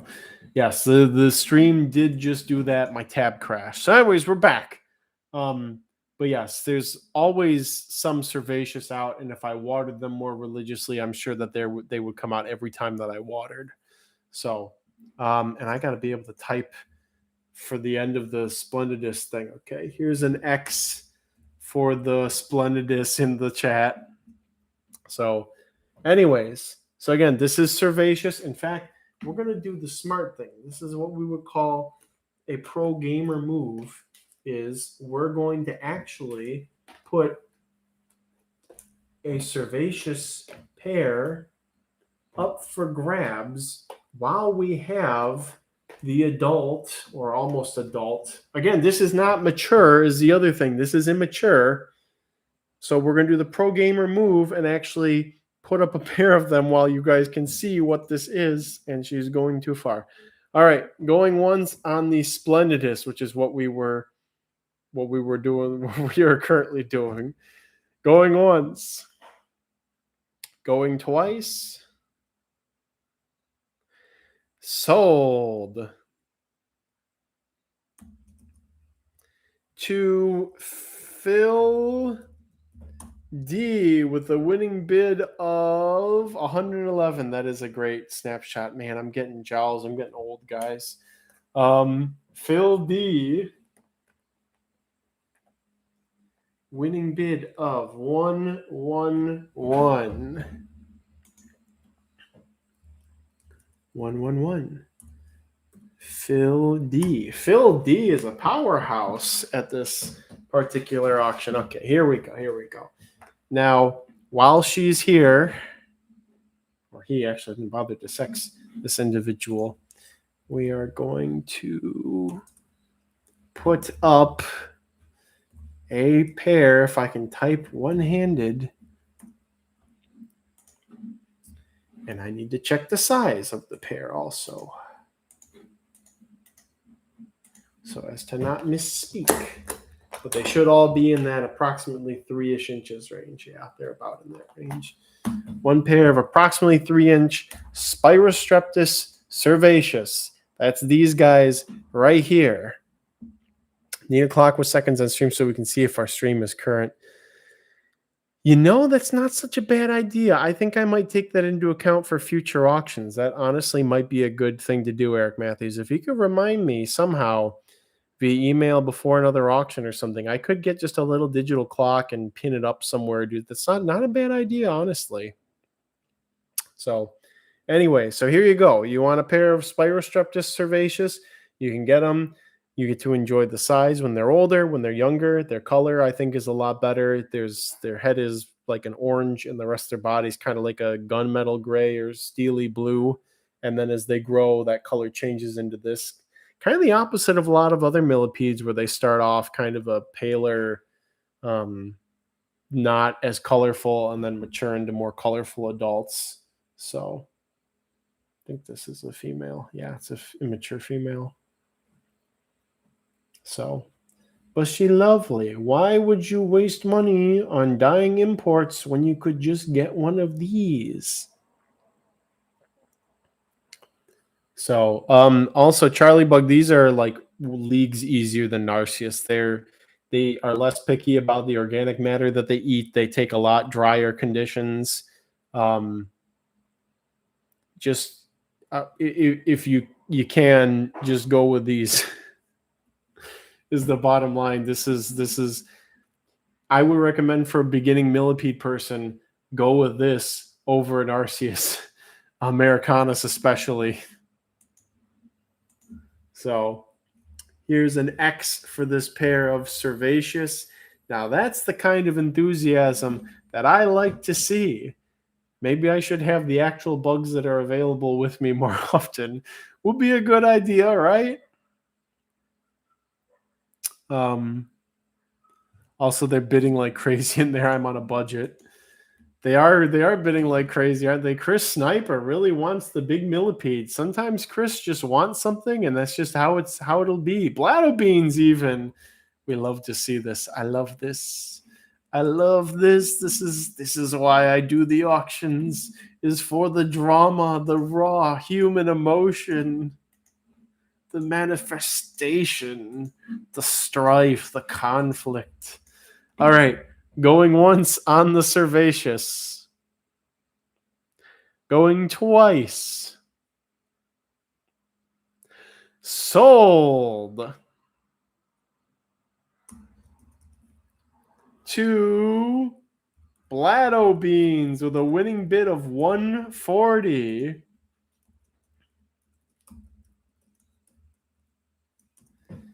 I don't know who. I gotta look up who got these earlier because I bet they're feeling pretty good about themselves. I know that it was a lot.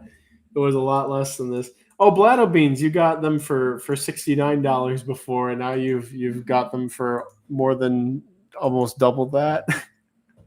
So there we go. All right, I'm gonna put up something else, and we're gonna wave goodbye to this lovely lady. And man, I hope more Spirostreptus enter the hobby because this thing's just awesome.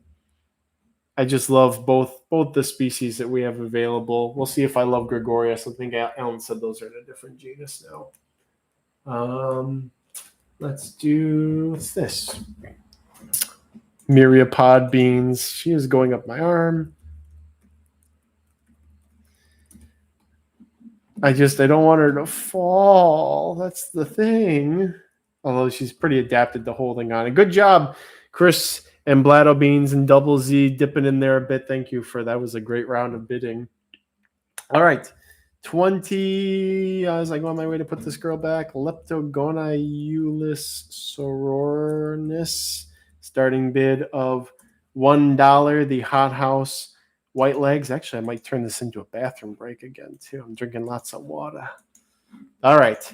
So I will be back. I'm going to go put her away and use the bathroom. I'll be right back. Probably be like 3 minutes.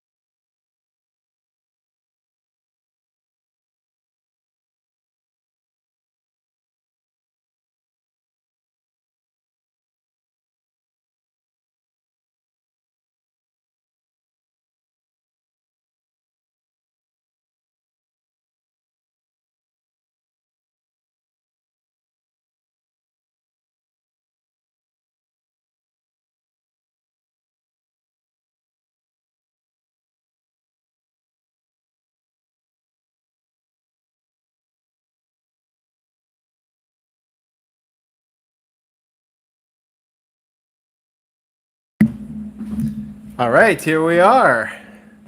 Aquarimax popped up for a bit, joining the Bugapalooza Paloozaness.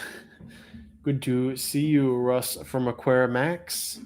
Just popping in to see what's going on. That's totally cool. All right, here's an X for the Sorornis. I have locality stock of these. I'll probably be releasing in the spring also. Where do they come from? Miami. They're from Miami. I don't know where the stock came from. This is just the hobby stock from Oren. All right. Going once on the Sorornis, the Hothouse White Legs. Going twice. Sold.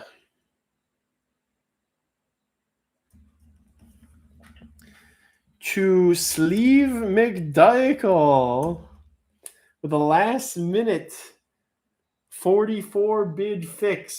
Sleeve McD. The last second 44. And Sleeve, that was your first blood for today. Let's give you something else to be bloodied about here. We'll put a batch of these guys back on. We'll do a group of 15 Chicobolus, Spinnerus, Venus, Florida. Starting bid $1. We had these again. We're up earlier. And I recall you had lost on them. So here's another chance. Sorry, Charlie, my budget is go. Let's get into what the people really want. Springtail bidding. Man, we still got to do isopods tonight too. I think we'll be done with this probably 4:35-ish. And I'll probably take like a 2-hour-ish break. And then we'll just anchor in and get through as many isopods as reasonably possible this evening. But just is having the best time of my life. Need to get another big bin. Currently, only one I have is in use by my Obsidian Hissers. I told my BF I was only getting a few things. He knows as well that it was a fat lie. When is 2-hour break? Might be around 5. Might be. We'll see how fast we get the last millipedes, which we have about 20-ish left. All right, here we go. Here's the opportunity on the Venus, Florida Ivory Millipedes. There's an X. People saying their budgets are real. Bah, they're all made up numbers. The numbers are made up and they don't mean anything. Biggle Fizz says, I'm unfortunately moving overseas next year and can't join the fun. That's a tier. At least overseas, if you're going to Europe, they do have a good bug hobby over there. All right, going once on the Chicobolus. Going twice.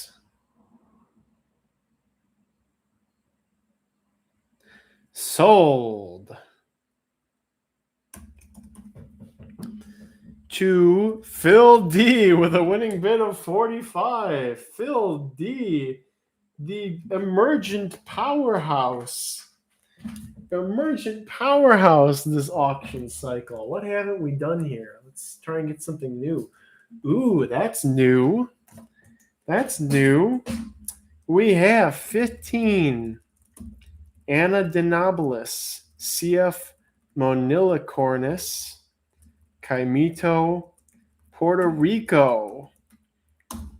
The only locality of, they might not even be monilicornis. Also Filthy 45.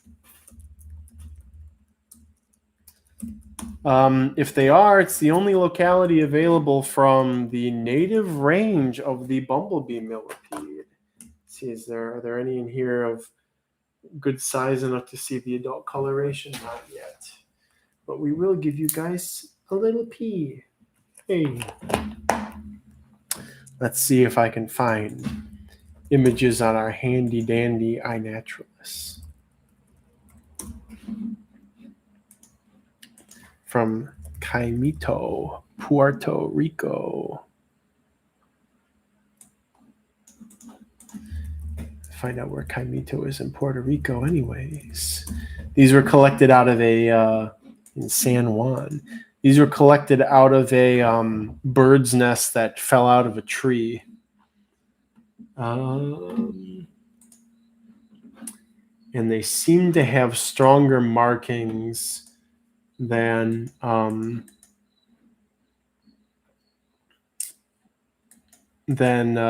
U.S. stock of bumblebees. But again, I can't confirm whether or not they're Manila cornus or not yet. So the differences might just be because they're from a different location than all the ones introduced in the U.S.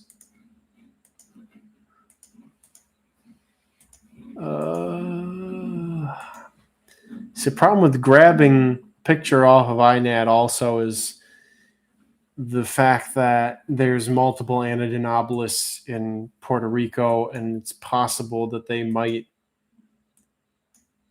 be one of the species that looks like Manila cornus but isn't.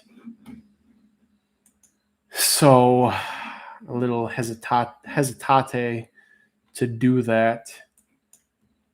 See, I may just have to take the L there on that. Again, the fact that you're collected out of a bird's nest that fell out of a tree seems a little odd to me for Manila cornus, but could be. Here's an X for them. Again, you may end up with something very new and unique. What about the immatures? What do they look like? They just look like an immature Anodinobolus, I suppose. All right. Here's an X for the CF Manila cornus, again from Caimito, Puerto Rico, not from Florida. Going once, going twice. Sold.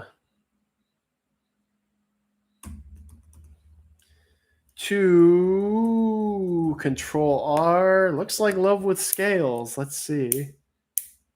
These are too fun to play with the little snaps on the Sharpies. Love with Scales.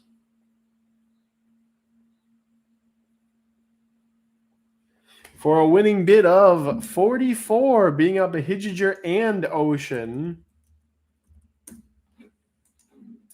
Noticing a pattern. A lot of Millipedes are going in the $44-ish range from the data I can see. This is the Odd Pets Millies. Looks like we're kind of getting into repeat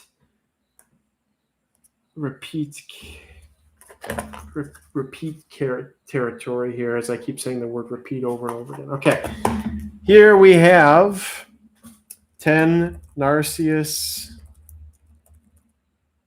species, Americanus, Hurricane Creek, Alabama, either the smaller gray red species or the large solid brown one, or a mix. Starting bid of $1. So this is from, I think that there's two what do they call that? Sympatric Narcissus species in Alabama. One is huge and black/brown at adulthood, and the other one is smaller and more of like a steel blue, gray, and red. And these are babies from a container culture that contain both of them. So it could be all of one, could be all the other, could be a mix of the two of them. Do they pronounce hurricane like that in both Utah and Alabama? I heard that's how it's called in Utah.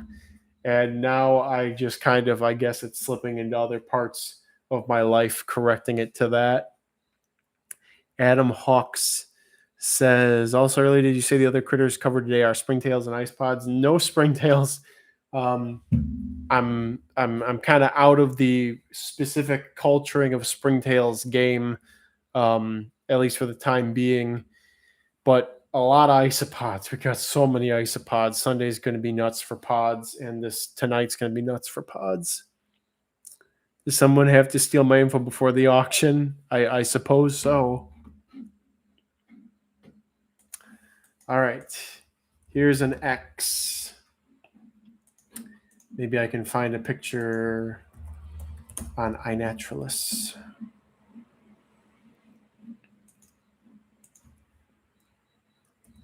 From Tuscaloosa. Let's see what we got. Oh, yeah, there's a couple observations from here. And maybe of both species, too. Let's see. Again, there is a larger, I believe that there is a larger, darker species, and that there is a smaller, more colorful species, and they occur in very similar or the same habitats in the same places. And I think that that larger species is probably an Appalachians endemic, because it's not like any of the other Narcissus that I've seen from elsewhere. Okay, we're gonna just yoink. So that's the smaller species. Again, it's more of a red and gray. And then there's the larger species, which seems to be mostly brown, much darker, and trying to figure out if they're like it seems to be the case. And it does not, I don't think it's color variation within the population. I found what seemed to be adults of both species in the same places, and there's a massive difference in sizes. All right, here's an X for these.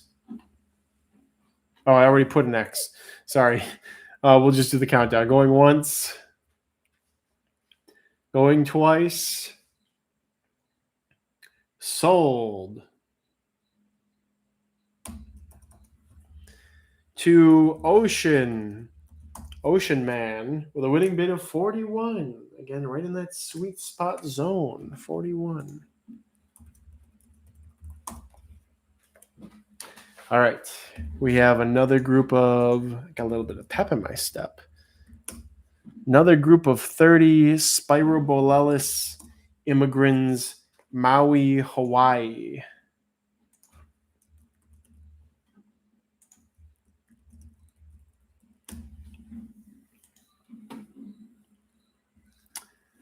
Let's see. And these are the glowy skunks. Again, we will actually. There's another glowing species here. Where's some of the other fun stuff we haven't gotten to? It's like obscured. Okay, there's some of it. It's hiding, apparently. I don't know. Okay, here's some stuff from before. Where's all this stuff? Where are these guys hiding? Here. We got a giveaway coming up. We got all kinds of fun things here. I gotta pick up the pace, crack the whip. All right. Here's an X for the immigrants, and then I'll catch up on YouTube chat. Going once on the immigrants. Going twice. Sold. To Hawks A1.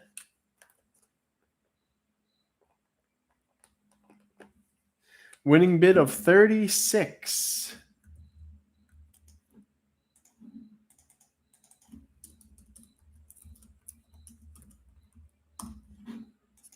All right, now we're schmoving. Okay, we got a giveaway we got to get to. This is new or different. We have somebody asked, what is the smallest millipede that will be available? That would be these 15 Pergo Desmidi species Kota Kinabalu, starting bid of $1. And I think I can swipe a picture from TJ's site. And these are just for me, a toss in with another millipede species and just that's all you got to do. Just toss them in with something else. And that's worked very well for me. Where's a good TJ picture?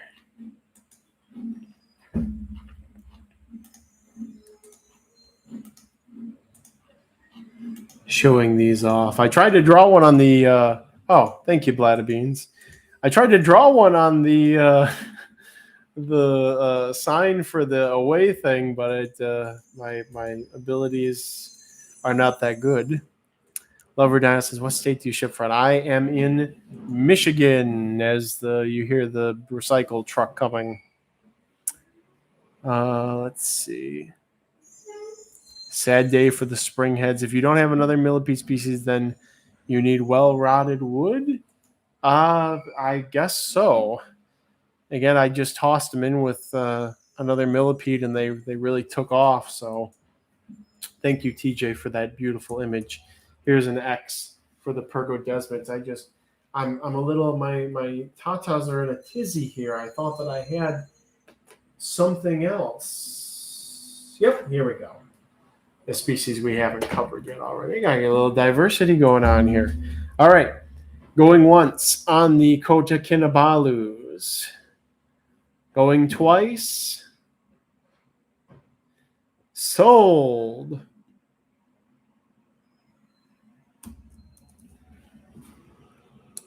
To Ectrol, winning bid of 34. Ectrol. Good, good. Whoops. Accidentally copy-pasted the picture. Winning bid of 34 by Ectrol. All right. Man, sorting this stuff is going to be a breeze. All right, there's only one group of these. My colony is seems like maybe kept too humid over the summertime, but they should rebound by spring, I would hope. We have 15 Beanoitolus species cow sock, starting bid of $1. The largest fluorescing spirobolid. Are they spirobolids? Beanoitolus.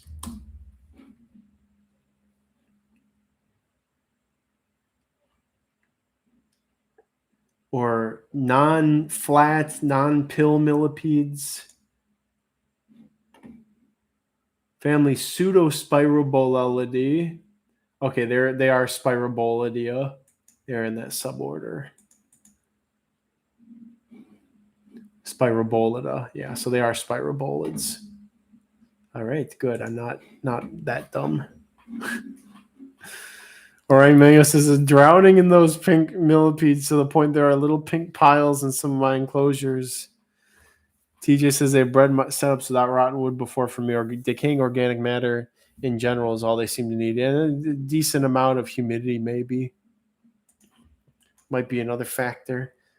These species cow socks, again, the largest that I'm aware of the fluorescing spirobolids. Thank you, Small Gwenny, for the picture. It's appreciated. All right, going once. Going twice. Sold.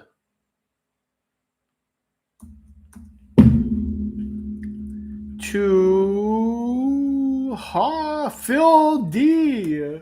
Phil D with a winning bid of 45. Phil D really getting in there today. 45 Phil D. Crazy. The dominance. All right, bring these guys back. We're chugging along. We got 15 Anadenobolus ocraceus from Panama City. Anadenobolus ocraceus. Again, why are there no pictures of these? Is it because I'm spelling it wrong?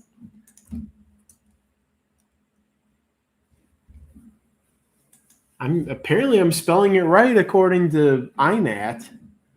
There are pictures on INAT. There's pictures of ocraceus on INAT.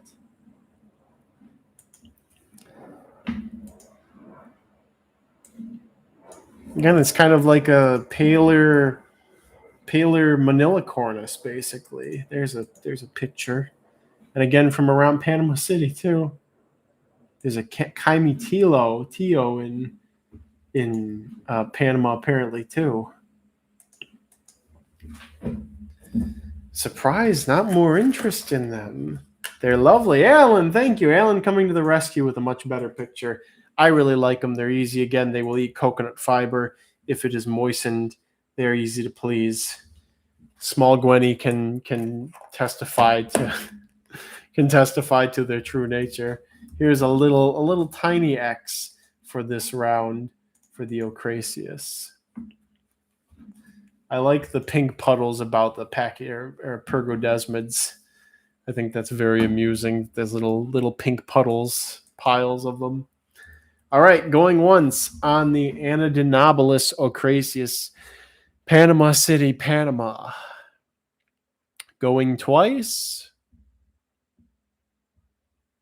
Sold. To could be Stankosaurus. I'm refreshing to see, make sure we got the orders right here. I see Stankosaurus with 26 before Jade, so I'm going to give it to Stankosaurus with a winning bid of 26. A good deal on these Ocraceus, I would think, to Stankosaurus.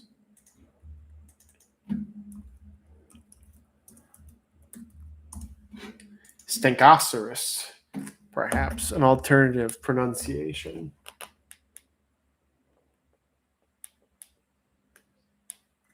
All right, onwards. We have another group of 15 Orthomorpha subcarshi. Starting bid of $1 here. Very amusing to me. Just how many subcarshi I have now. Oren did warn me. He did say they did enumerate. Let's see if I can find a good picture of Orthomorpha. Guys, the day is just flying by. It's already evening. The sun is setting.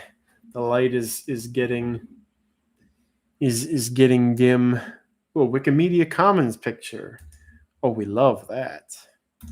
You know we love that. Free, fair use, blah, blah, blah. There you go.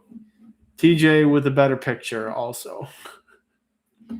And need I mention that these things are however long that is? I think the biggest ones I have were 2 inches long. So do keep that in mind.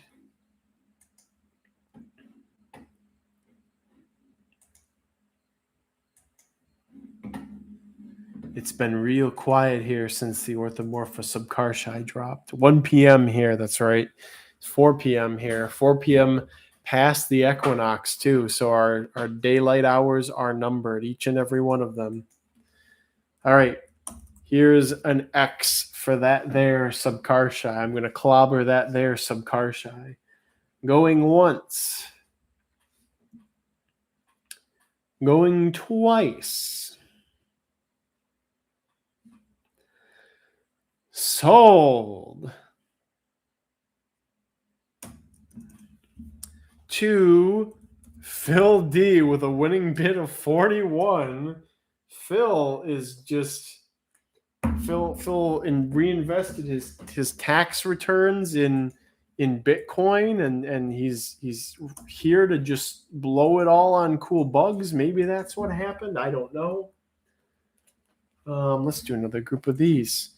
We're getting down to the wire here, everybody. We're down to about 10 millis left, including a giveaway. We got a giveaway coming up, so I need to start thinking about things. We have a group of 15 Narcissus woodruffi, Gainesville, Florida. What is a good trivia is the eternal question.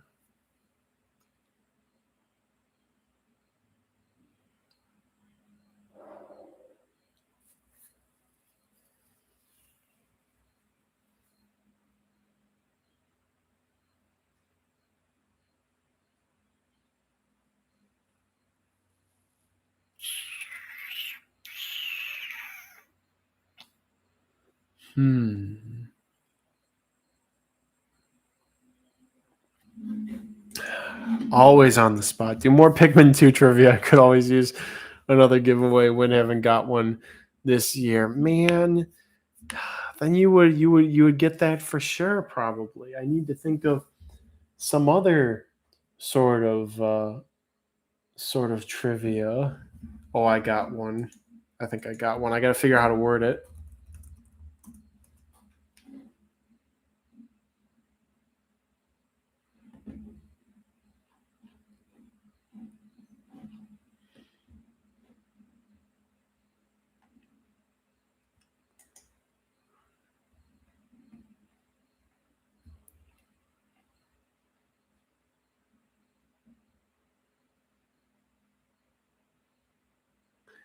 Man, how do I incorporate this into a question?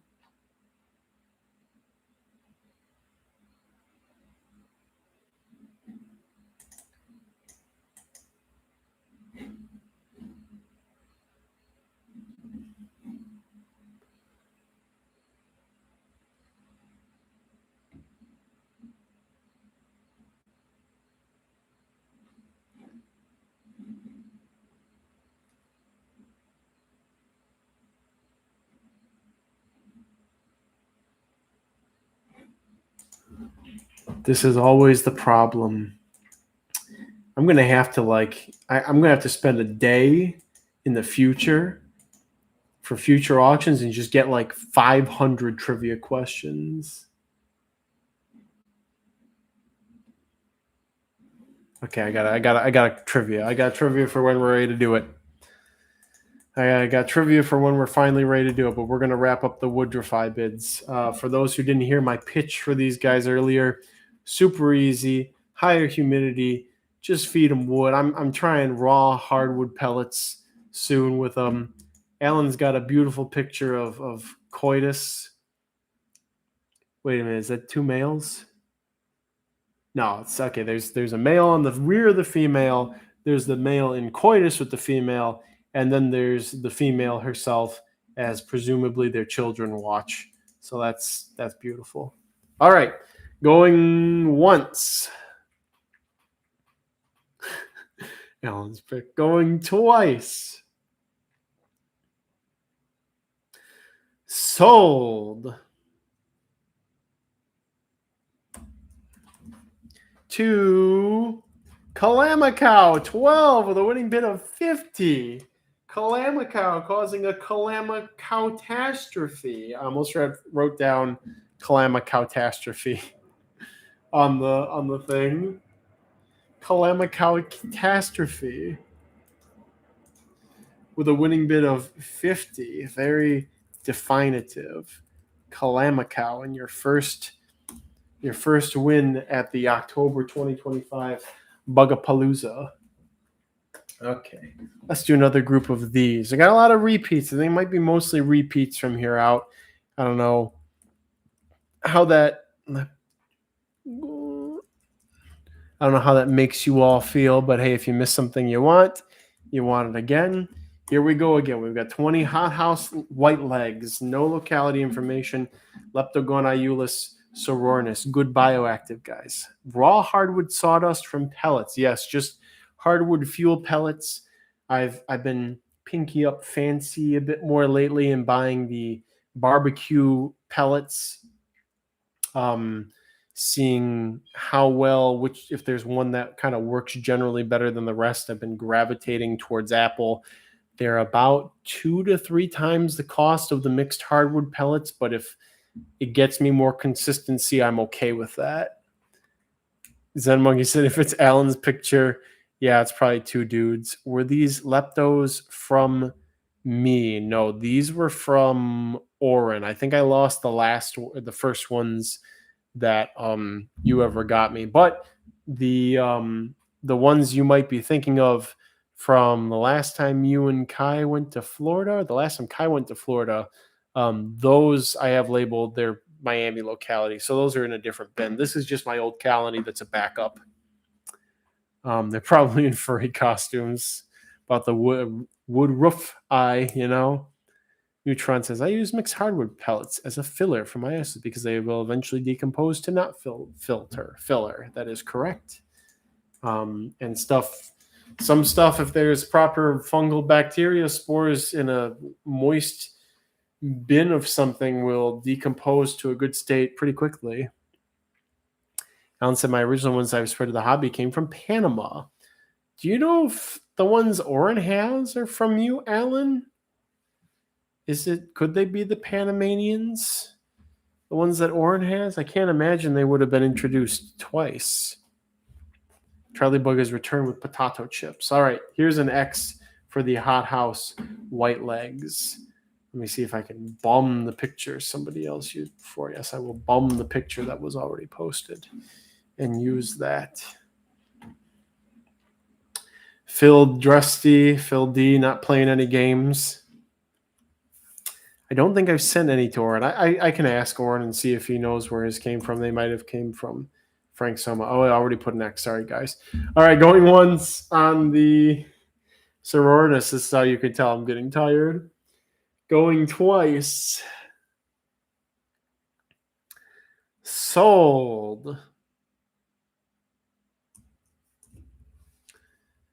To could be Small Gwenny, could be Hawks A1. Let's see. Small Gwenny with a winning bid of 33. Small Gwenny. 33. Where's the other Hot House white legs? Man, have we covered some ground.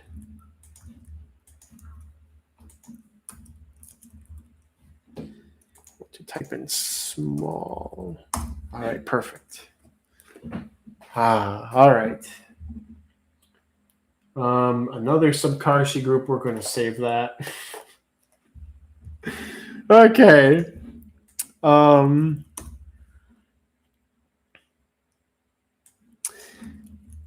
This is our last pair of these. If you want them, get them now while you can. We have a pair of a Topochetus species tie. Starting bid of $1.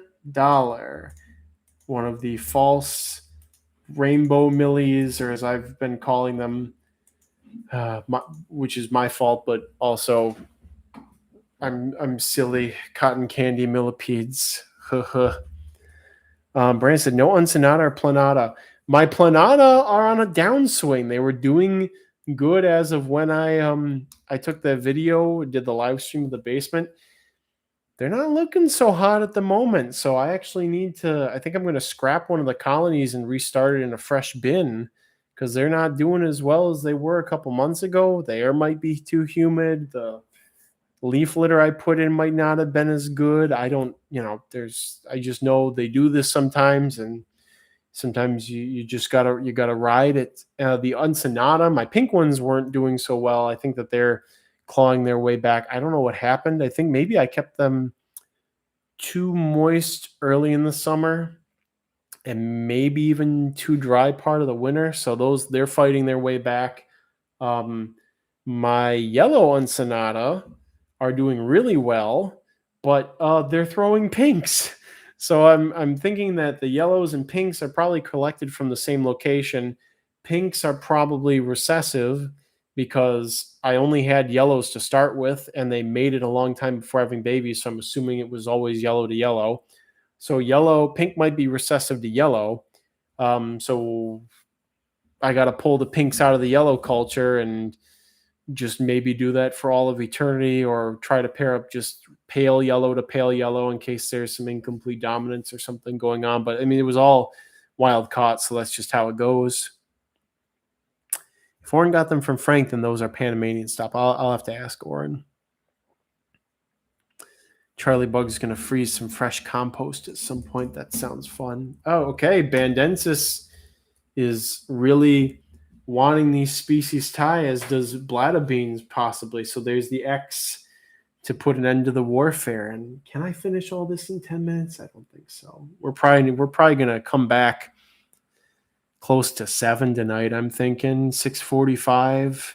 I'm going to take, again, I got to take some time to do things and actually eat and stuff. I'm sitting here with peas and dog food and apples, and it's all starting to look really good. All right, going once. Going twice. Sold. To Love with Scales, winning bid of 56.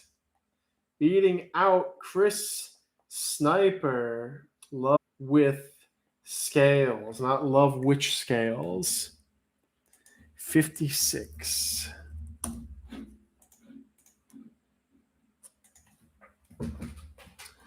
All right. Another group of these. Add another group of these. We have a group of 7. Spirostreptus species 1. Starting bid $1. Our last group of these. Spirostreptus species 1. Where's the most beautiful picture of them on the interwebs? There's the AI generated one. We'll grab this off of Google Images. Oh, wait. Maybe Peter/Oren wouldn't mind me bumming the picture from Bugs in Cyberspace. There we go. Again, same care as Spirostreptus cervaceus, smaller, stays more colorful over the course of its life. Really like these guys.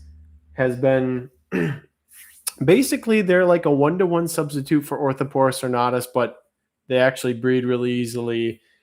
They live much longer. And I like the green on them. The green between their bands is more exaggerated in some individuals. Here is an X for these guys. Let's see if I can find a good one. They're all burrowed in beneath the mycelium mat, except for, how about you, you chunky fellow? Oh, yeah. They curl up really tight, like a little curly pig's tail, basically. Like so. So these are good size. They're not little tiny specks per se.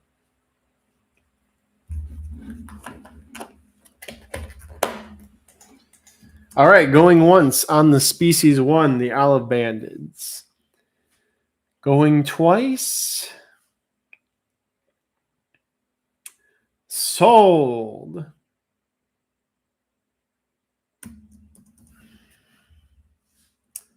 To Control R-Ring is who it's sold to. Let's see.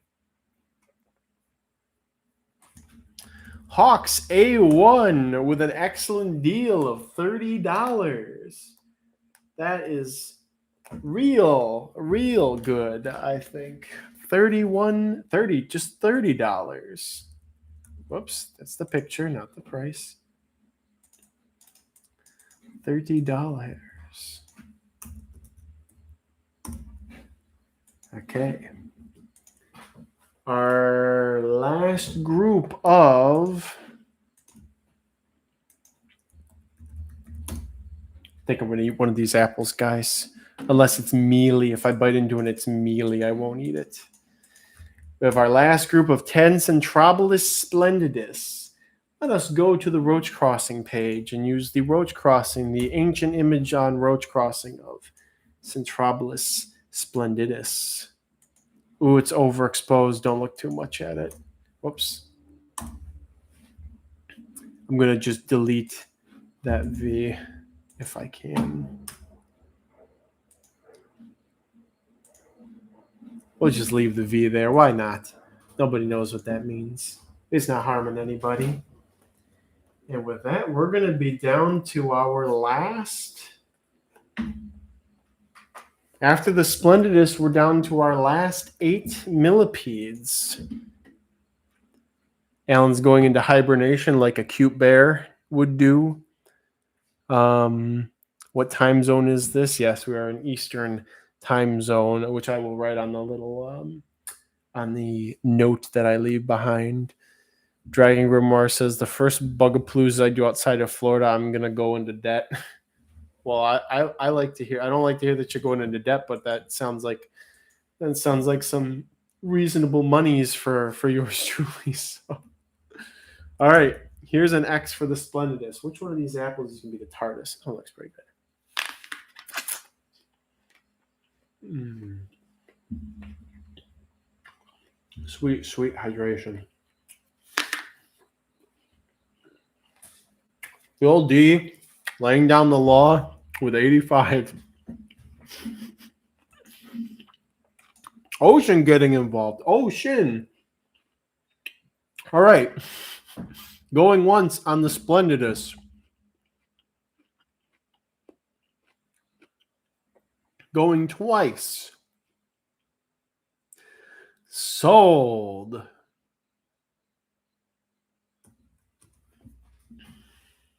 To Phil D with a winning bid of 111. Phil D, you mad lad. Phil, more like Phil buying all of these things and not giving anybody else a chance. Crazy. Again, I'm not going to complain, but crazy still. All right. Our last Chicobolus. We haven't seen these guys for a moment. 15 since the start of the Isopod bidding. We haven't seen this locality. 15 Chicobolus spinagoris, Miami, Florida. Starting bid of $1. Let me pull up the image that Alan so kindly posted earlier. We'll do bam. And we'll do another bam. Oops.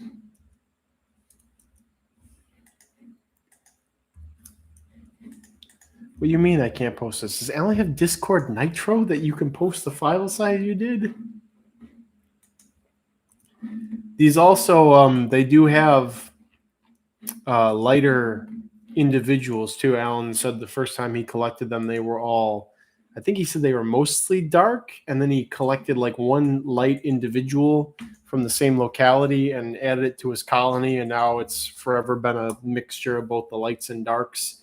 But I think he said it's becoming mostly the lights now, which kind of helps to distinguish these from the big pine keys, but still. All right, here is an X while I just check on them. Yeah, you guys look nice and happy. You guys look nice and happy. I'll give you a little piece of a P. A little bit of penis. There we go. Taste the P. All right. Going once on the Miamis. Going twice. Sold. To Bandensis with a winning bid of 44.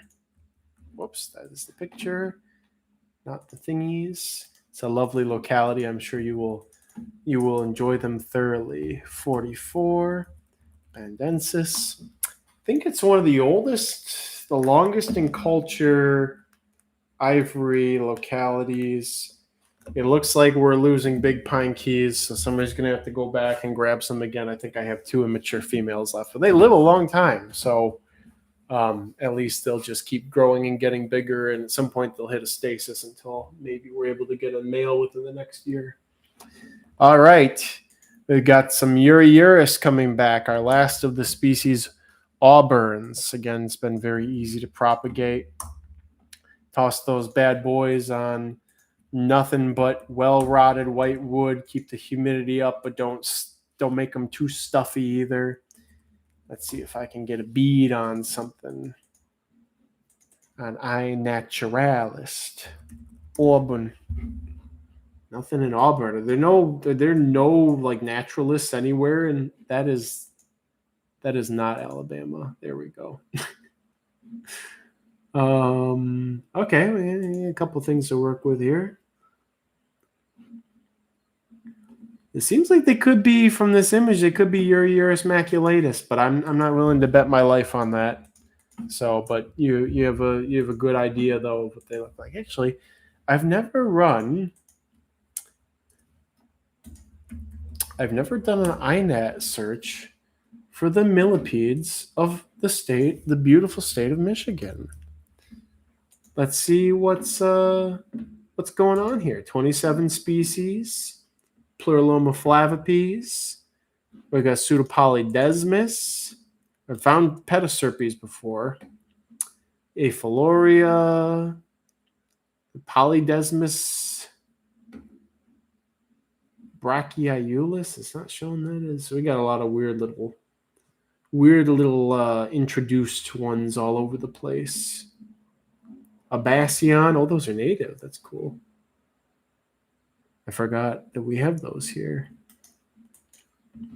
Basically, to find the good stuff in Michigan, you really gotta be in just the most pristine of habitats. Usually, I think the surface temperature of most places gets just too hot and dry when there's any sort of major habitat disturbances. And everything's from southern Michigan. There's stuff in Ann Arbor, a little bit Westland. I bet I know where that is. There's some preserves around there. Pluralomas in Westland. Seems like something I'm going to have to go see. Pretty cool. Pretty cool. Here's an X for those Uriurus. We don't have Uriurus in Michigan, apparently. We have Petaserpes, which surprisingly seems to be more of a Midwestern / Appalachian genus, maybe from oak forest. Now, those look cool. What are these weird little snaky dudes? In Detroit? Ah, I see. Not properly ID'd. That's unfortunate, because if it was this species, that would be pretty cool. Because having a nice group of millipedes like that just hanging out under bark is a pretty cool thing. Neutron asking about Chicobolus ones that can eat cocoa peat, not peat, but coconut fiber, and that was Anodinobolus ocraceus. Okay, here we go. Phil D wants the Uriurus. We'll wrap it up. Going once, going twice, sold. Phil D with an uncontested winning bid of 4T. Phil D is just on a rampage. Somebody do or don't stop this guy. If you want bugs, you better stop him. Find him. Do something. Beg. Plead.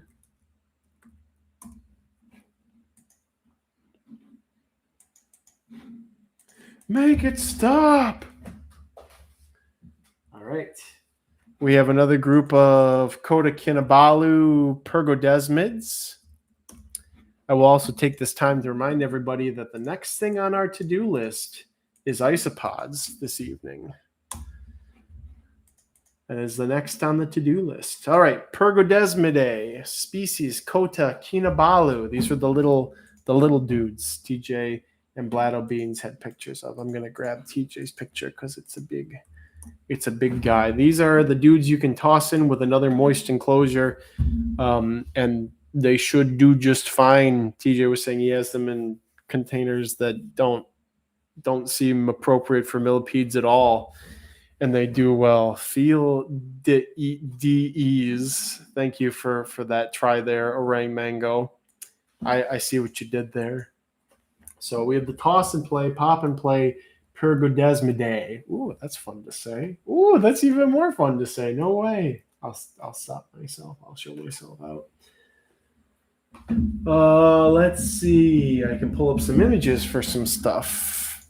This one is one that we're probably going to need an image for. And I spoke too soon. There's something we haven't listed before yet here. So it happens. I had a lot of Narcissus.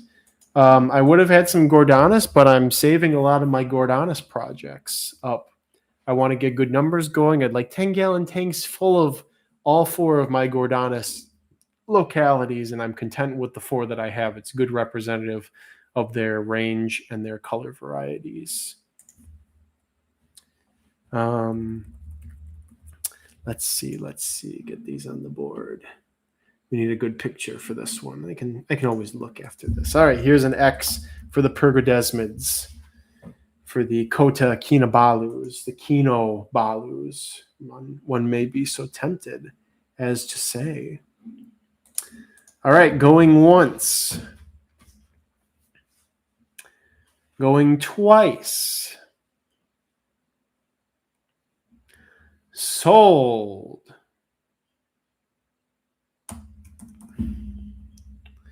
To Jade with a winning bid of 24.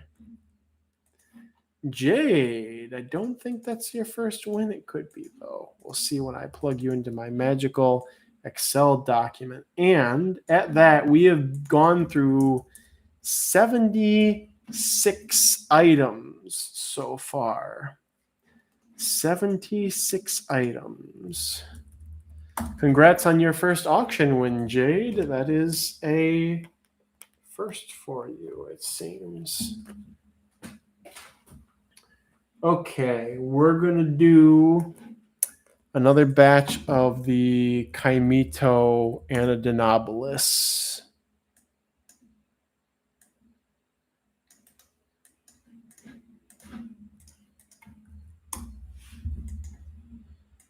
I suppose I could grab a picture from there off of iNet. Again, I'm hesitant to call them Manila Cornus, solely because of where they came from.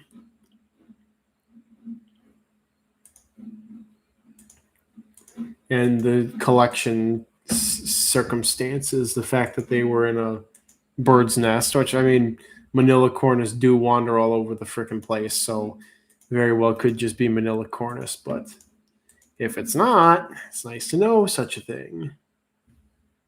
So here's a picture from somewhere near Chimito in San Juan. Actually, this says Pasco Serrano, so we'll use this one instead.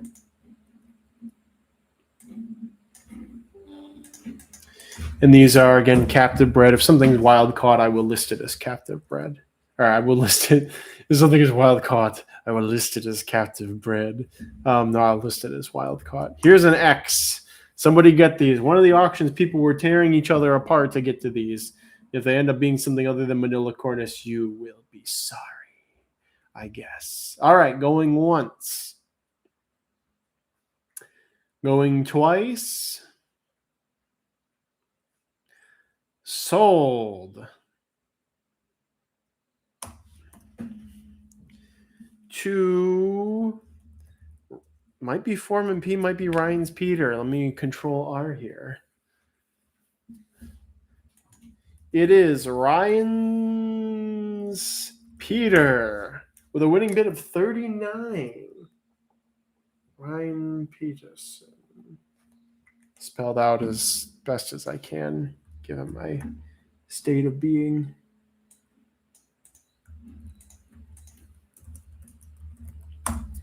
Okay. We are down to our last three auction things, and we have a giveaway as well coming up. Okay, we will do the giveaway before our last two thrilling auction thingies.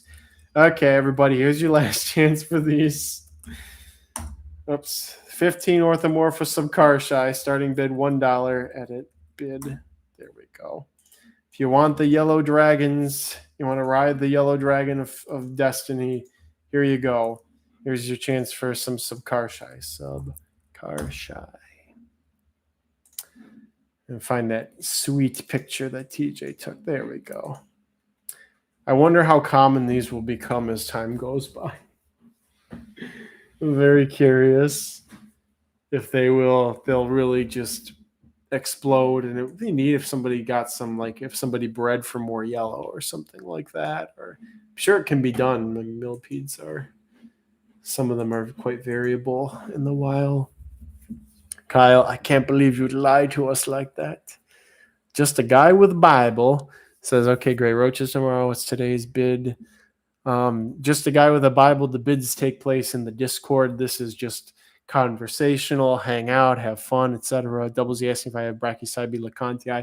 I have a small colony of lecontii. Meringue Mango says, I got mine from a plane import from China, I think, but I'll have to double check. What got what? Surat Thani tiger isopods.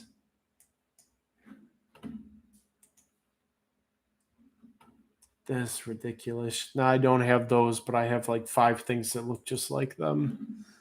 That's too much, man. We got a lot of weird isopods. I acquired quite a bit late in the winter of 2025, and everything's starting to produce. So most stuff, rare stuff, is usually 15 counts if I can. Common stuff is 40 plus counts, but it's going to be something nuts, I think. All right, here's an X for the subcarshi, everybody. What was once rare is now common, and what was once common is now rare. Such is life. All right, going once. Going twice.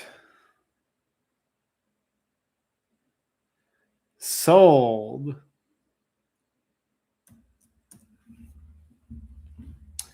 To Foreman Pete with a winning bid of 45. Foreman Pete, your first auction win, and for some subcarshi. I hope you really wanted them, and that's why you went all in. Foreman Pete, congrats. Good job. Good job. Good show. All right. And now we'll do a giveaway. And that giveaway is for giveaway. For 10 Macrolenostreptis brachyceras bugs in cyberspace / Orn McMonagle. Unsure what to use. All right.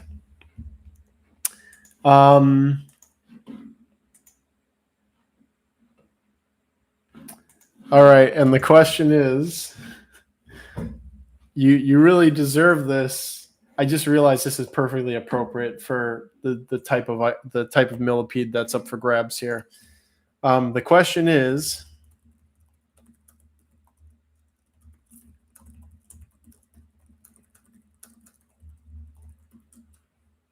who fits in the palm of your hand and takes the time to understand? That is the question that will win you these brachyceras. There's a very specific answer I'm looking for. Hopefully somebody gets it. Hopefully somebody out there. Somebody, you get it. You've truly earned these millipedes. While I look for a picture for our one of our last 2 things up for grabs here.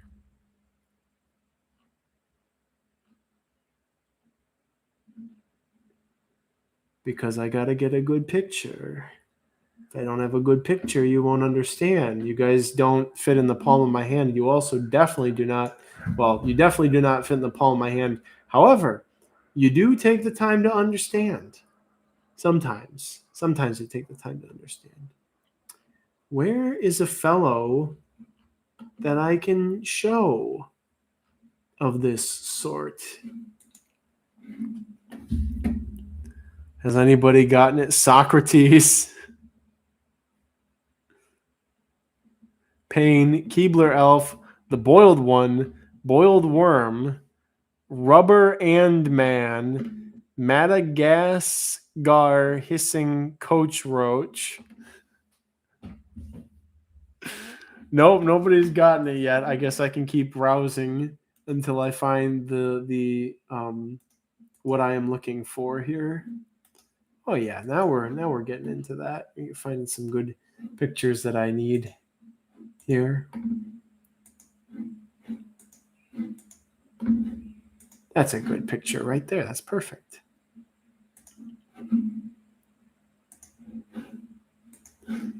Anybody?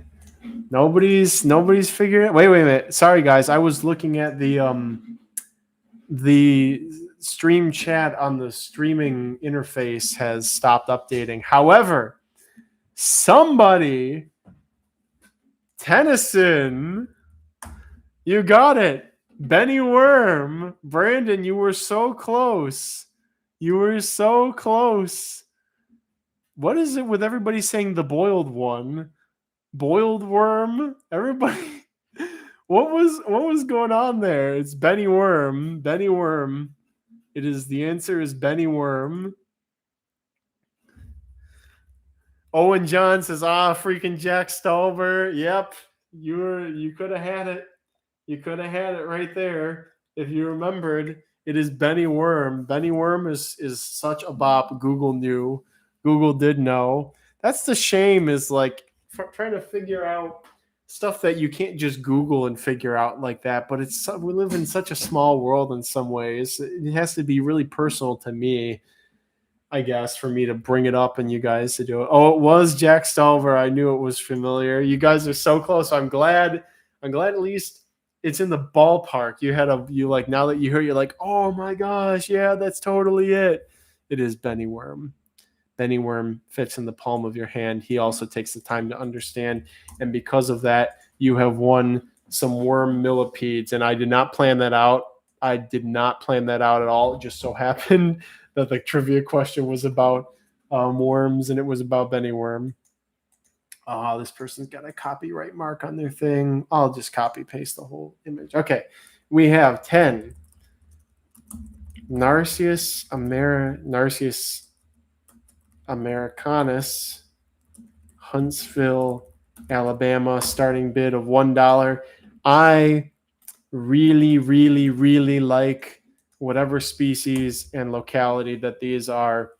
They're probably the prettiest, other than the blondes, I guess. And the albinos are not a locality, but this is probably the prettiest locality of the Americanus.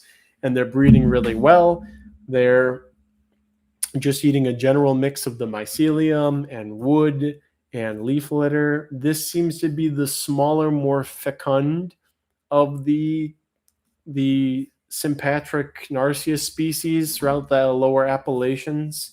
So this is the smaller one. It's not the big, huge, dark one. It's a smaller species, and they're a lot more productive. And again, they've been eating dog food. I have them living with snails that I collected from there too, some CF Neohelix major. So I have a communal of the snails, the millipedes, and then an isopod that's probably Percellunites virgatus I collected in Camel Lake, Florida. So all three of those are living together in a communal and doing really well on the wood and the basically dog food. So I really like these. And all this was from one female. I grabbed her when we were in Huntsville, and I said, whatever, if it's a female, I'll just toss it in with something. It'll just, eat through some wood and make some poop that the isopods will eat, blah, blah, blah. And she ended up having a bunch of babies, and it's like, all right, that's how it is.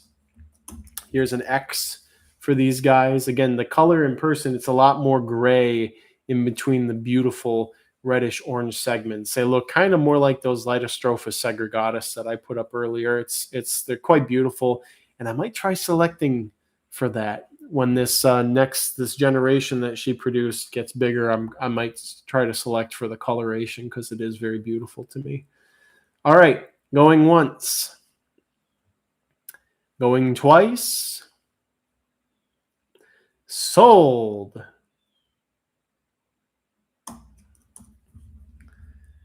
To Joe with a winning bid of 37. JoJo Stand, Canadian Monies. It's the name of your stand. Is there any song about Canadian money that could be turned into a JoJo reference for your stand name? Surely there's got to be at least one. Maybe Canada Girls Spending All Your Money or something like that. All right, and we come down to our last millipede after a long day, and so far a very fruitful auction. Love it, love it, love it. We have, let me double check. All right.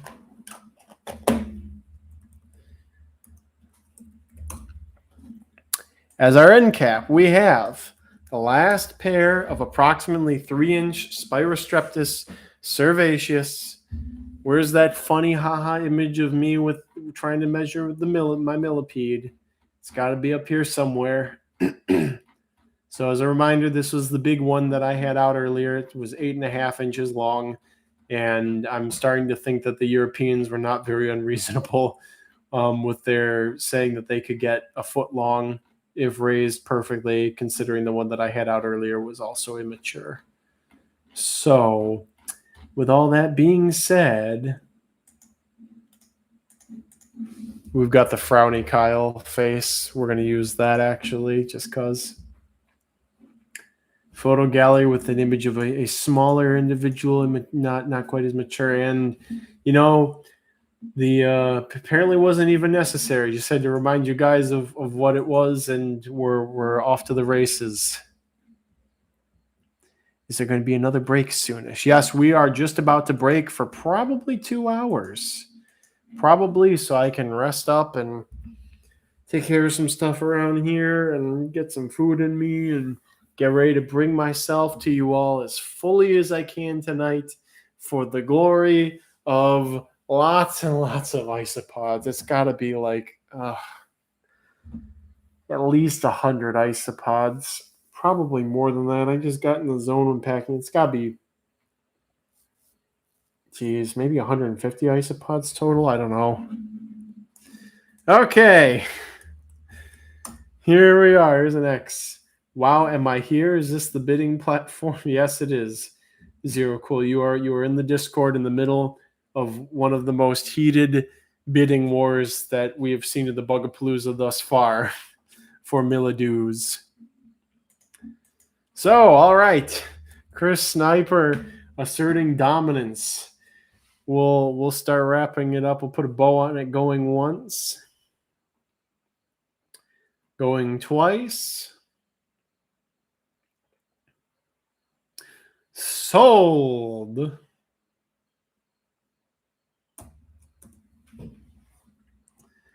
To Chris Sniper with a winning bid of 130. Chris really wanted to go out with a bang here. Winning bid of 130 on the pair of Cervaceous, sizable Cervaceous. Not taking anything else from Blatto Beans. Just said that's it. I want them. And with that, we have done 80 items so far. We will probably get to 130, 140, 150 tonight. We'll see how fast we can go through isopods. Obviously, for every there aren't even any Tomentosa, Triceratops Tomentosa up for grabs, but for everything like that where we won't sit forever and talk, we'll try to move through it in a relatively timely fashion. But otherwise, we did it. Congrats, everybody. We made it to break, and I think I am going to need that full 2 hours to recover here. So let us begin to write down. Kyle will return at 7 p.m. Eastern. More of our West Coast peeps will probably pop in. Kyle will return at 7 p.m. Eastern. Instead of next up, we got up next. Isopods.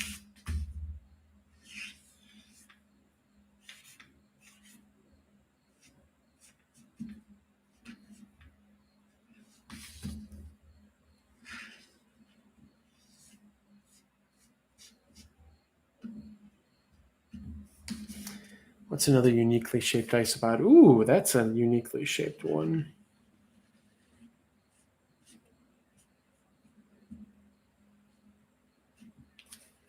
As uniquely shaped as we can get an isopods, I suppose. All right. Maybe I should have reused that piece of tape. Can I? Could I be so chintzy? No, I will not be so chintzy. All right, I will be back in a sec to No, no, I'll just turn this off and sneak in here and then get the note up and take my leave. So, all right, everybody, I will see you at 7 p.m. Eastern.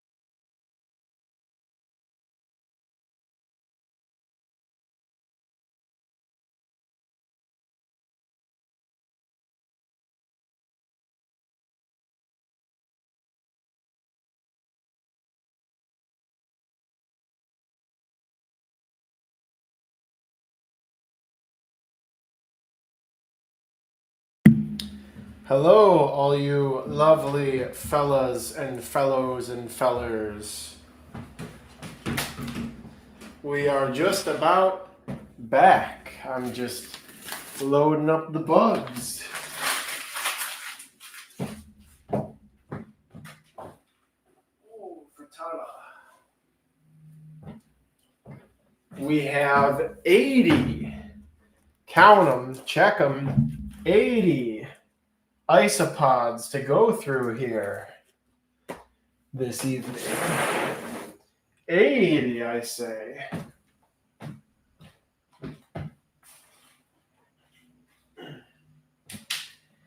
And it looks like this is a bit under half, suggesting that there's about 100-ish more.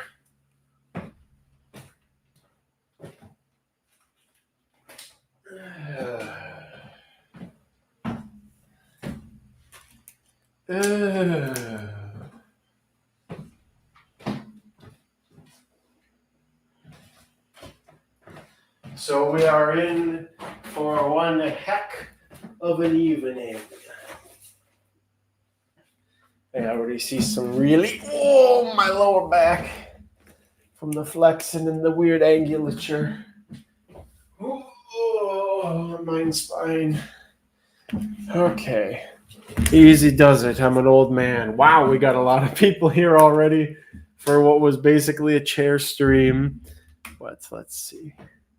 Do I got enough color? Does this appeal to the Zoomers or whatever the generation after them is that's going to take over the planet? Do I have enough appeal, general or otherwise? This is good enough lighting. There's a little bit of maize and blue going on over here. Okay. Get that out of here. All right, what you guys been talking about? Nationwide is on your side. Socrates, I'm looking at the outdated thing. Let me refresh the current one. Somebody say emotional support museum. That's great. Hello, everybody. Who's here? Let's get some likes going on. I guess that was the old stream that was froze. I'm gonna just tell everybody that we're back. Bidding resumes. I said tag everyone.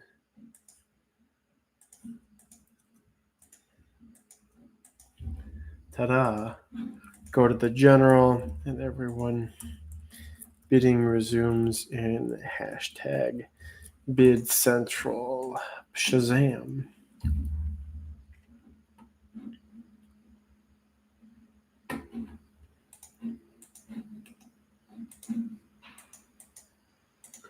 There we go. Bring on the pods, somebody says. Guys, I think I might know what Kyle's favorite color is. I do. It's clearly red. Maybe he's colorblind. Yeah, I wonder what my favorite color is, guys. I have no idea what my favorite color could be. All right. 28 watching. Let's get those numbers up. Get them up. For kicks and giggles, I'm going to just post the link in here also for everybody. Give them all a second. Again, we got 80 isopods to go through. Oh, there's just a stack of them right there. And am I going to feed them? Usually I don't give the isopods peas. That's a bit highbrow for them. Normally the isopods get fish flakes. And if it's like a huge writhing colony like my duckies or Hilaria or a Porcellio levis or something, they'll get dog food or koi pellets until I ran out of the bag that I got on sale the other day. Double Z bidding 20 on the idea of the auction alone. So, okay. Well, let's get started. Let us not wait any longer. Let's get something out here. We got, and I think I can't remember if our if photo gallery bot is online. Is photo gallery? Yeah, photo gallery is online. Okay, what was that? I don't know what that was. Oh, it's a marmy, brown marmorated stink bug. Hey, maybe we'll auction one of those off. One brown marmorated stink bug from Kyle's house. Starting bid $500. Not tonight though. It's Isopod night. That's what it is. I got good centering on this. I don't know. Do you? I like you guys. Got to see this. I sit back further, but I gotta like hunch myself over the keyboard though. It's part of the thing. The keyboard warrior stance. Super question, but what would you rec for an Isopod collab with Chicobolus? Crist armadillidium, armadillo tuberculatus, armadillo, some armadillidiums. Zen monkey's only interested in breeding pairs of stink bugs. All right, let's start off with a group of 60 Isopoda species. Tarragona, starting bid of $1. Isopoda species, Tarragona.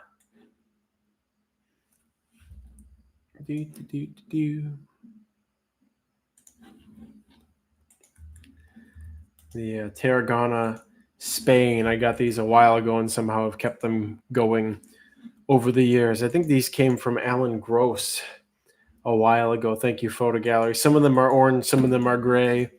Apparently, we haven't identified them. Well, wait, the Photo Gallery, you had a correction or recommendation at one point. Where's my Sharpie?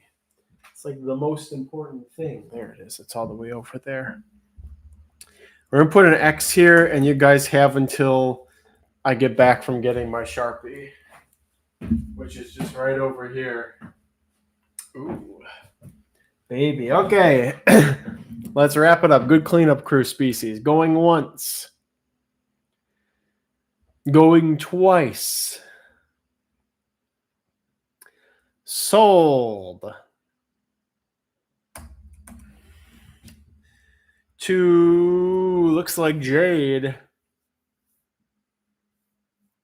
Looky-loos like it could be Jade. To Jade with a winning bid of 10.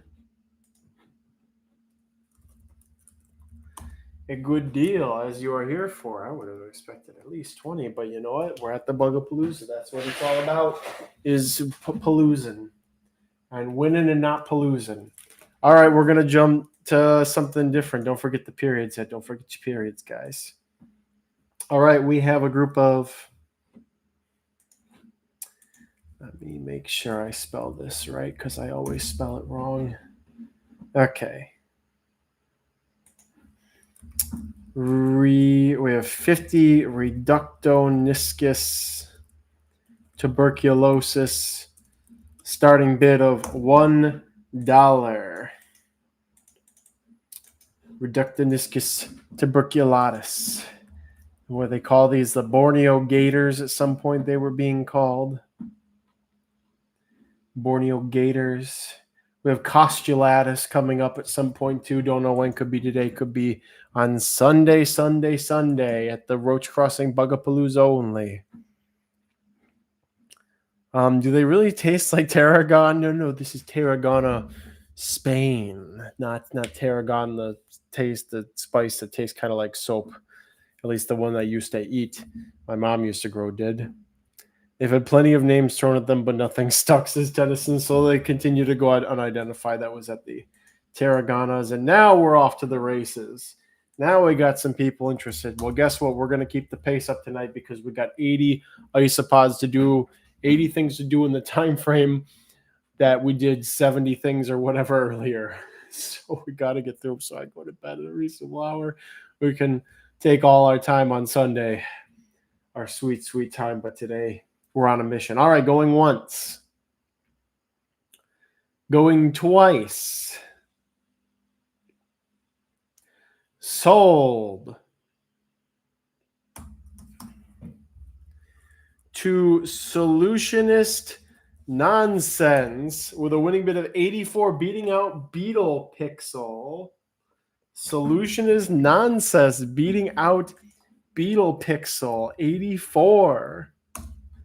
Solutionist, are you a contender in isopods? Are you a rising star this evening, maybe? Okay, let's see. This is the thing I need to write the genus on stuff sometimes, is because sometimes if it's just the species name, there's like 5 different isopods with the same one. Okay, we have Okay, that's what you boys are.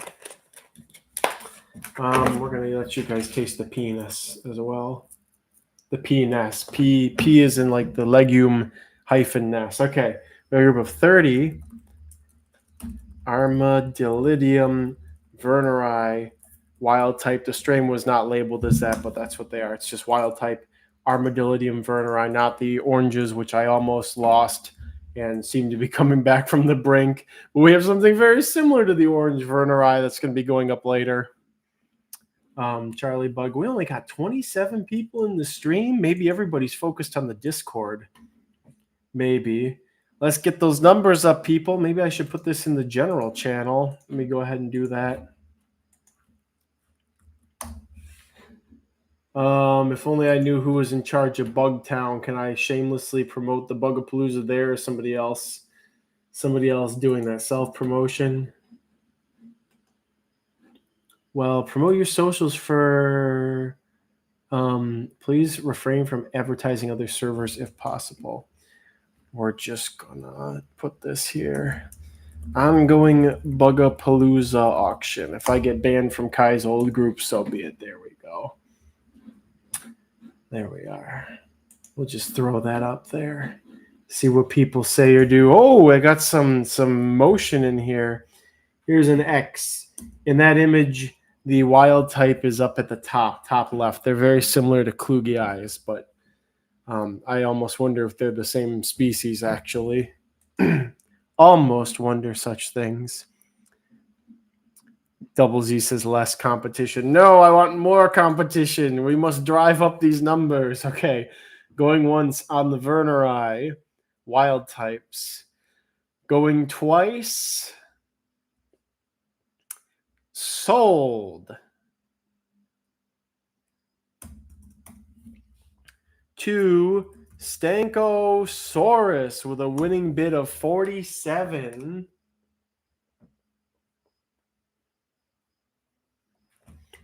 $47, beating out Double Z by $1. The Stanko Panko Manko. Okay, what are we gonna do next? Ooh, here's something I don't think I put up before. It's first time offering. We have Tennyson, a photo gallery with some notes on large verneri, how big they can get. We have, I think, a first time offering. 20 Armadillidium vulgare Oahu, Hawaii, starting bid of $1. Hawaiian Armadillidium vulgare. It's been easier to get them from Hawaii than it has been from Alaska. Any Adinda species coming up? Let me look up what Adinda is. And Isopod.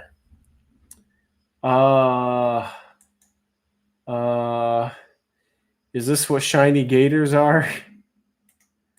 If it is, then we got some of that coming up. You guys got to remember, I'm not really on the cutting edge of these things, except for maybe North American stuff. I'm more of a, once it's gone down the chain of command and other people got their greasy little mitts on it, I get stock from those people. And then once I get it, I try to keep it going for forever by the time everybody else has forgotten about it that wants it again.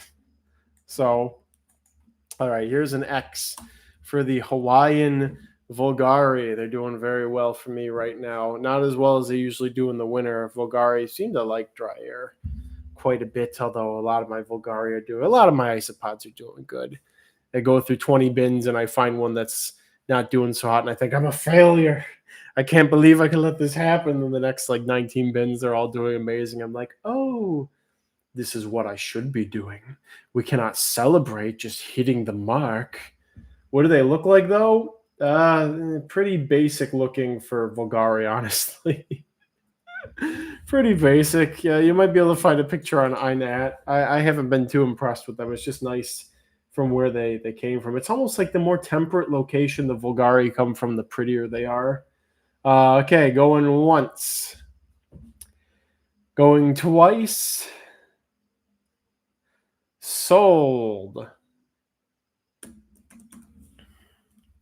To Jojo. The winning bid of 27. To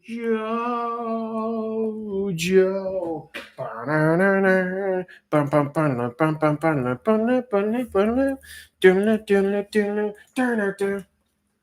Okay, here we go. We've got 30 Armadillidium Klugii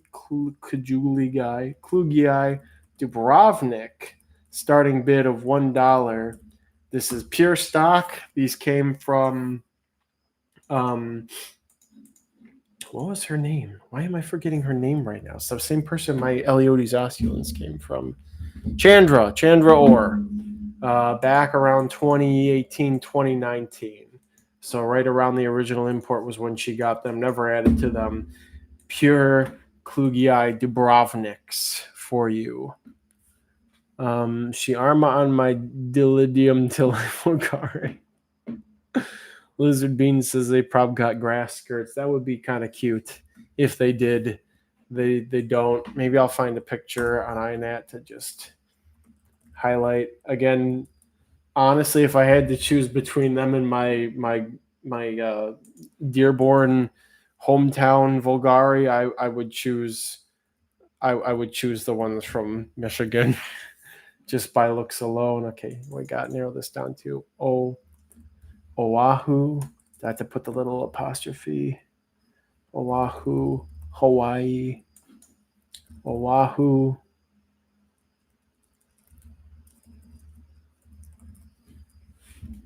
Okay, I don't know how to do a Hawaiian. So I'm just gonna look and see if there's any that resemble this, just for kicks and giggles. Not really. It is ridiculous how you can find Vulgari everywhere on the planet, like temperate to tropical. It's kind of crazy. All right, here's an X for the pure Dubrovniks. This is the largest of the Klugii lines, also the pure Klugii lines, rivaled by Slano in my experience. All right, going once. Going twice. Sold. Reminder to refresh your streams.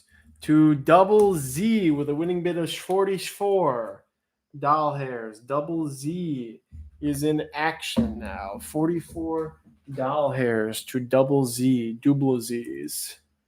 Double Z. Okay. Next up we have, those things are so disgusting, I swear. 15 Dryadillo species Dream. This is the Tyrandal stock. I guess I'll use Tie-Dye Exotics. Stock starting bid $1. Alan believes that there were 2 imports of species Dream, with one producing larger individuals and one producing smaller individuals. I believe this is the larger individual stock, but I don't know. It's just kind of raw speculation. It is rot speculation, everybody. It is what it is. We got 30. We got a picture from Photo Gallery that doesn't really capture the true beauty of the species, but you know what? That's okay, because it's probably royalty free or it's high res, one or the other. That's how it is on this isopod of an Earth. Okay, here's an X for these guys. That Roach girl, don't forget to put periods on your bids or they will be ignored. You must. That's a good picture of Mama with babus, with little bobos going on there. Thank you, Exotic Wilderness. All right, that Roach girl is in the lead. Did I already post an X? I did. All right, going once. Going twice. Sold. To Control R-ring. Bug Boy has a period at the end of the bid. Honestly, that could work if he got it in. But alas, it is to OG Original Gecko with a winning bid of 36. Win of 36. I got again a steal apparently. I'm out of the loop.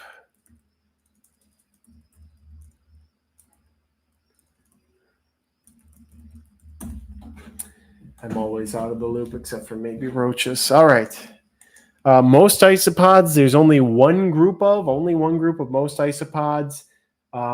Some stuff, there's 2 or 3. Obviously, if I had a lot of something more popular, I'd try to make more groups of it. But just know, in general, if you see it, you want it, try and get it because you don't know if there's going to be more or not. All right. 20 Trichelopus species. Balkan giant, starting bid of $1. Higher moisture species, they do get very large. They get max size seems to be about the same size as a smaller adult Porcellio verneri. Alan says, I have small stock if you want to compare. Yeah, maybe I'll pick that up at some point. Alan says, I expect a lot of the ones circulating in the hobby are either a mix of the two or smalls because large I've seen were much bigger than my current stock and were supposedly difficult to culture, also prettier. I think I had those. I wonder if Brandon Main still has them because there was that mutation that was popping up in the larger stock. So Barnes says, I think next Bugapalooza you should try auctioning them off individually. What do you mean by individually? Do you mean individual isopods? Yeah, that's pretty. They're basically like giant Trichelopus wrath guy. Also, Caucasius will be missing from the auction. When I redid my Splendidus enclosure, I also cut my Caucasius colony apart and sent it off to somebody and only put, I don't know, put like 50 in the bin to recolonize it. So I don't have oodles and oodles of them at the moment, but definitely by the spring auction and maybe during a winter auction I will. Nobody wants the Balkan giant Trichelopus? Really? He isolated that mutation. Brandon Mains, TJ has that morph now. So TJ might have that stop. Are there more Borneo Gators from Health Fitness Adventure? I think there's 1 or 2 more groups of them. I believe. All right, going once. Maybe I'll show off a Balkan giant if there's some big ones in here. Again, the lighting is not very good, but at least they look cute on the paper towel. So they're bringing in pretty big. The biggest ones I saw were about the size of small Porcellio verneri. It's a higher humidity species as well. Seems to do well with millipedes. All right, going once. Going twice. Sold. To, looks like JFL 80, but we're not sure. We're not sure here.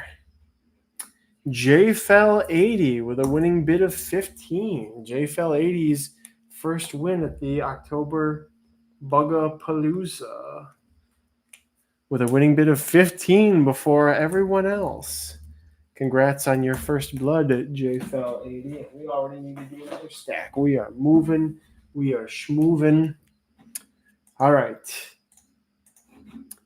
We got a group of 60 Naguris Nanis, starting bid of $1. Previously called New Jersey Mystery. Just a little cleaner feeder, etc. species. We're just getting them out there in case somebody wants them. Get them into somebody's eager hands. Any spiky such as white stripes? Maybe on Austin's list. We got a couple of tuberculose thingies. I'm going to check Austin's list. This is Stella's Spring Boys list, actually. It's over text. So that'll be Sunday stuff, if so, for that kind of thing. All right, here's an X for the Nana. Somebody just get them. Here's 60 of them. You need them. You need a cleanup crew. You need small feeders for something. I don't know. Here you go. Going once. Going twice. Sold. To Diana, winning, by the way, their Spherillo species dream. Thank you, photo gallery. Spherillo, thank you for the correction. I don't know if I'm going to go up and correct it or not, but more timely correction would be appreciated in the future if you can manage. But congrats, Diana, on your first win of the evening. Moving right along. We have 30 Cubaris Murina Borneo starting bid of $1. I can send you updates and stuff after the stream. Thank you. That's cool too. Photo gallery. Just the Borneo Cubaris Murina. We're in a bit of a slump with some of these things. Cryptid Exotic says, Mr. Forbid, where's the Discord? How do I keeping an eye out for nice size spheres and main staples in the Roach hobby? Let me get a link to the Discord. Let me get a link to the Discord. Let me get a link to the Discord. All right, here we go. We'll pin it. Crap. There we go. Okay. Pin the message. Dare I do super chats? Dare I even do super chats today? Thank you, Photo Gallery, for that picture. Really, they're more brown than U.S. stock of Murina. I guess you could say that. There's a lot of mutations coming out of Asian stock of Murina, but I just had them to get them to see what the hullabaloo was all about. They used to be labeled species Borneo, of course. All right, going once, going twice. Sold. To Hawks A1 with a winning bid of 17. Winning bid of 17. Hawks A1. Maybe we'll hit a vein of some higher dollar stuff. Oh, all right, this will work. Okay, here we go. Let's pick the pace up. 15, the pace of bidding, that is. 15 Cubaris species amber. Starting bid of $1 for Cubaris species amber.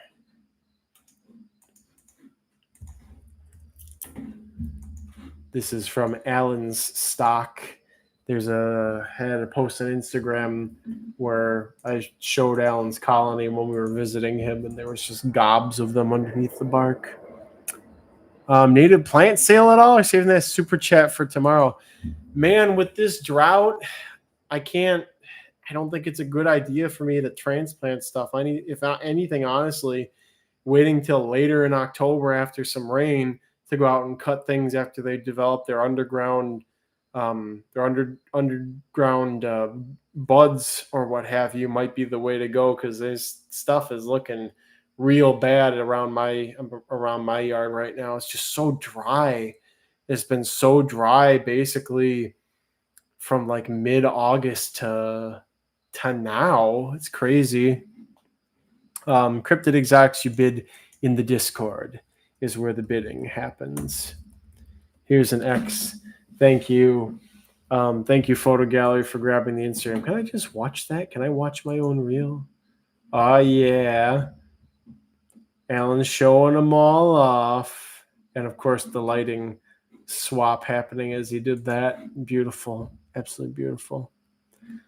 Seeds are looking so-so. Like, a lot of stuff seems to be aborting setting seed from the drought, too. Just an awful late summer, early fall this year, basically, for stuff. Just awful. All right, going once on the species amber. Going twice. Sold.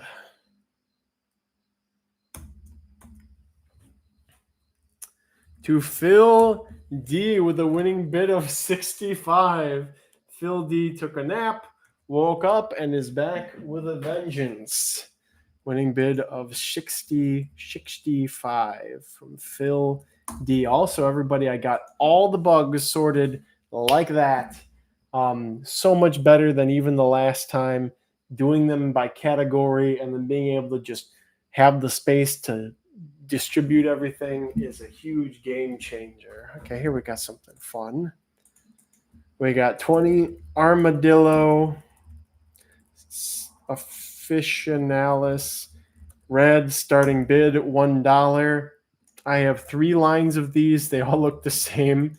I have red, orange, and Orange Crush, and they all look the same, but I refuse to get rid of any of them in case they end up being something different. So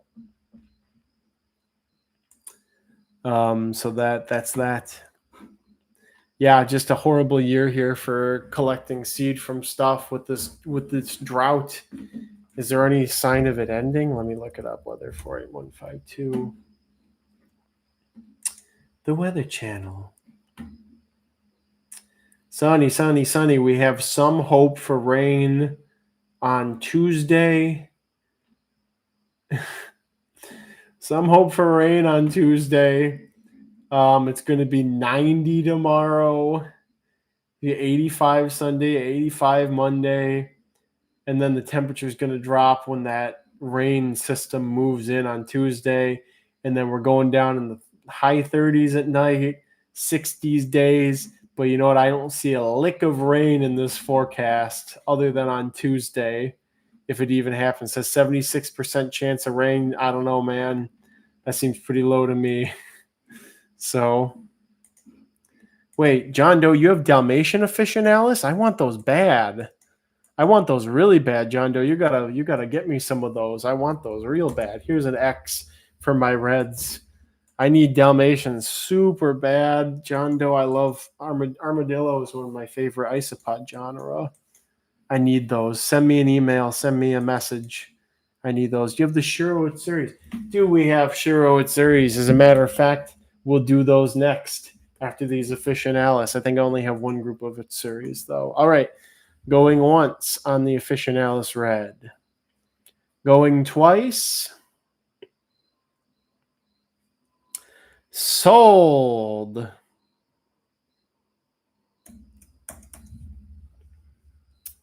To solutionist nonsense with a winning bid of 41 to Soul Non. 41 to solutionist nonsense. Hey, that's pretty good. All right, and as promised, we're going to do, I think these were confirmed to be Nasodillo archangelii. Photo gallery can correct me again if I'm wrong. Nasodillo archangelii, Shiro Utsuri, starting bid $1. There might be another group of these, but I'm not sure. I cannot confirm. Can't recall.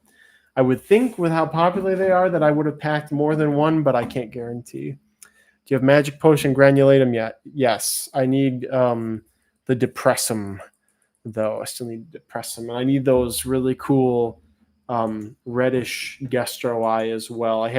We actually have some of the albino Gestroi going up either today or Sunday. So Photo Guy says, you're right, these and Purple Ghosts are true Archangelii. I also have Silver Ghost. Is that the one that might be two different species? Photo Gallery? I think I remember you saying something about that. Here's an X for the Shiros. The Shiro Utsuris. If you want them, there you go. Fight for them. Fight with all your might as the price goes up. All right, going once. Going twice. Sold. To looks like Hawks A1. I'm going to refresh to make sure, though, because it could be D-Great Hyper Carry, who returns from last time, and it looks like it is Hawks A1, getting them with a winning bid of 20. What a good deal, Hawks A1. And do I think you guys need some? You guys need a snack? I'll give you a little bit of pee in here, just a little bit. You understand why I had to feed you with peas? 20. That's pretty crazy. That's, other than the Tarragona, is probably one of the best Isopod deals so far. Okay, 30 Dryadillo species wood grain, starting bid of $1. Now I kind of want to eat those peas. Father, I crave cheddar. It's a mood. I'm gonna eat some peas, guys. I can't help it. They're so tasty. Lizard Bean says, I had my first baby A granulatum magic potion babies. Congratulations. Mine, what did I think I was doing wrong with them? I don't think I was feeding them enough. Kind of been a problem with isopods lately. The one time where I was able to jump ahead and do husbandry every 3 weeks instead of every 4 to 6 was when everything really boomed. And this last time I checked in on them, there sure there's tons of good sized ones, but where the population triangle is looking more top heavy than bottom heavy. And as you all know, we want things as bottom heavy as possible for the most part.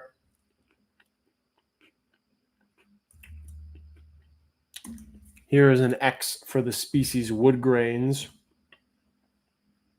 Photo Gallery says, yeah, one stock is from Taiwan and are just mislabeled.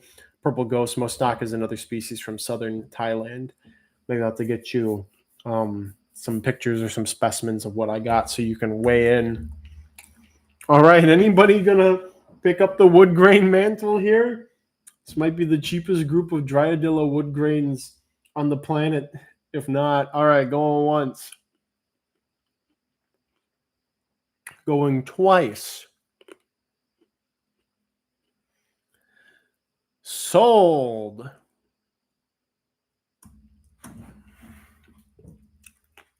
To, looks like Aiden S almost putting in a gigantic, too big of a bid. To Octa King with a winning bid of 26. Octa King getting a heck of a deal here, and also first blood for this auction. I gotta tell you, there's a lot of onesie twosie bug containers on my table right now. It's too early for me to go broke. All right, 30 Porcelio Scaber Orange Dalmatian, starting bid $1, pure U.S. stock, not outcrossed, to make Orange Dalmatians from 2 different lines. This is again pure North American Orange Dalmatians from the same line. Was originally from a colony somebody in New Jersey had isolated for the orange mutation. And then they had Dalmatians pop up and they isolated these from that. Eric Matthews says dry peas. Yeah, they work great for a lot of bugs and they work great for Kyle too. Am I going to give all the isopods a single pea? Should I? Like they ate through their fish flakes. I might actually just do that. Why wouldn't I? I guess we're trying to plan for the best possible outcome, obviously getting these dudes to you guys as healthy and happy as possible so that I don't have to replace stuff painstakingly that has been auctioned off, and obviously also so that the bugs are content and happy. But this is a lot of peas. I'm going to be increasing the pea nests in the immediate vicinity by doing this thing. And that is thus. Whoops, there goes part of my pea. Okay, so we're going to have to get in the habit of giving everybody a pea. Again, everybody's gotten fish flakes already, but it seems like most of them have eaten through those. So to decrease cannibalistic tendencies and keep everybody as fresh, funky fresh, and happy as possible, we're just going to put a couple little peas in there. Just a little bit, a little bit more. Guarantee some happy pods, like, peas in a pod. I thought that was funny. You gotta give that to me. I didn't plan that. I did not plan that. I'm very proud of myself for that one, actually, guys. Unsalted, yes, unsalted. You should eat cooked grasshopper with spices. Somebody's got to keep some money for tomorrow, and then Sunday grain pets. How to culture Kyle. Step 1 pea. And yes, increasing what? Increasing the pea nest. Here's an X. Did I accidentally put the? I put the dudes over here. This is so nice. I don't have to read. I just have to look for red. Yes. Yes. Guys, imagine 1,000-item Bugapalooza, 4 or 5 days, just like bam, bam, bam, bam. Maybe one day. Okay, we're going to go ahead and wrap up the Orange Dalmatians. Going once. Going twice. Sold. 2, could be a couple of people here. Looking like JoJo, though. Looking like JoJo, and it is JoJo with a winning bid of 35. There's a very small list of isopods that JoJo is after, but he will fight to the death for those pods. JoJo at 35. Okay, something different. North American native stuff. We got 100 Mictoniscus Medcovi from the Riverwalk, Tuscaloosa, Alabama, starting bid of $1. I got to check the spelling on Medcovi in a second here. It's probably, I haven't tried them for this because I'm afraid of like mixing up cultures of these by spreading them around too much, but probably a good feeder for harvestmen, I would think. You see how to spell Medcovi. Okay, it's 1F. We're going to just cancel that and put edited spelling. All right. Here's an X for the Mictos. What are they calling these? Small Alabama sowbug, is it? Are they endemic to Alabama? Actually? No, it's kind of a spread, but it's also INAT ID doing that.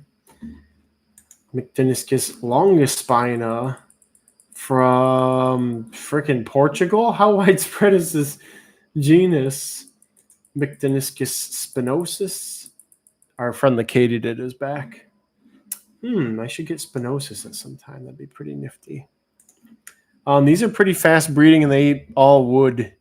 So if only we could clone Kyle. Are you drinking again?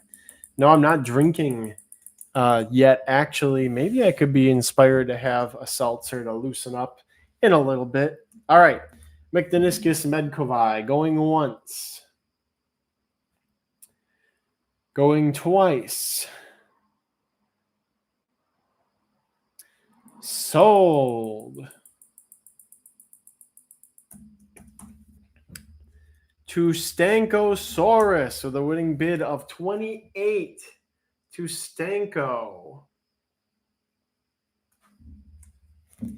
Again, these are wood feeders and probably don't need their wood too well decomposed.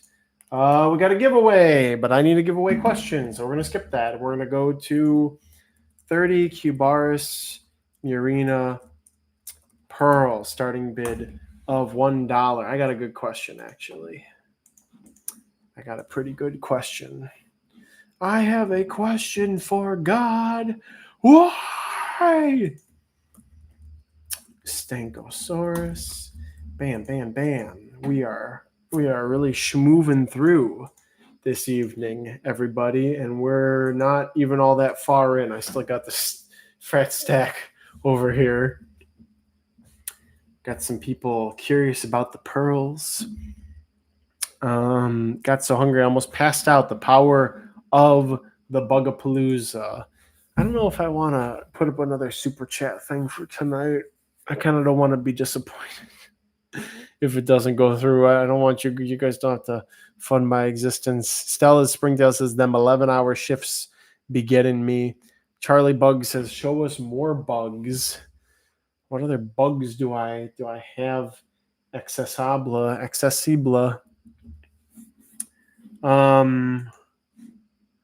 Start another goal. Okay, we're gonna here we go. Okay. We're gonna give you guys 2 hours to fill this one. I'll show a seemingly forbidden bug. All right, the super chat goal is we will celebrate 5 super chats, teal and higher. Again, this is Quixotic expectations. If we reach this, that'll be great. If we don't, whatever. But if we reach the goal, I will share a seemingly forbidden bug. Just bring a Rhino Roach. We'll go wild. Cryptid Exotics asking about assassins. That'll be Sunday. Sunday will be assassins, and we do have a good amount of assassins, actually. Alan says, I have to hop off for a bit. If a problem occurs, contact other mods. I don't even know who my other mods are, so I guess we'll figure that out. All right, here's an X for the Murina Pearl. For the Murina Pearls, which I think are poorly isolated orange Dalmatians or Dalmatians of citrus or papaya or maybe Mamie. I'm going to work on getting straight Dalmatian Murina going, but if anybody knows if just a pure like black spotted Dalmatian Murina exists, please let me know. I would like to get some of those because that's just how I am. So, all right, going once on the Murina Pearl. Going twice. Sold. To looks like King Campy, but we're going to control R because we've got a lot of people competing here. That Roach girl is who shows on my screen after a refresh. I'm going to copy and paste. That Roach girl looks like that Roach girl looks like you are actually the winner, I think, with a winning bid of 30 bones. That Roach girl, your first win isn't even a Roach, it's an Isopod. So kudos on that. And maybe I'll go get a drink. We're going to put up a Sicilian like Angela. We got a Sicilian here, Siciliano going on. 20 Armadillo Officinalis. Sicily, starting bid of $1. And I'm going to go, I don't know if I'm going to get something alcoholic or not, but I'm going to go get something because my throat is a bit dry anyways. So give us those super chats, everybody, to see a seemingly forbidden bug.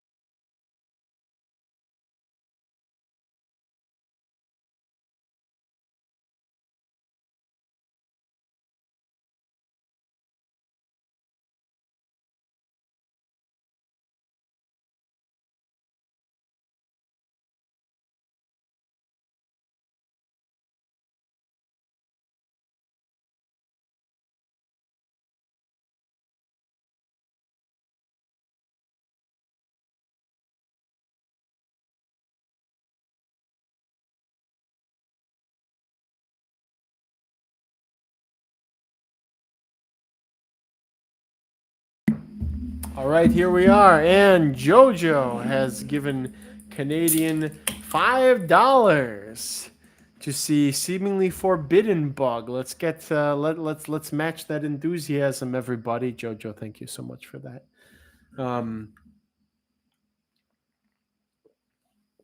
Non-alcoholic. Gotta be certain about that at this moment. Tennyson says they call the refined form mother of pearl. Is the refined form with the pure orange spots? Is that how that is? Charlie says someday I might pick up some Marina. I don't have any somehow, but I have like all the other popular Cubaris. We have a very special Cubaris coming up at some point tonight, actually. Beautiful. I'm looking forward to it. I'll be in and out tomorrow for Roach Day. Marina anemone today. I don't think I packed any anemone. I'm not 100% sure though. Save the intense drinking for grain pets hours. You're right. Here's an X on these squeaking Sicilians. Should anybody want them, I do love armadillo. John Doe, get me those Dalmatians. I love them. I love this species so much. They're so easy. We have a couple other armadillos coming up too. I would love to round out my collection with some more armadillo species. All right, going once on the squeaking Sicilians. Going twice. Sold. To Phil D with a winning bid of 40 for the Sicilians. This is a great night to be an armadillo, let me tell you. This is a great night to be an armadillo and a great auction to be Phil D. All right, I'm going to hit you with some trivia. We got some Isopod related trivia coming up here. And this is a giveaway for 20 Cubaris Murina Glacier. And the question is,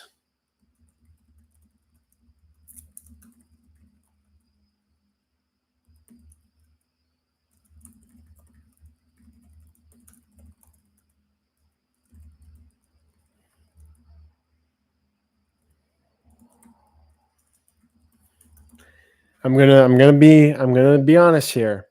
I'm making a bold claim, and I'm about 99% sure of the truth of this claim. 99% sure. If I'm wrong, somebody please correct me. But I'm 99% sure, and the paper trail seems to suggest this. So, the question for the Cubaris Marina Glacier giveaway is: what is the locality of the first stock of Cubaris murina to ever be cultured in captivity? What is the locality of it? Well, I queue up our next thing because we got so much stuff. Guys, I have so many isopods. So many of them aren't on my website. Somebody help me. Florida, Borneo. Aiden's close. I'm looking for more specific. And this also dates people's experience in the isopod hobby. Waffle House. Roscoe, I actually have some Murina from the Waffle House in Key Largo. We got them over the Florida trip. Austin, the Everglades. We're gonna narrow things down a bit. We are getting closer. I would like specific here. There's a specific place. It's the birthplace. You could argue it's the birthplace of the isopod hobby. All right. Narrowing it down to in Florida. So it's somewhere in Florida.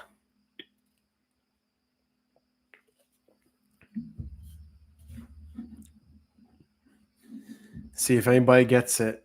I'm going to be messaging you about those Waffle House isopods. If a mutant gets going out of them, we're going to name it like Waffle House Warrior or something. Eric Matthews, you got it. They're from Bahia Honda, Florida.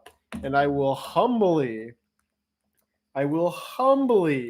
say that I was the first person to collect them and culture them back in 2015 on my second Florida trip. I found, no, it was the first Florida trip. That was in 2013. So I found them first, I think in 2013. No, because Kati was with us. And so it must have been 2015. This is 2015.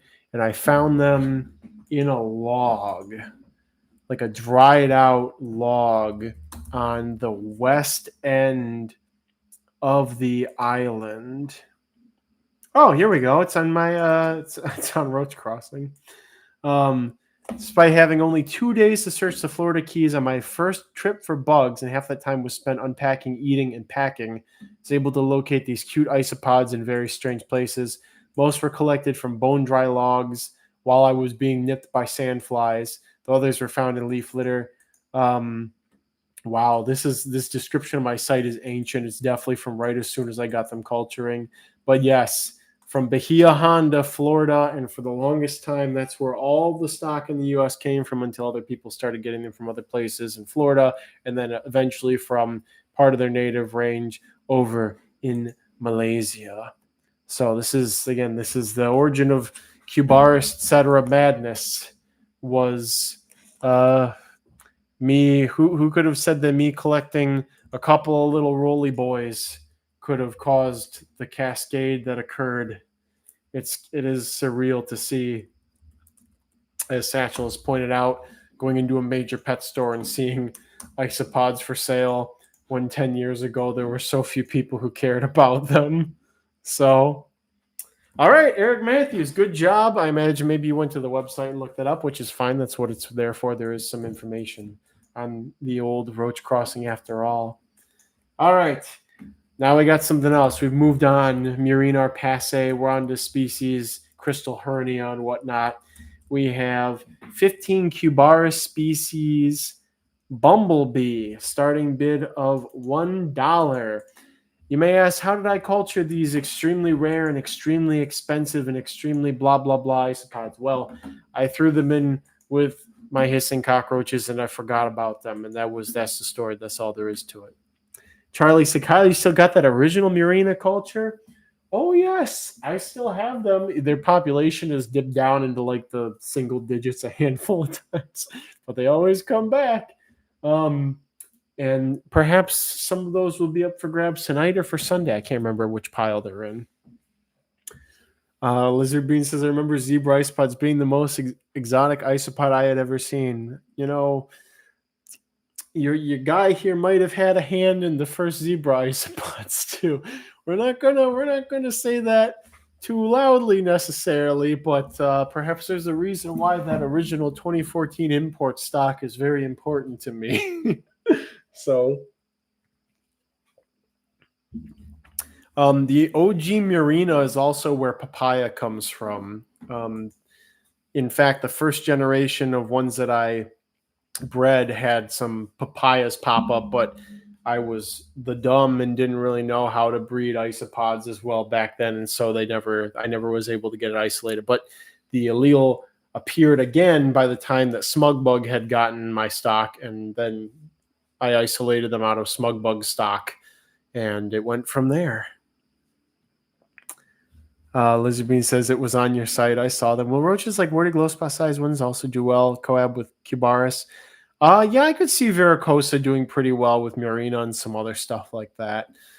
I'm learning one of the worst roaches you can keep other stuff with is Eublaberus. They just dominate. They're very aggressive.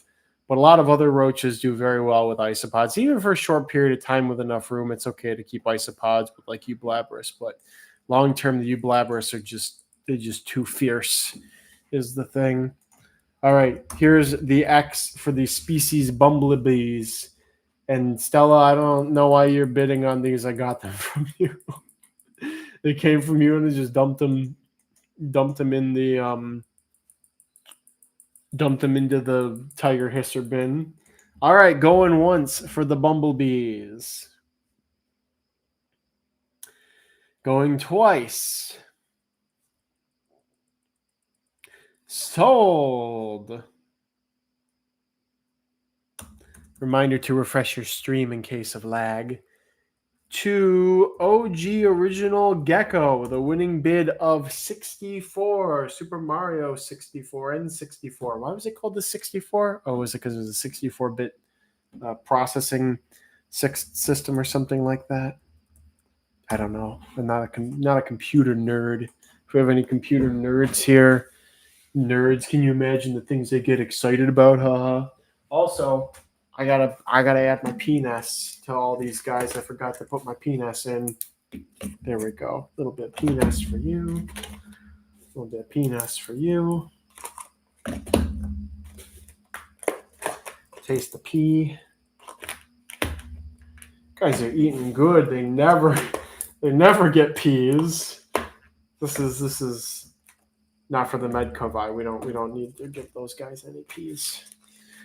This is a rich delicacy to them to be able to eat actual live-ish plant matter.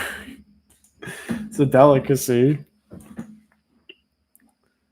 All right, next thing up we have 15 Porcelio Hoff Men's Eggy Eye, starting bid of $1. Just a standard hobby stock. This is just came from Orin 2 or 3 years ago. I think I restarted them and haven't lost them since then.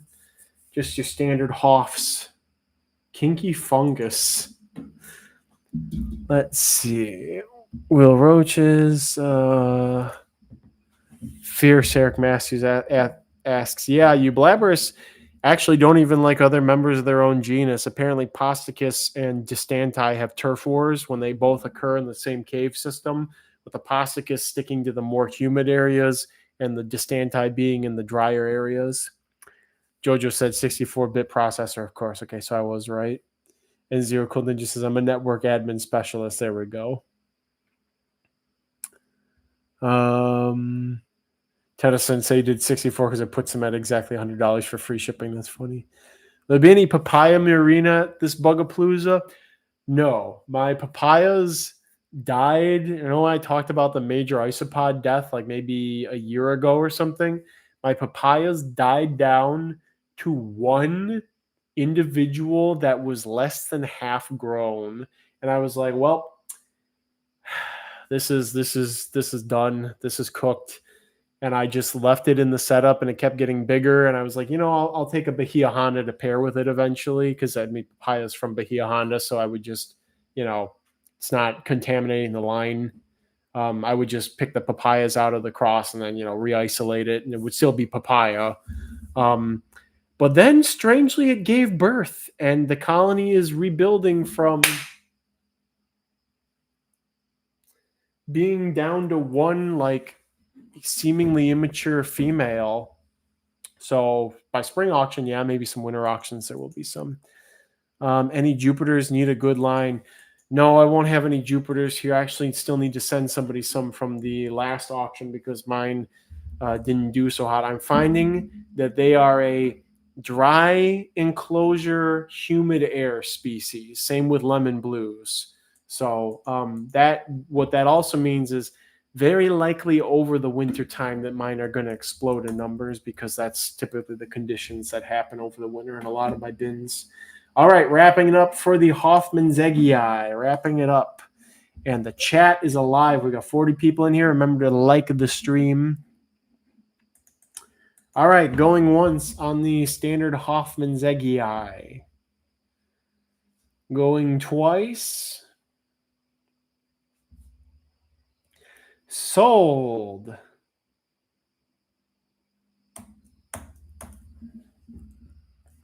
To Beetle Pixel with a winning bid of 42.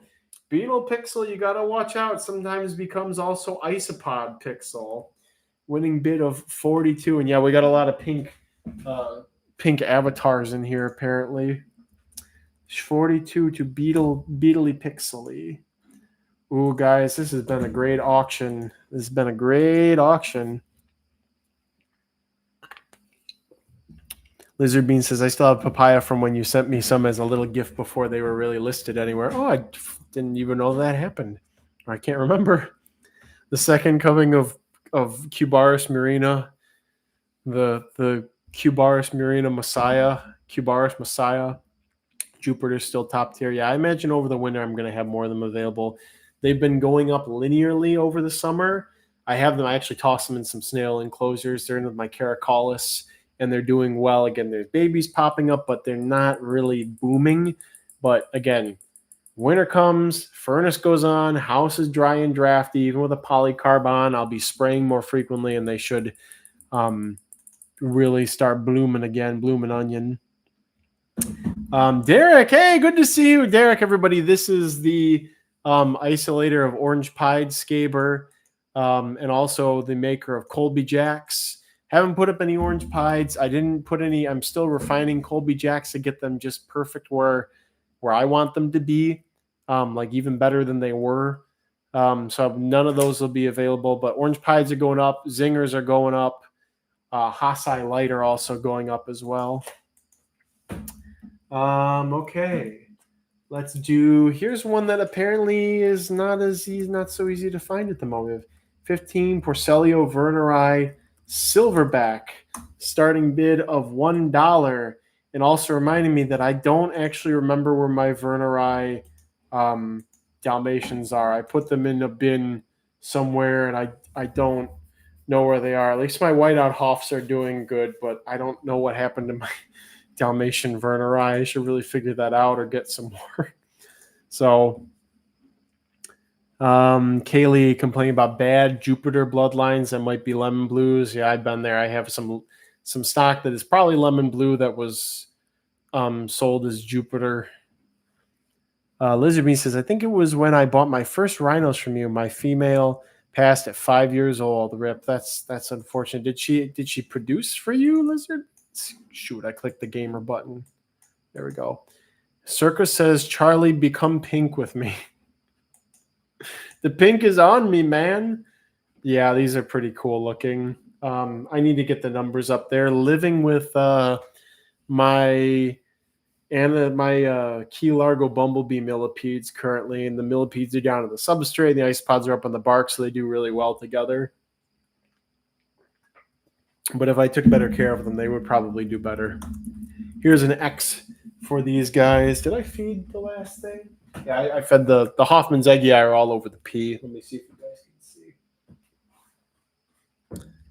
Maybe you guys can see just even the silhouettes of the Hoffman's Eggy Eye up here. You see this little tribunal going on up here. That's the Hoffs on the P nest up there. Just so I thought you all should know and see that. All right, going once on the Verneri Silverback. Going twice. Sold.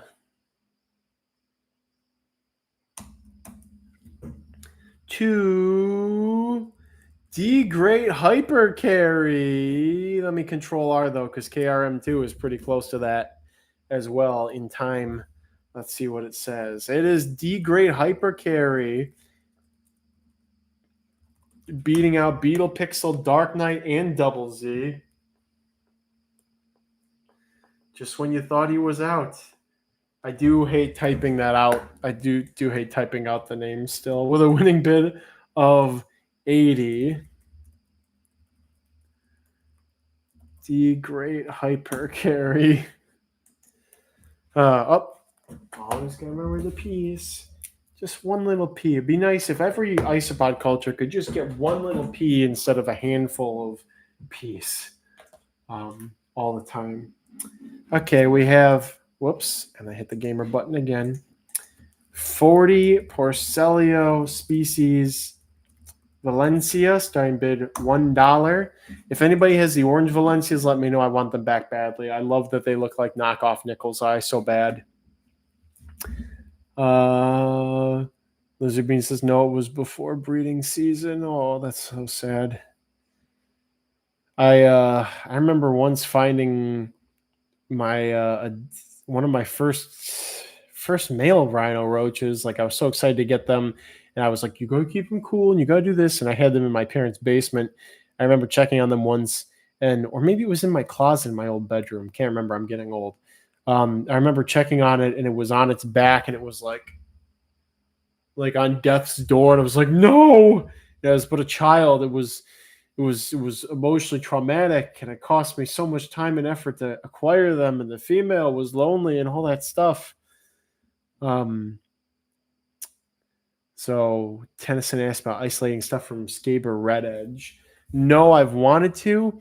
The thing about those orange striped ones, and you figure this out through your experimentation, but I suspect that those are the hets for the solid orange in that culture. So keep that in mind. It will be exciting to see how high orange pied Scaber will go for the first time in auction. Good luck, everyone.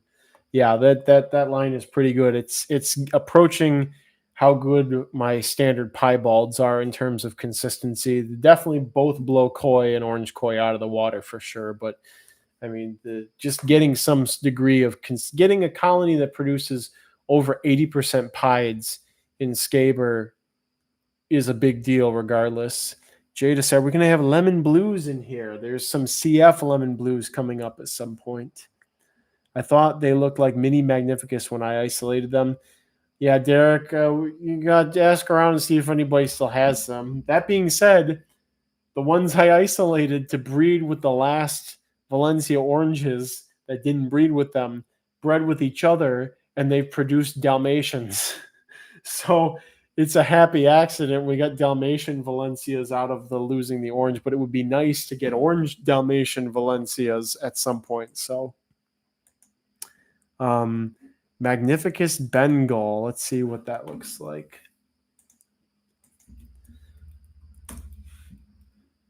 I need pictures because I'm not really finding anything all that good.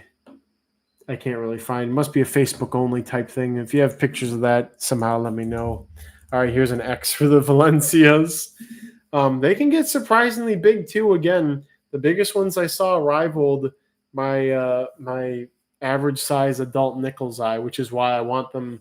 I want the oranges again. I like the idea of having this suite of deceivers. You got your Valencia orange, your Nichols eye, your Magnificus, your Hoffman's Eggy eye orange, and whatnot.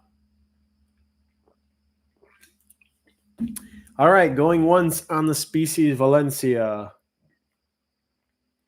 Going twice.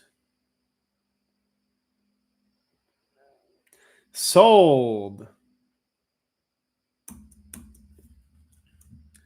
To Jesse with a winning bid of 22. Jesse squeezing in there. And your second win at the Bugapalooza so far, if I'm not mistaken, which I could be. I very well could be mistaken. Yep, second or third win. Congrats. Okay, ooh, here's a fun one. This one, these just got going for me too. 20 Armadillidium Gestroi and what they're calling the T positive T plus albino starting bid of $1. These are very cool. Gestroi is another good one. Good size isopod, easy to take care of, etc. Derek says you just want to mix all the orange giants together in a bin. That would be ridiculous, especially when you had immatures. You probably pick the Magnificus out based on behavior. You could probably confuse them with the Hoffman's Eggy eye too. The Valencia and the species, the Valencia and the Nichols eye would be the hardest to separate, I think, from each other. But yeah, I got it. We got to find them again or hope that they pop up again.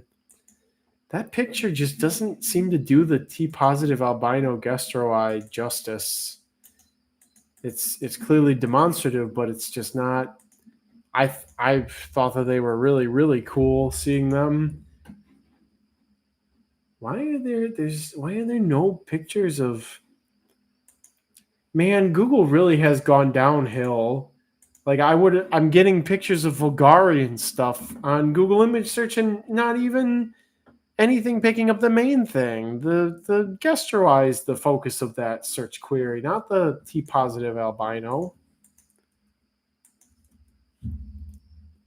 I don't know. This is silly. This is absolute buffoonery, chicanery even. That's the only photo on the internet, Kyle. Are there any big ones in here? They're mostly about a quarter to a fifth grown.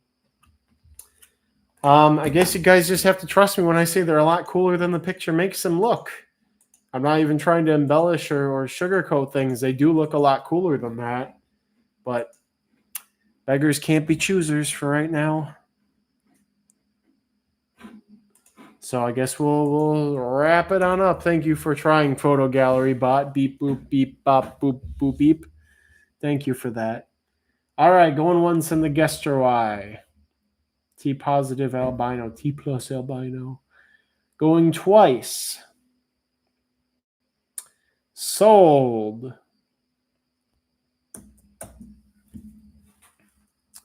To Phil D with a winning bid of 60.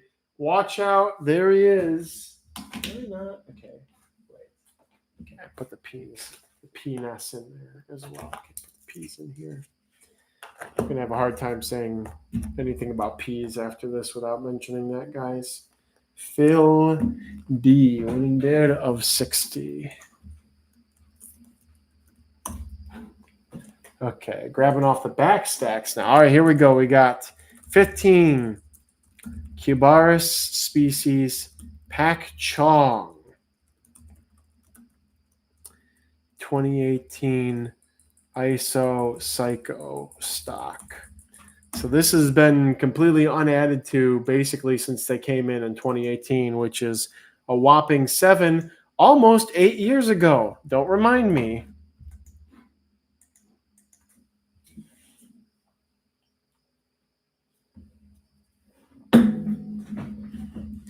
And here we are. They remain unchanged and as cute as ever. I still think they have the color scheme of a Bernese Mountain Dog, and they are adorable for it. Tennyson Kings says, I'm upset I understood what you said. Double Z says, I got some of the Gestra IT albino with the roaches you sent me. Did I send you Paranophita lirata? Because that's where my Gestra albinos are. They're actually living with my Paranophita lirata right now. And I don't really have too much of a motivation to get them out of there, honestly. They're doing pretty well. Everybody's doing pretty well together. So what are we going to do next? Oh, we can do these guys. I got more of these guys to spare. Lots of isopods. There's a wealth of species of isopods, and you guys can get them all for good, non-gougy prices, unless somebody tries to price gouge you by outbidding you, but that's not my problem. That's actually my benefit. So, okay, here's an X for the Pak Chongs as I offer them green pea. Here you go, little buddies. There you go, little dudes, little Bernese Mountain Dogs. All right, going once. Going twice. Sold.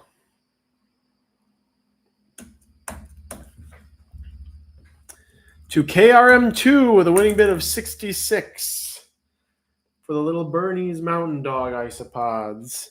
Kibara species Pak Chong. KRM2, your first win at the Bugapalooza. Good going. Good on you.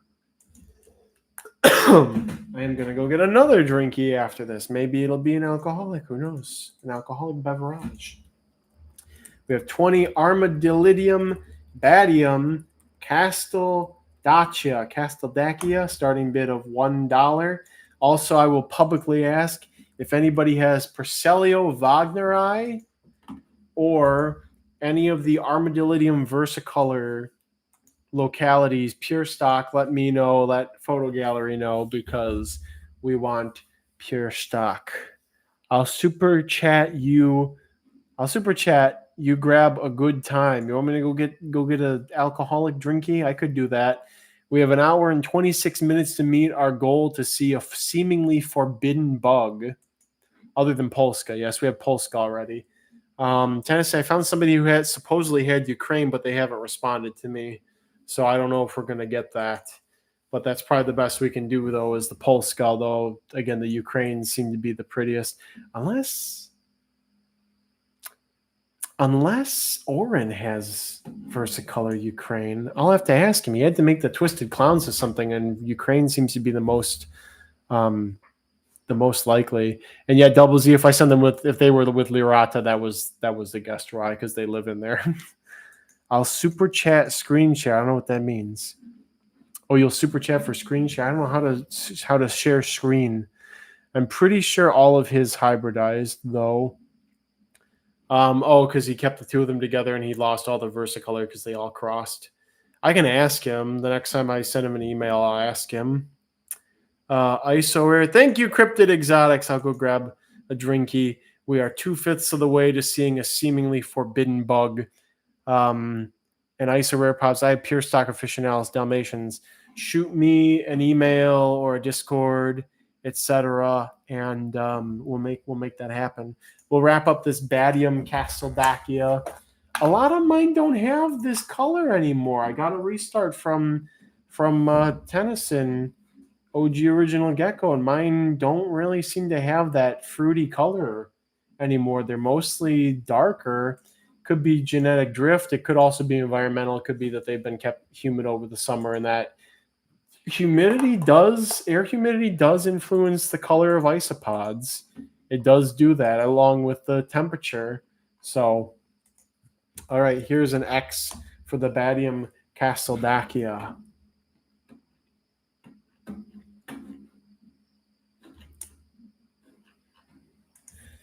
Going once. Going twice. Sold.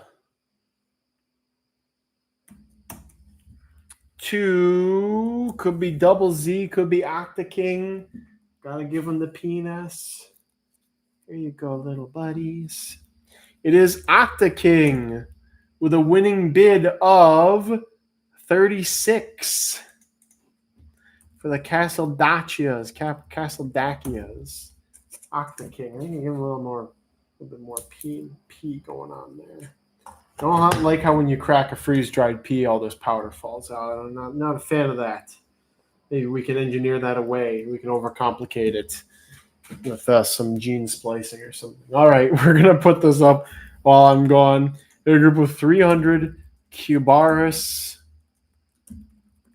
Murina citrus starting bid $1. This was isolated from stock in Florida. And we got 2 more super chats. We got from Stella Springtails. Art NTLR, unarguably the worst isopods. Preach, preach. Diana says Bugapalooza 2025. Hurrah! Thank you guys for this huge turn. I gotta like all those. 1 more, and we can see seemingly forbidden bug, and I bet we're gonna hit that. I bet we will hit that. So, all right. While these mirroring up, I'm gonna go grab some a drinky.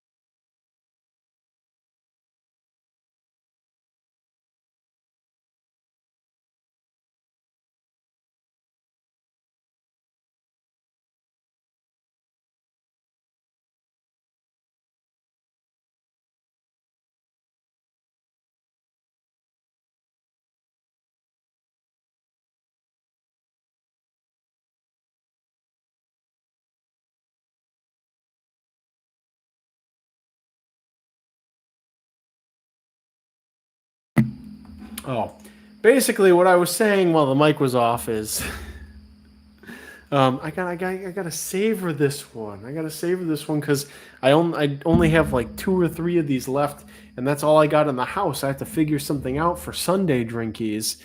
Well, I gotta get out of the house and get something. I can't hear now. Can chug. I will. You know what? I'll enjoy this one, and after this one, I'll get one of the spicy ones, and I can probably chug that once we get through this. Once we get through this one, let me enjoy a moment of peace. Just one little piece.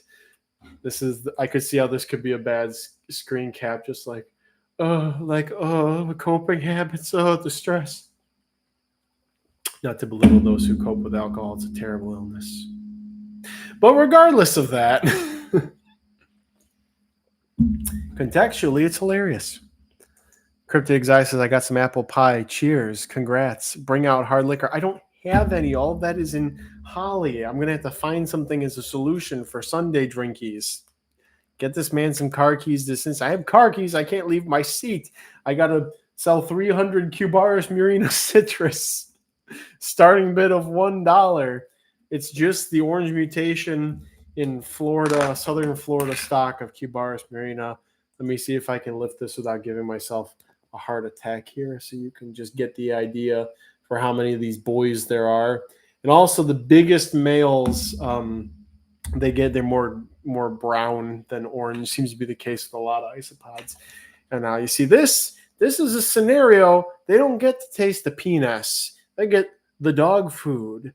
Oh, Carthago Delinda Est.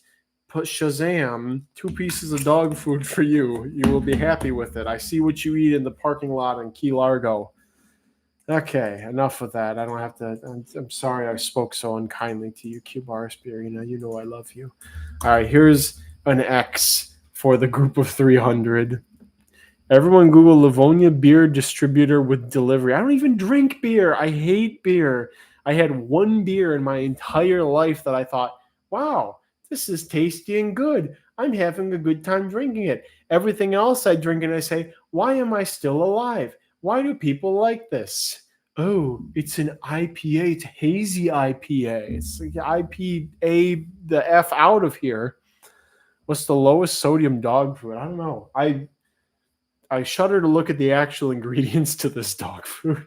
It's probably scooped up road kills and all that stuff. Charlie Bugs, Peach Nazatum's dropping huge broods. All right, going once on the Murina Citrus. Going twice. Sold. And they are going home with, looks like D-grade hypercarrier double Z. I'm control R-ing to see. It's a lot of Q-Bar Aspirina, guys. It's going home with D-grade hypercarry. I refresh and it's showing D-grade hypercarry as our winner. Actually, D-grade hypercarry, and I have to go with what it shows on my screen. Them's the rules. Unfortunately, I can already feel my ability to form coherent thoughts and run this auction slipping away like so many leaves, so many dead leaves in the autumn wind. Who won what for what again? 55, D-grade hypercarry. That's right, 55. All right.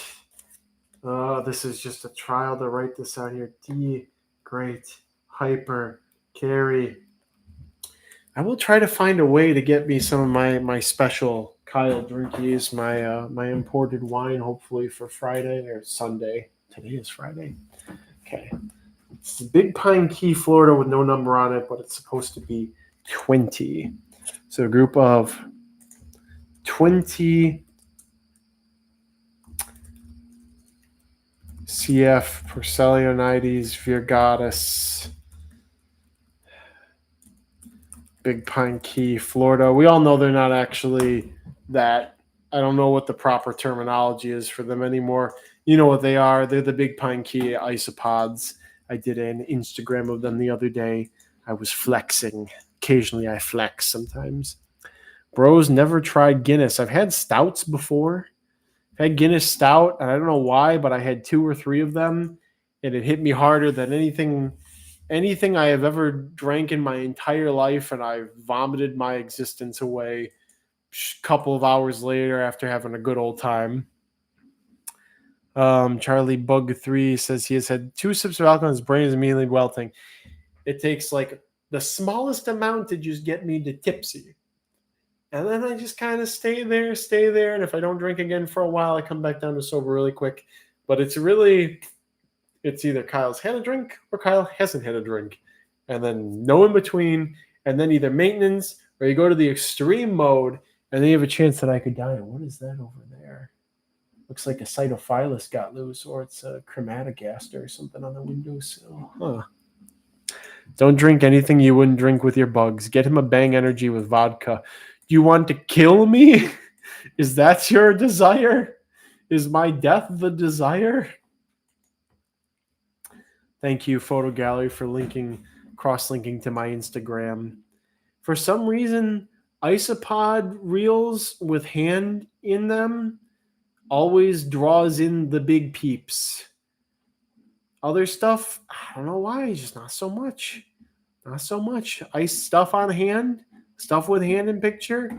You got instant gold. It could also be the hashtags. I don't know. Not like it's overly important. So, all right, here's an X for the Big Pine Keys. Let's get them up and get them going. Big Pine Keys, taste my peas. There we go. Oh, yeah. Flipping scraps. There we have it. We also have to show Bug. We'll put something kind of special up, and then I'll go grab the Bug while that's up in a second here.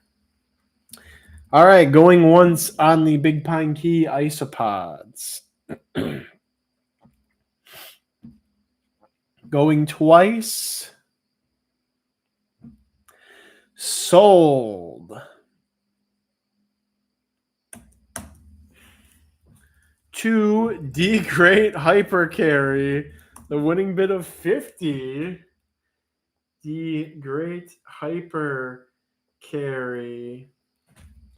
Where do you come from? You come out of you're like an isopod. You come out of the woodwork for the isopods. And sometimes you do this. You're the master of the middle realm of isopod biddings. Okie dokie. We got 12. My colony is not doing the best in mint. Otherwise, I would have more. It's another one that tends to do better in winter. 12. Porcella expansus white. Allen's special sauce stock. This is from Allen's private reserve. Allen's private collection. And I'll go get the seemingly forbidden bug. Half the time when you post a winner in all camps, it looks like a keyboard smash. To be fair, it basically is that. Okay. Here we go. I'll go get seemingly forbidden bugs.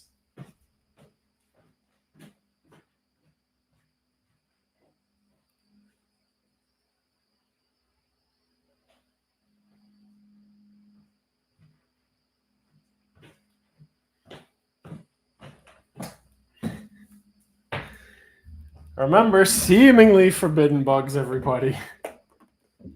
So here we have, it's going to be my little project over the winter time. We have these, which are double not forbidden bugs. They could be perceived as forbidden bugs on 2 levels, because for one, they resemble the big boys, he who must not be named on the Discord server lest ye receive an instant ban, and the federal boys as well, the federally protected boys. But these are neither. These are Ortholycus floridanus, which is the banded tree snail. So Ortholycus rhesus is the Keys tree snail, which is the super protected one that occurs on like one island, and somewhere else they were moved to or introduced. And then was it Liguus something, Floridana maybe, which is the other state level protected one.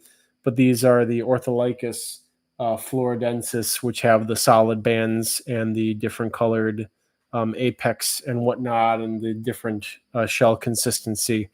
So these are the seemingly forbidden boys. Get them in some agricultural crops. Yeah,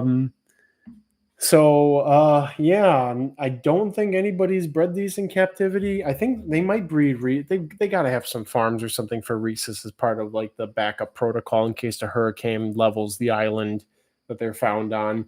But it seems like casual tree snail enthusiasts haven't had much luck with Ortholycus floridanus.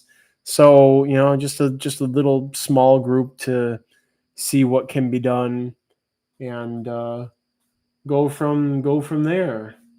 They at first it was like, oh no, they only tree lichens and stuff like that and whatnot. But I'm realizing that they just kind of suck at eating. The way their mouth is, they seem to only be able to eat off of like flattish or nearly flat surfaces. So I started working some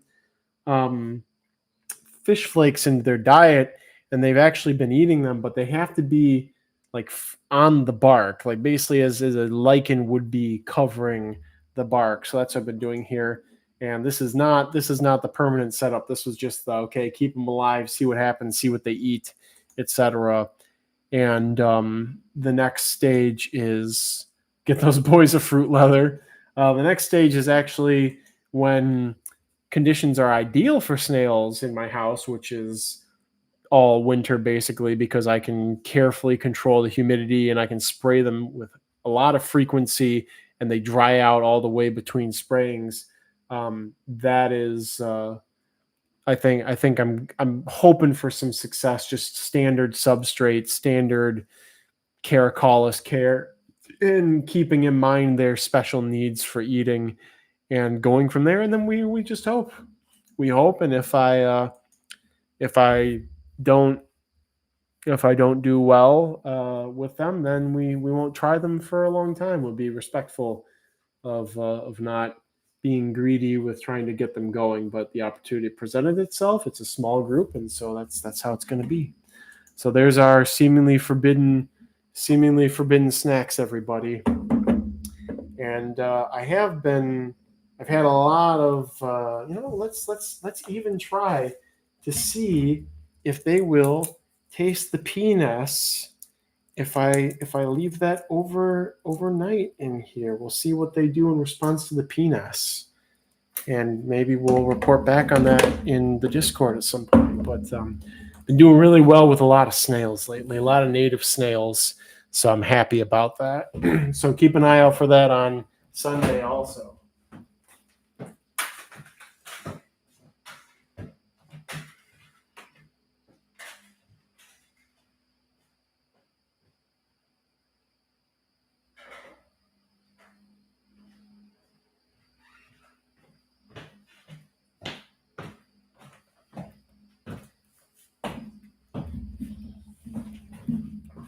All right.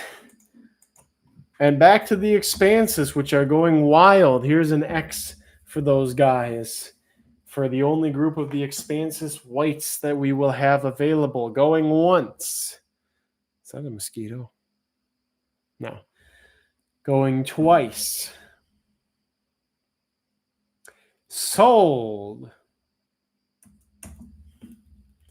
To Double Z with a winning bid of 86. To Double Z. Winning bid of 86.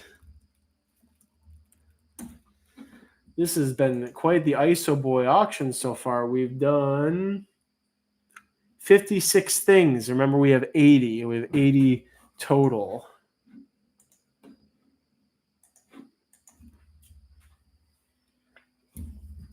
All right, Dublize. Almost forgot to put the pay in.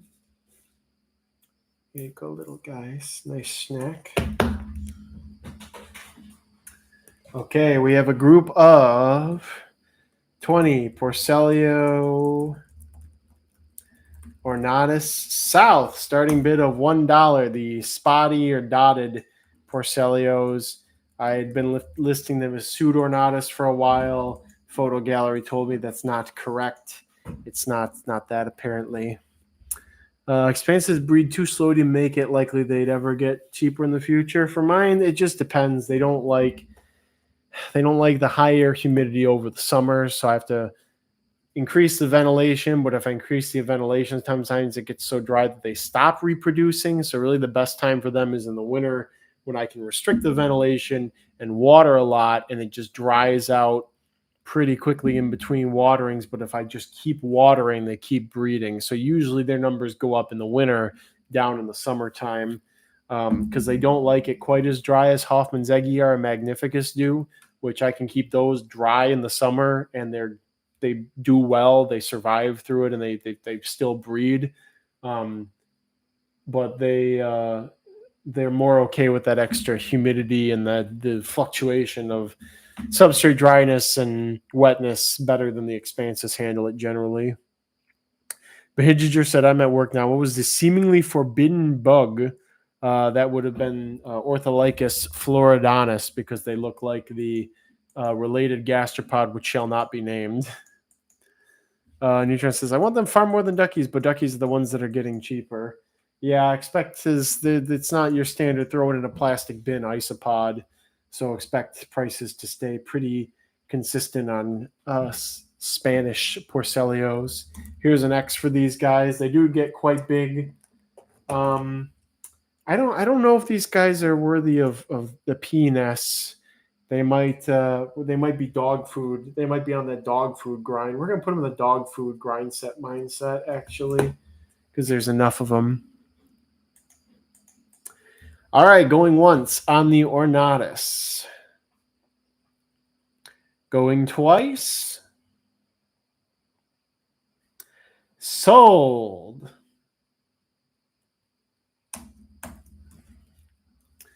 To 8 spiders a year. Spider a years. 8 spiders. We're going to put you down as 8 spiders. Winning bid of 22. 8 spiders a year. 8 spiders.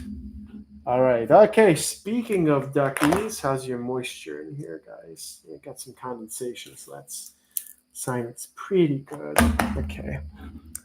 We have a group of 12 Cubaris species white ducky. Starting bid of $1 for white duckies. Doing pretty well for me right now. Higher humidity species, it seems. No bug. Kyle gets mollusks and bugs confused. I'm so disappointed. Have I gone on the what makes a bug rant yet? I have to have at some point in the 4 years I've been doing these live streams. I'm sure I was like a bug. You kind of know what a bug is. You wouldn't call a snake a bug. You would call a snail a bug. You could call a crayfish a bug. It's basically, you can kind of draw the line. It's basically ecdysozoa. The entire category of ecdysozoa is basically bugs. Is how I see it. But wait, but snails are like Lophotrochozoa. No, they're not. They're something else. Let me look up the tree here. So we have a split. We have a split between the like chordate, echinoderm, and hemichordate lineages, and then there's everything else. Oh, there's cnidarians and peripherans, but other than that, there's a schism between like echinoderms, hemichordates, and chordates, and then everything else is that other thing off the tree there. Protostomes. Here we go. All right, we figured it out. We've figured it out. Bugs are anything in protostomia. It's protostomes. So bug is basically a synonym of slang, colloquial, vernacular, vulgate term for protostomes is how we boil that down, basically. Words of meanings, Kyle. It's easier to say a bug than to say a protostome. There's more syllables involved. So it's not even invertebrates because, technically like sea cucumbers and starfish and whatnot would not be bugs. And I don't really see them as bugs either. That's the other thing. Follow that path too far and you'll be like Clint Laidlaw claiming that we're not. Listen, whales are tetrapods. We draw the line at we draw the line at the lobe-finned fishes, basically. That's the thing. So was it Sarcopterygii or whatever? So I feel like saying an octopus is a bug feels like a stretch. Again, if we're really trying to put boxes around things, protostomes are bugs. If we absolutely must. I would construe isopod to bug if I had. I would defend that in court. I have a sound argument. If I say bug is a vernacular term for protostomes, you're there. You're not going to say protostomes or protostomata all the time. You just say bug. And how many times are you going to encounter a starfish or a oh, he's Manman. Hey, little Manman. Guys, she caught a freaking flying squirrel. Are you serious? Are you serious? Well, it is beyond my or God's help at the moment with its current state, but this deserves a picture.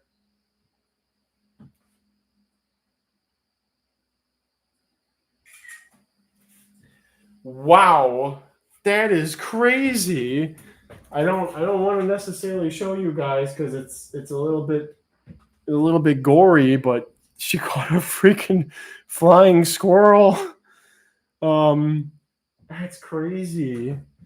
So I do have indoor outdoor cats for pest control in the garden because with chipmunks and being in a somewhat suburban area, even if it masquerades as being rural here, we do have rats and whatnot. But the cats have made a gigantic difference in keeping rats and chipmunks away from my garden and other things. So this is one of those times where a native mammal, native fast breeding mammal is going to take one for the team. So, but geez, that's crazy, crazy. Kyle eats well tonight. You always post it with spoiler tag. I can put it in. I'll put the picture in Discord again. The lighting is kind of crappy in here, but I got enough of it so you can see the generalized shape of this flying squirrel. Now, I have done this before. If it were salvageable, I would rescue it and she would let me do that. I would just lock her in the room and let it out in like the front yard so it could crawl up a tree, but it was the neck had clearly been broken and there was just the twitching and whatnot. So I have released things that she's brought fresh to me. Like sometimes she'll bring baby wild rabbits and release. She can eat all the chipmunks she wants, so all the rats and chipmunks that she wants. So, but that's crazy. 50 for the flying squirrel. Okay, we gotta wrap up the bidding here after that stunning excitement. Okay, going once on the white duckies. She's going twice. Sold.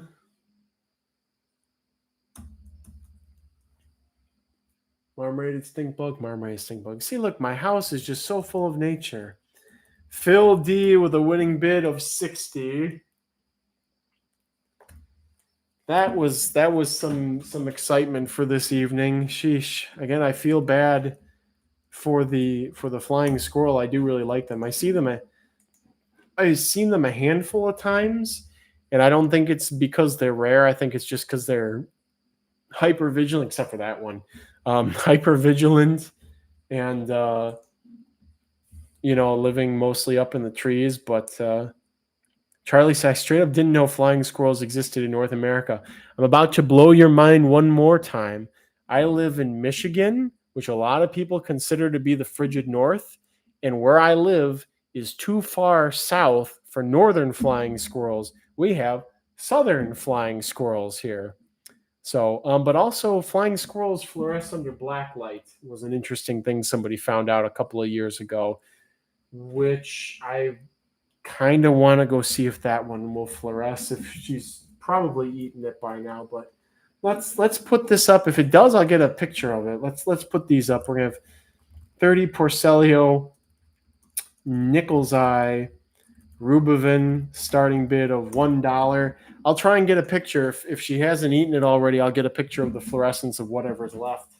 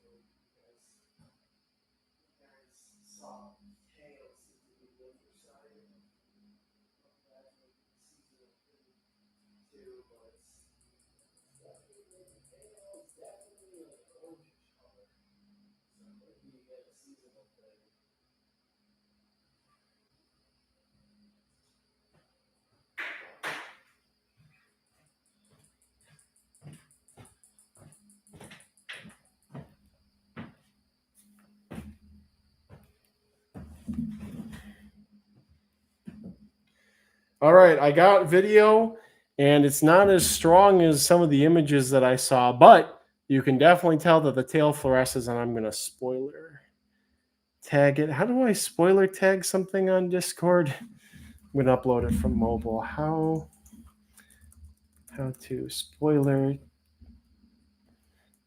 video on Discord mobile. All right, perfect. Exactly what I need. Select your files, tap the video, and select the mark as spoiler option. Mark as spoiler. Okay.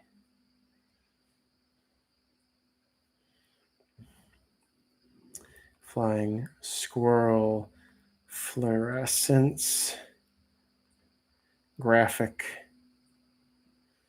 And that did not spoiler it at all. Let's see. Oh, it is spoiler. Perfect. All right, I put it in general, everybody, so you can see. She had only eaten the head off of it. Fortunately, I guess. So you can see it. I just put it in the general in Discord if you'd like to see in real time the fluorescence of a southern flying squirrel, if you would like to.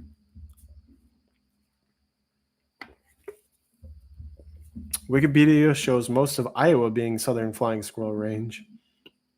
Iowa feels like it has such boring wildlife compared to Michigan, bro. What? So there you go. You can hear my voice too. But the underside, especially of the tail, definitely fluoresces, and I'll find that picture also. Fluorescent flying squirrel. This person must have been using a pretty powerful blacklight for these photos here, or maybe they had very high exposure on the camera. Seems to be the thing. But you can definitely tell the tail is very strongly fluorescent. So again, it's not quite as extreme as you can see in these images, but it's definitely there. So that's pretty cool. And of course, we couldn't see if the ears were fluorescent because they are already gone. So, but we all learned something tonight. Maybe cats can catch flying squirrels. Some of us learned flying squirrels can fluoresce. I learned that Mon can catch flying squirrels. We're learning all kinds of things. So, all right, wrapping up the Rubivin bidding, going once, going twice. Sold.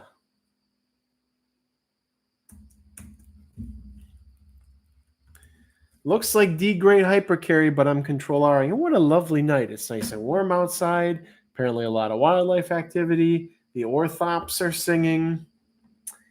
And the winner is D grade hypercarry. I hate typing that out so much. But I've committed to writing the whole thing. Maybe in the future I will abbreviate to DGHC with a winning. No? Somebody said no, it's me, bro. Oh, it's KRM2 with 56. Never mind. KRM2, 56. Sorry. Blame it on the alcohol, perhaps, or the sudden kick of adrenaline from the cat, the gato coming in. Winning big of 56, KRM2. And that's the way it was. We're getting tired here, guys. Snowy Fox Girl says, I have sugar rats. They are great. Sugar gliders. My friend had one and he let it out in his room and it would like get into his candy and stuff like that and got obese. Those are really something. Like a lot of people were into sugar gliders and then they just kind of went their way. I haven't seen them at expos in a while, or maybe I'm blind to them. That could be it too. They seem kind of cool. To be fair, I did have those African dormice for a while, and also did not stick around long enough for them to have babies. I gave them to a friend, and apparently he has a big colony going now, which makes me a little like, oh, if only I just waited a little bit longer. But oh well, that's life. Don't have time for everything. Got the Fresno Fiends and Holly to be worried about, tons of isopods, and of course, all of you guys, I need to get cool bugs too. That's a priority. All right, Porcello Scaber, Orange Pie, starting bid $1. Derek, if you're there, now's your time to shine. On explaining your line, Derek. Oops. Derek Niehouse's excellent orange piebald line. Much better and consistent than orange koi. Let's see if I may find some of these. Guys, did I give peas to the Rubivins? No, I didn't. We've been so wrapped up in the flying squirrel hullabaloo, I almost didn't apply the penis. All right, let's see if we can show off some of these guys. If they're willing. Oh, look at this one. Here's a very good quality one right there. Look at that consistency. Look at that coverage. Oh, isn't it beautiful? And a lot of them are like that, unlike what you see in orange koi. And some of it's temperature, some of it is moisture related. Trying to see, all the other ones are on the mycelium at the bottom. So, but you got a pretty good idea for the consistency of these guys. Derek worked very hard to get these isolated as well. Here is an X for those, but all of, okay. Maybe is that Darren's picture, maybe? Or maybe sent some to Russ at Aquarimax. Aiden says, I saw a booth with a ton of cool sugar gliders. I guess maybe my eyes glaze over. That might be why. That might be why. Zen Monkey says, still pretty impressive about the fluorescing flying squirrels. Hey, my dad's here. He says, we have black squirrels in Dearborn, Michigan. Bahijajur says, like the stream if you haven't yet. Isopod humans. In Verbiage, you see blind snakes. One of my buddies wants some. I remember you having them at one point. No, I try feeding them Kenyan roaches. I try feeding them dwarf whites. The only thing I could ever get them to consistently eat was, oh, there's a loose orange pie. We want you to go back to your friends. Only thing they would consistently eat was termites, and I don't have a big enough termite colony for that, and it's just wasn't worth it unless you can find something that breeds fast enough to give them. Here's an X for the orange pies. Not orange pies. They're called orange pie. From what my text with Darren there. All right, going once. Going twice. Sold. To JoJo with a winning bid of 36. JoJo. Copy paste. Copy pasta. I got some beautiful pictures up here as well of them. Thank you. It's like more pictures of these than half the other isopods we had. Winning bid 36. JoJo. Maybe we would pick up the pace a little bit. Okay, here's another JoJo special. We've got 25 Porcello Hasai light, starting bid of $1. These were almost lost until I cobbled some together. I killed my colony foolishly, and now they're back and going at it, and they are very unique, and I love them. People saying hi to my dad. Tennyson said, photo from one of Russ's videos. Okay, so he got some from Derek, perhaps.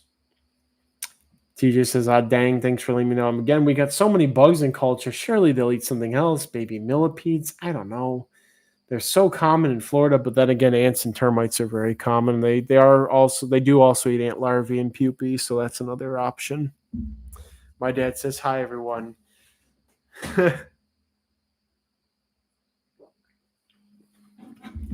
That's beautiful. Specialists be specializing. We call it a specialist, but ants are all over in Florida every time of the year, every season in rapid abundance. So is it really that special if your food is everywhere? It's like saying you're a specialist if you eat grass. All right, going once on the Hasai lights. Going twice. Sold. to that Roach girl with a winning bid of 35. To that Roach girl. It's like that 70s show, but it's that Roach girl. Winning bid of 35. Okay. Pacing. We got to get through all this before nighttime. All right. We got 20. First for me. I think first time offering 20 Isopoda species. Capira, starting bid $1. This was in my acquire random isopods or bust arc. And that I did. I did acquire them. Are there even any pictures of these? Cattle or grass specialist. If you eat only grass, then it'd be. No wonder anteaters have evolved so many times. Shocked and appalled at the ant slander in this sacred space. Slanter, as they may say. One may be inclined to say such a thing. You know, I have to say, the brown isopods are growing on me. I don't know. There's something about all these like underappreciated dudes all over the place. The same with brown snakes. Something about them is just, it's starting to grow on me. Like one of my favorite snakes is my dusty hognose. Just a brown snake with some markings and patterns. It's like, I see this. I see you. You're hard to see. And that's what I see. And that's what I like thee. And that's how it goes. And I like my dusty hog noses. And I can't wait to make my female as large and engorged and pregnant as possible and have lots of babies that I will bemoan trying to get them to eat. So mammals have evolved to be ant-eating specialists at least 12 times, and good on them for cleaning up nature's trash. Hilarious. Ants brought us the wonderful world of Myrmecophyte. Yeah, what about the termitophytes, huh? What about the just as abundant termitophytes, huh? One time I looked up things that eat ants as pest control, hoping for like a wasp or something. One list included humans. I'm not eating ants for pest control. Just release 1,000 blind snakes. 1,000 blind snakes. All right, here's an X for the species Capira. And honestly, with one of the most charismatic pictures of a camouflage-looking isopod I've ever seen, I don't think we can do better than that. We've peaked. All right, going once for the Capiras. Capira, however it's pronounced. Going twice. Sold. We haven't even reached peak brown isopod yet. We're going to hit that eventually. I got what I consider to be peak brown isopod coming up here at some point. Jade with a winning bid of 25.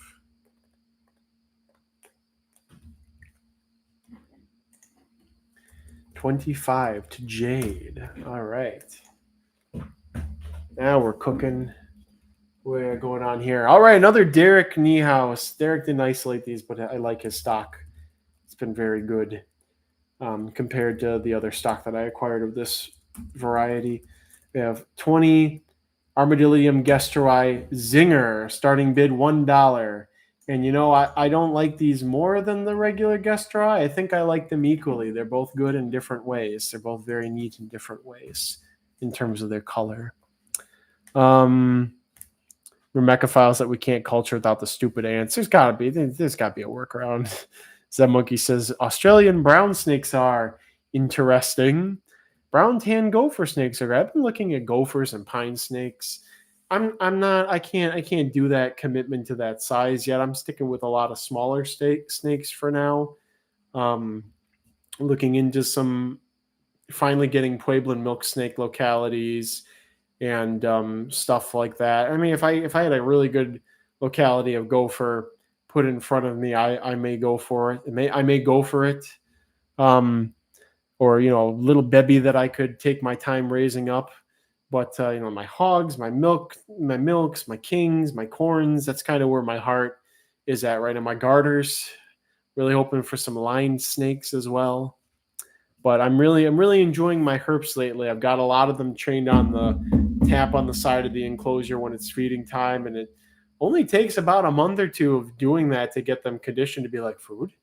And then they go from being skittish to being your best friend. All right, here's an X for the Zingers. Reptipet says, I completely forgot it started. I missed all the millipedes. You did. It's a tragedy, Lena. It's a tragedy. Eric Matthews says, Isopod Gray seems like the cheapest camouflage I've seen. Invertebrate Dude says, I find gophers not uncommonly here. They're so damn pretty and fun to handle. It's funny when they pretend to be rattlers. TJ, I should pester you for that. If when you go out in the middle of nowhere, should you find a young pair of gophers, you know? Kyle thought there was someone knocking at my door. How could you? Why did the sound transfer that well from that? So it would seem. All right, going once on the zingers. Come on, let's get those bids up, guys. These are really cool. Let me flex for a second here. Look at all those. You can even see. I know you can see the color pop from even with this poor lighting. I know that you can see those colors popping, and you know when you see the colors really pop, even with I said camera, when you can see the colors pop, even with the poor lighting. You know that this is a good pod. Come on, camera. You were pricey. You were the industry standard when I purchased you. We haven't had this issue since the Wiggle. Come on, focus. There we go. Now we're in business. Look at that. Come on. You got to love those guys. We love them so much they're getting 2 Ps. That's how much we love them. That is how much we love those zingers.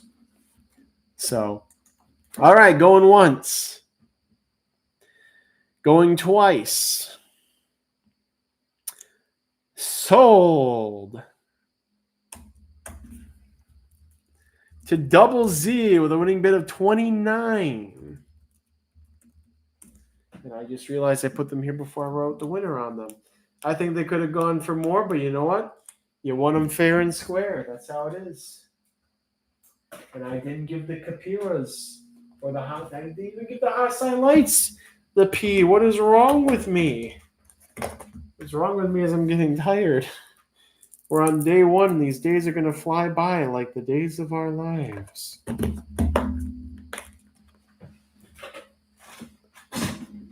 All right. Let's do a crowd pleaser. We got a big old group of 40 Armadillidium Parachi. Starting bid of $1. 40 Armadillidium Parachi. There we go. Starting bid of $1. They're amazing, but I can't use Armadillidium, said Laura.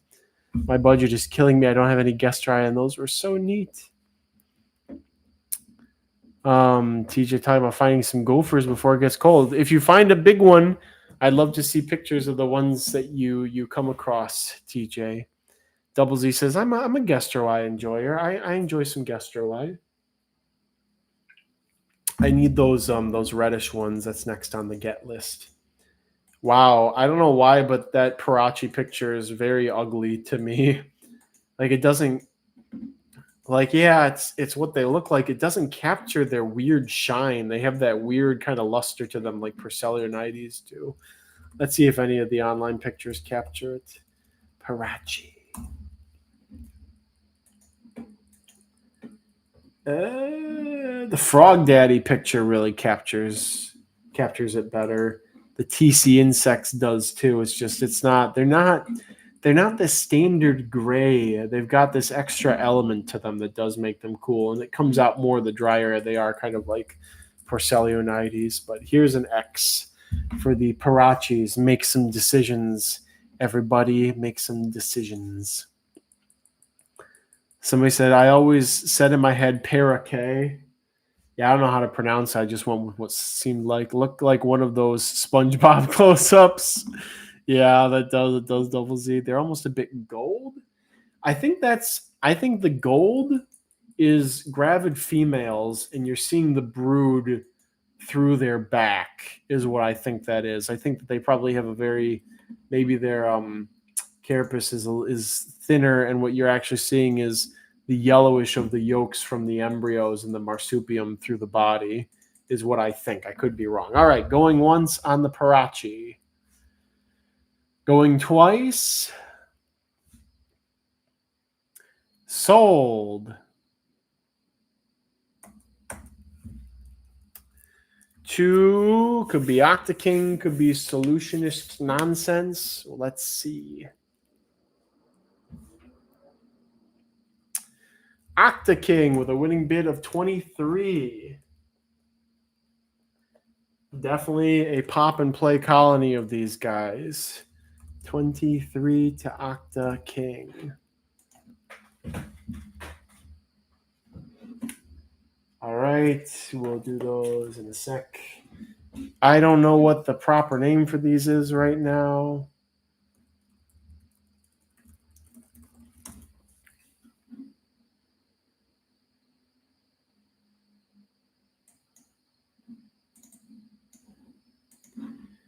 What's the name for the? Is it Aphylosia CF annulacornis?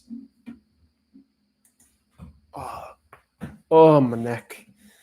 Aphylosia CF annulacornis, checkered, starting bid of $1 for 50. This is the checkered isopod, likes higher humidity, can eat nothing but leaf litter. I was using them as a cleanup crew for my A gigas at one point in time, and they just went crazy. There were like tens of thousands of them in the bin, and I never got a mutation popped up. And I'm not happy about that. So you hit those numbers, you expect something is going to pop up. Either you inbreed until something pops up, or you just let everybody, all the numbers throw themselves around until something pops up, but nothing. Again, if that even is a checkered isopod, if that even is the name, Ankyphylosia, Aphylosia, something Phylosia. Good high humidity general species might make a good feeder for something. Thank you, Photo Gallery. We'll put an X here. We'll fly by these. We'll get into something less passe, something a little bit more interesting for the populace. Yes, I forgot to give the Parachi something. You know, you guys are getting dog food, bam, because there's so freaking many of you in there. All right, going once. Going twice. Sold. Could be Hawks A1, could be Stankosaurus. We're going to find out. It is Hawks A1 with a winning bid of 17. Okay, Hawks A1 picking up some well-priced isopods today. All right, we have 20 Nasodillo Archangelii Purple Ghost, starting bid of $1, 20 of them. Again, it's not Silver Ghost. This is Purple Ghost. Get it straight. Which is probably the parent stock to Shiro Itsuri also, should be noted. Aphylosia CF annulacornis checkered with gigas. Yes, I did do that. And there were also white duckies in there. 2021 or 2020? It was one of those two. It was a wild time. TJ's texting me some pics of gopher snakes. Let's see what they look like. Let's see who they are, what they're like. Let's get to know them a little bit. 47 missed messages. Apparently, Kim is watching the auction. And he was the one who actually sent me the article on the fluorescing flying squirrels. So I'm sending him the video of Mon eating it and all of the entrails that entails. TJ, your messages haven't come through yet. That's the big sad.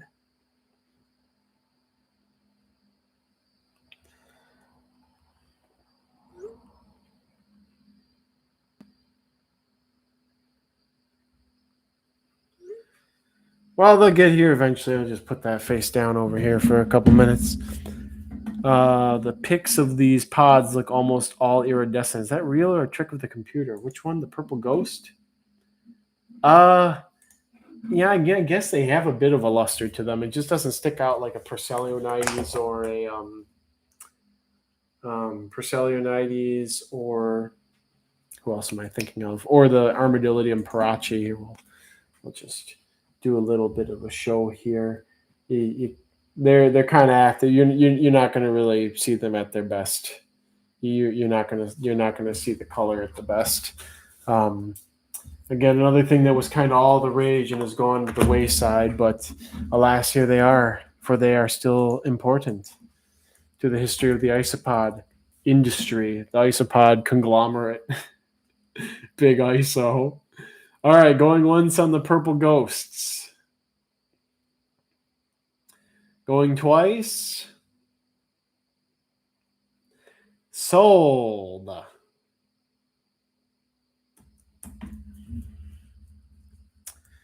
Could be Dark Knight, could be Terrariums by Laura. And it is Terrariums by Laura. We're going to just put you down as by Laura.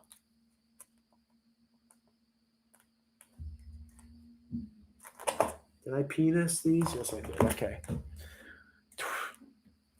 Winning bid of 25 by Laura. Okay. Stacks getting ever so smaller, everybody. Okay, we have 40 Porcelio Levis Orange has been throwing mutants due to extreme inbreeding 6 months ago. Starting bid of $1. And by mutants, I mean it's something that resembles, it's either like Dalmatian or what used to be called in Trachelopus rathkii Harlequin. I removed as many so that I could try and isolate the trait, so I'm going to have it going separately, but just be aware you could still have that pop up in here, and it's not from contamination. It's because they inbred and some allele started becoming more abundant as the population grew, and they mated with their siblings and what have you. So just be aware of that. So otherwise, they're same old Levis Orange. Come on, TJ Picks. I want to see the Gophers. Yeah, it's a good enough picture. That'll do. Just your standard run of the mill Levis Orange. Only they've been inbred back and forth over many years at this point. All right, going once. Going twice. Sold.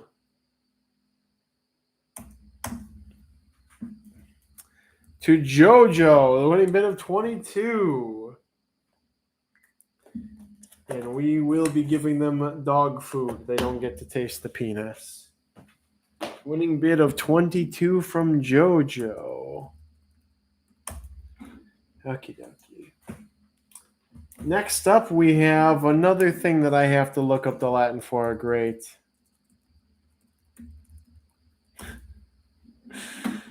Oh, it's not going to get easier ever.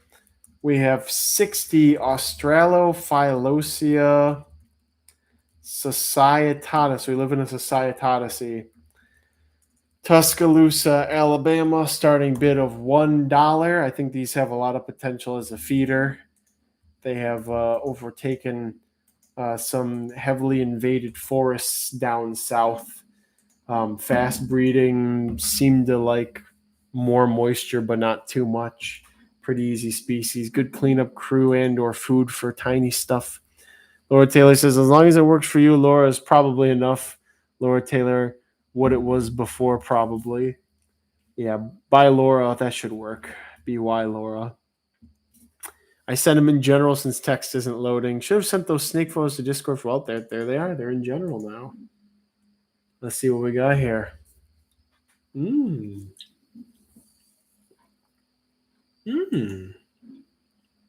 That is a pretty little guy. Those are some pretty nice. Those are nice. And what a handsome person in the picture with them as well. Check with your legalities and whatnot. But if you could get a very like a tiny, even like this year's hatchlings pair from somewhere and a nice scenic picture of the wild habitat you found them in to go with them, I think I would be interested in that. But don't kill yourself over it. Just we'll stay in touch about that. Oh, it's a nice snake, nice contrast, and whatnot. Actually, I don't know why I haven't asked you about herps before, TJ. Negative effects of ants on isopods. Interesting. I got to get out of general. I got to get back to bidding. Here's an X for these. We've had a lot of standard brown and standard gray isopods mixed in with all this other crazy stuff. I see some big targets on the near horizon, though. We'll do one more standard brown guy after these ones, though. All right, going once on the Societatis. Going twice. Sold.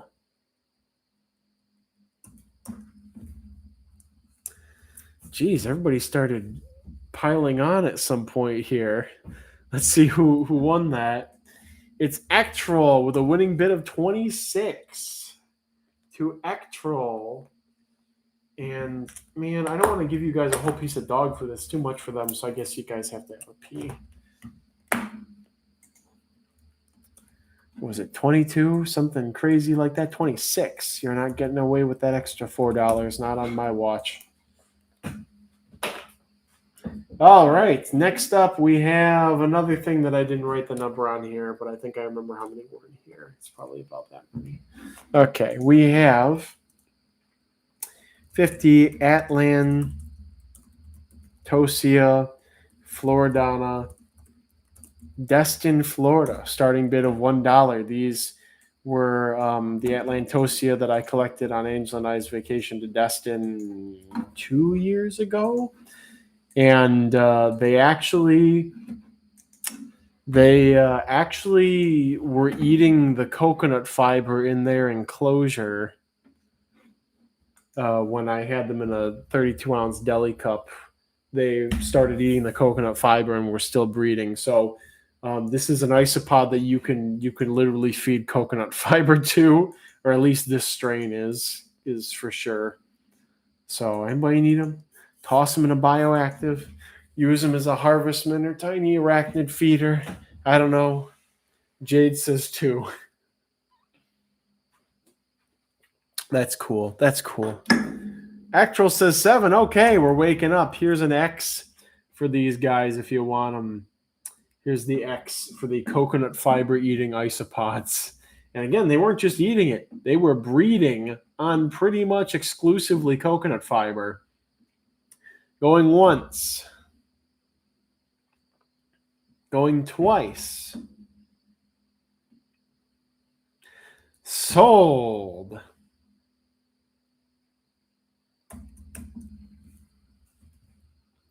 To Ocean with a winning bid of 20. Ocean, there we go. Get in on some unique dietary pods. Unique diet having pods here. That's good. We like that. We appreciate that. Okay. Let's kick it up a notch. We got a group of 20 Cubaris species Pakchong albino, starting bid of $1. Starting bid of $1. And I should go get that other drinky. TJ says, finding herbs can be a struggle here, but I found some cool stuff this year, and the gopher snakes are probably the second most common snake I find here. Most common being western yellow-bellied racers. Kim bred the pink coach whips for a while in captivity, and I feel like maybe I would pick that gauntlet up at some point in the future. Not that we can easily get the pink coach whips anymore, but that's I can see myself getting behind that. Coach whips are fun looking snakes. I like their face. Kind of like garters. Garters have such endearing faces too. Geez, I've been looking all year for rubber boas. There are quite a few sightings here, but I've not had any luck. I gotta look up where rubber boas are found. Again, northern rubber boa, Charina bati. And that's one of those things where you got to be prepared going into it because they don't seem to be that easy to find. Southern rubber boas, northern rubber boas, a lot of reports, and yet not so much in the findings. It seems like maybe you go out at night. Here's a bunch from the day, though. What's the deal with rubber boas? They are really cool snakes. I have wanted to work with rubber boas for a long time. I can never pull the trigger on the captive bred pricing, and I would want locality stuff and also an idea of how to freaking keep them. You know, looking up habitat, grassland, meadow, chaparral. They're just kind of all over the place.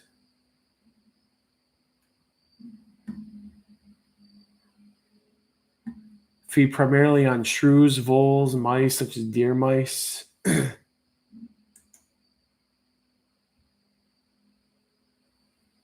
So they probably are kind of picky about the type of rodents they want to eat, which is where soft might come in handy, since they're unrelated to like house mice and whatnot. Interesting. Alan said, I see one in Texas during a shady day near a creek bed. Do they even range into Texas?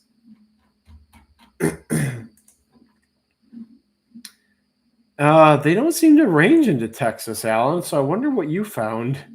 Maybe it was something else. They're the closest they get to Texas is like parts of Utah. So I don't know what you found. TJ says it never rains here, though. That's the dang problem. Oh, that's right. We have an auction going on. We'll wrap this up and I'll go get that other drinky. All right, going once on the species Patchong albino. Going twice. Sold. Be reminded to refresh your stream in case of lag. Looks like that Roach girl, but I'm Control R-ing here to see what the real story is.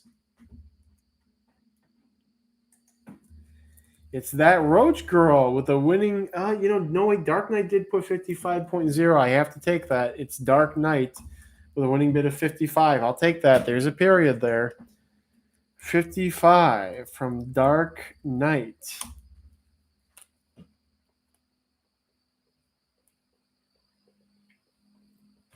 We honor that. That's okay. It's a bit of tomfoolery, but we're okay with. We're actually fine with that.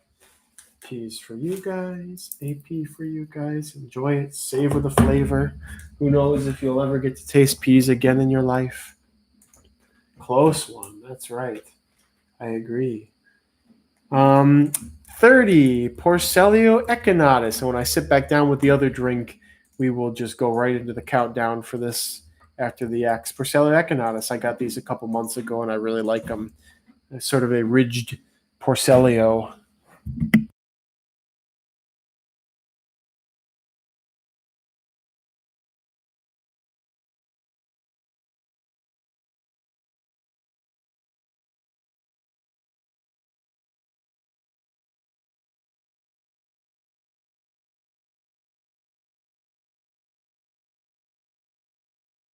Guys, I'm dreaming about the mozzarella in my fridge.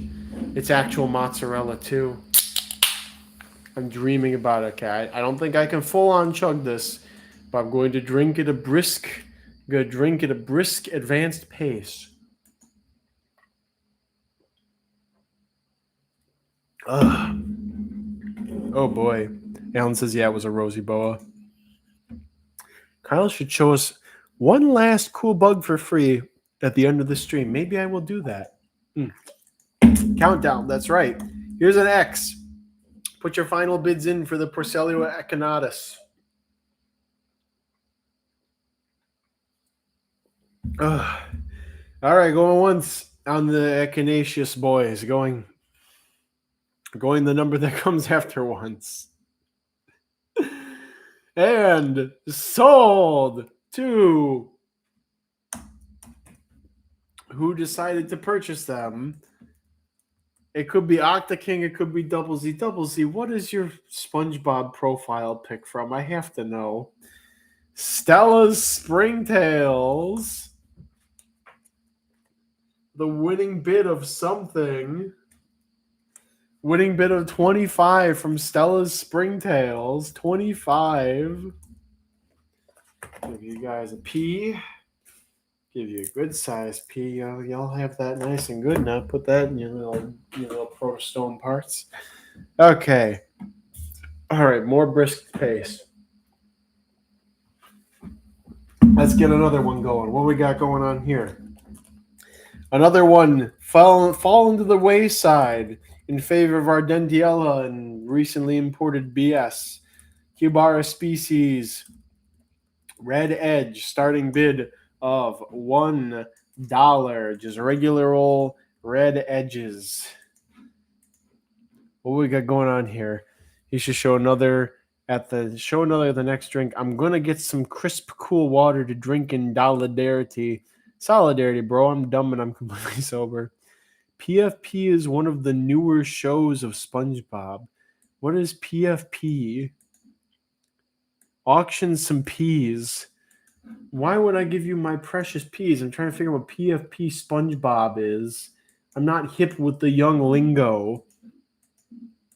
I'm still using on fleek. That's how out of touch I am. Very sparingly, but I still use it. All right, here's an X for the red edges. The red edge isopods. Going once.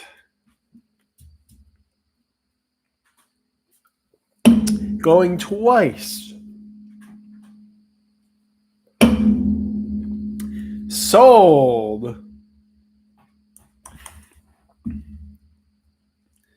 to Love with Scales with a winning bid of 30. Love with Scales, you're back. You've returned for red edges. I love keeping obscure species of isopods going. It girdles my loins. Ooh, frittata. This is a 20 count. How much does that go for? Love with Scales, 30. All right, next up, we've got Cutting Edge Morph. 20 Porcelionides prunosis powder pink, starting bid of $1. I don't think these are prunosis. I think they're Floria or something else. But somebody would have to do some crosses to figure that out, and I ain't got time for that right now. Red edging isopod. PFP has been around for years, Kyle. What is P? Oh, profile pic. I don't know. I'm used to people calling it your avatar instead of profile picture. It's your avatar. It's easier to say. Profile pic avatar. 3 syllables, everybody. I remember PFP from when I was much younger. I forget an avatar. What's your avatar? But what is it? Is one of the newer shows of SpongeBob. Oh, okay, so it is a visual gag from a newer episode of SpongeBob. It is horrifying. It kind of looks like was it George Liquor or somebody else from Ren and Stimpy? They've kind of cycled back around in terms of visual gags, it would seem. Here's an X for the prunosis, supposedly protection from Pisces. Lord, do I know I need protection from Pisces. PFP, 3 syllables. I still like Avatar. All right. Going once, and I'm almost done with this. I'm working my way through it as best as I can, Circa. Going twice. Sold to looks like Orang Mango, but could be Love with Scales. Let's see what the dust settled. It is Orang Mango with a winning bid of 29. Orang. Duran, orang, orang.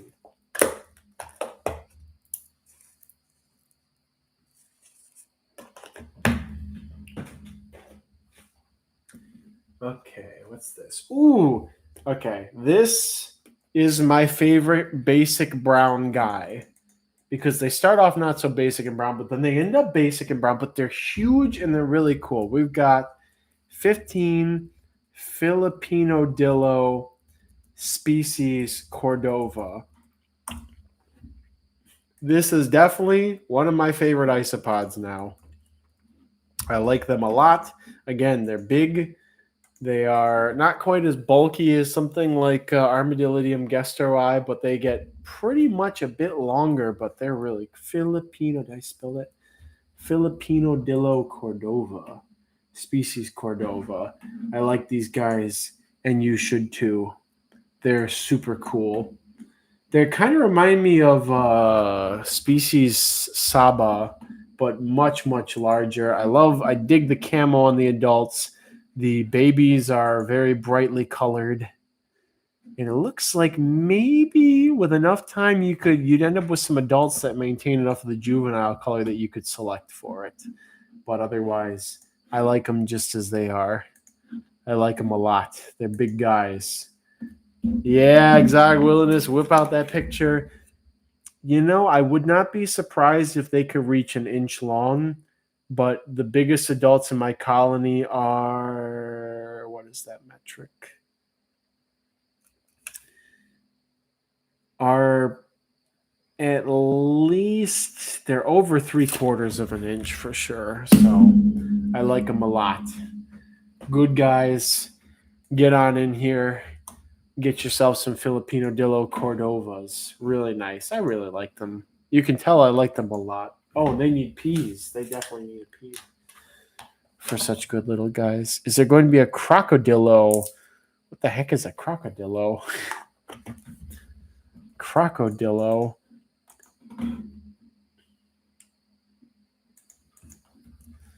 Isopod. No, again, I'm not on that cutting edge of isopods. I'm not getting stuff in from overseas and selling it. I wait to get it secondhand. I get it going as best as I can and figure out the husbandry, and then I do my best to mass produce it and get into you guys. Tess says crocodillo aren't in the U.S. LOL. Apparently. All right, we're going once on the Cordovas. Going twice. Sold.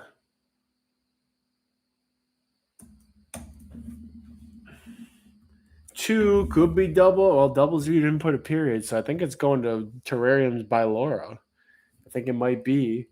It's going to Terrariums by Laura Double Z, committing honorable seppuku by Laura with a winning bid of 60. To many a steal on these little beauties. See, that's the kind of species that I would bid on if I went to a bug auction.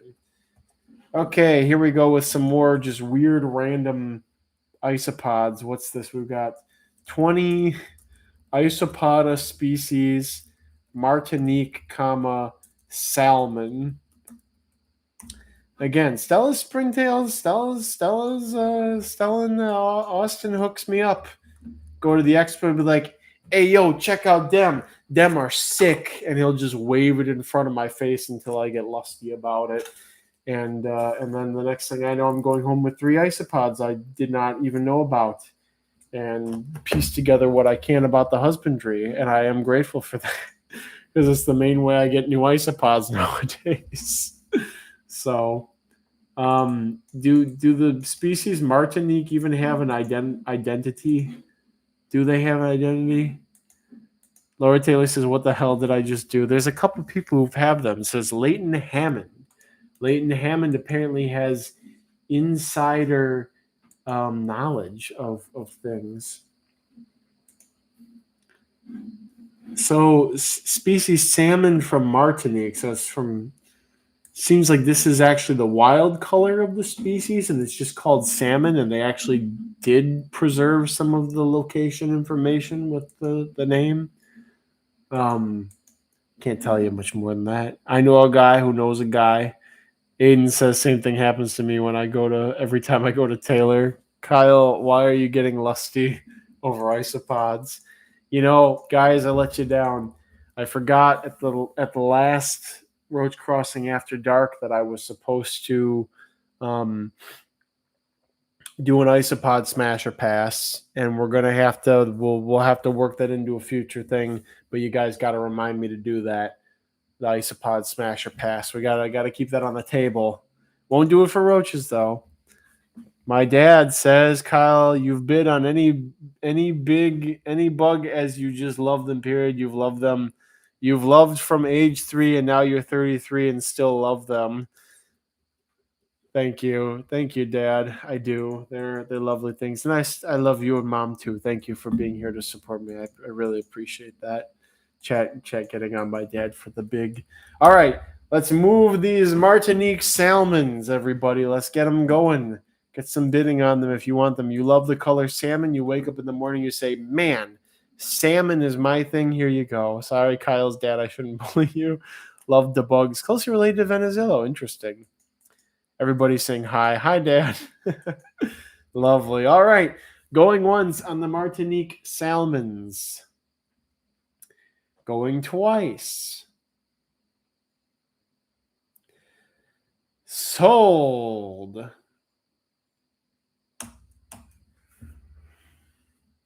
To Double Z. You got it. You got it. Your weird SpongeBob PFP avatar. You got him. Double Z with a winning bid of 35. Maybe all of these isopods will come in handy for all of the scorpions you're breeding.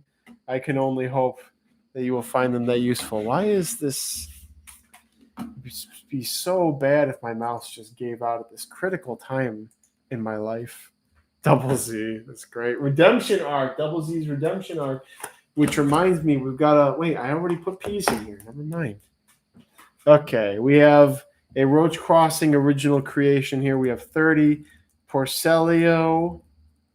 Levis. How Now out of my ancient caramel line, one of the first line breeding projects I started, and I've been going at it.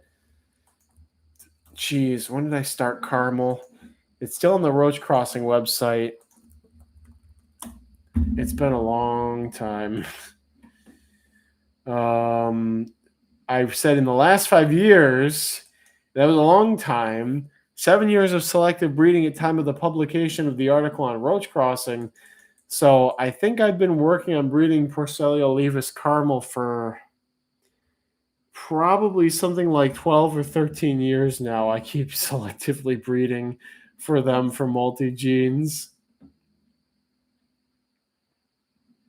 And actually, I see an error because I say at the end of that caramel cannot reproduce with either orange or dairy cow, but I did eventually cross caramel to orange.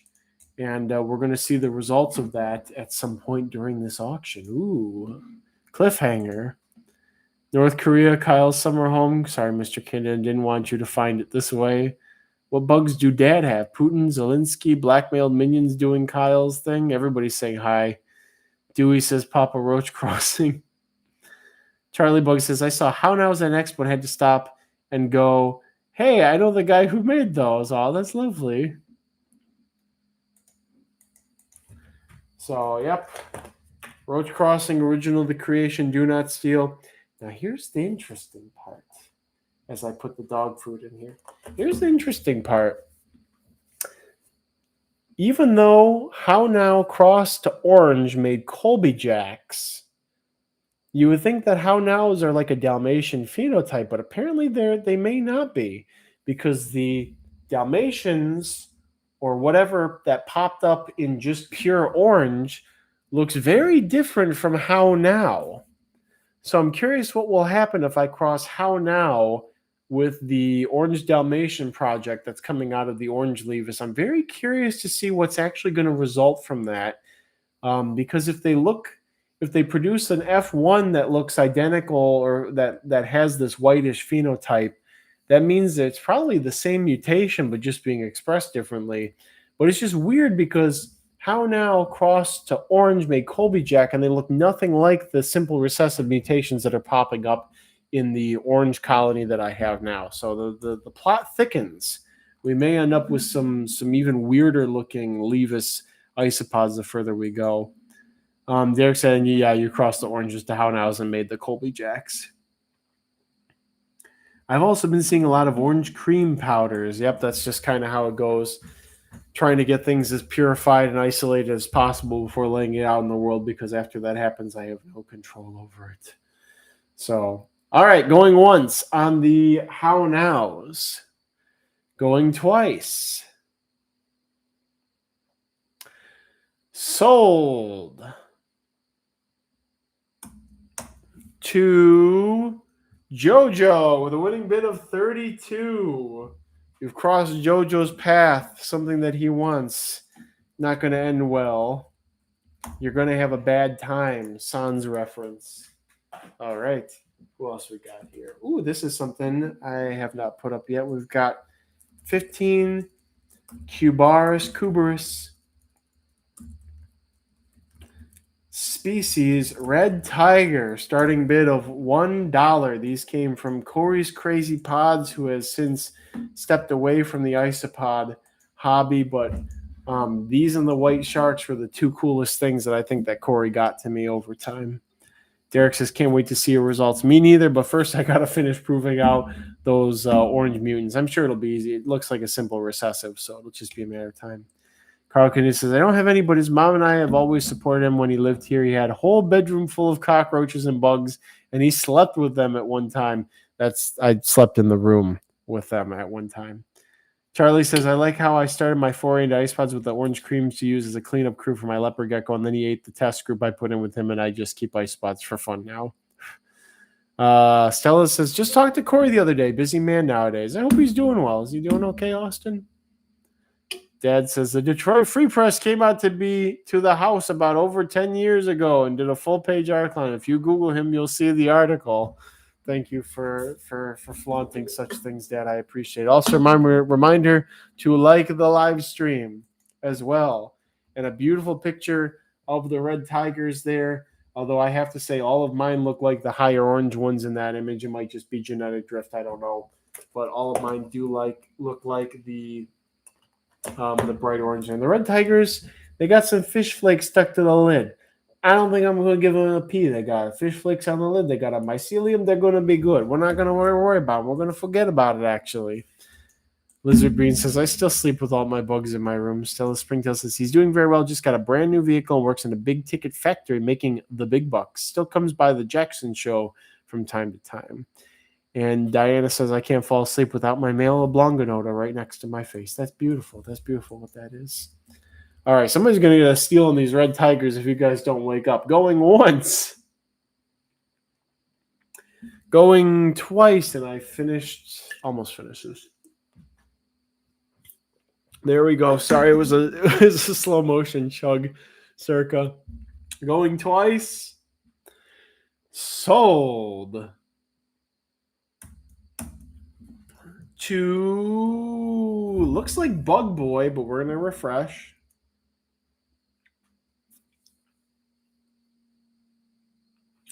Sold to Bug Boy with a winning bid of 36. Bug Boy, I think that's your first bug win at this auction. So congrats. Finally, 36 to Bug Boy. Winning bid of $36. Okay. All right, we're going to just put up some 40 Porcelio Scaber Dalmatian pure stock OG colony. Starting bid of $1. This is one of the first isopod mutations to be first Scaber mutations, first isopod mutations to be commercialized is Porcelio Scaber Dalmatian, which come from Bryceville, Tennessee, and the population of Scaber that these come from consists of about 1 in 30 to 50 is a Dalmatian. So the allele is very common in the wild, actually, in this part of Bryceville, Tennessee. Charlie says, let my mesium loose in the blankets every day. I consider the night a failure if I don't wake up with 3 in my ears. Exile Willie says, any Venezilla tonight? I don't know, actually. I don't know. There's some involved, but I don't know where they are. Ooh, we'll do those. Ooh, frittata. And those. Ooh. We're gonna have a couple of we're gonna have a little high roller section here. We got some good stuff coming up here. I'll tell you what's going on here. We get these Scabers and P. How many more are we looking at tonight? About 20 more isopods, actually. Where are we at in the raw numbers? Yeah, about 20 more, it looks like. All right, here's an X. That Roach Girl and JoJo going fisticuffs over the Dalmatians here. Okay, there's the X. And my site's pricing is way off. I need to update that. Everything needs an update. Everything. I need a vacation, actually, is what I need. All right, going once. Going twice. Sold.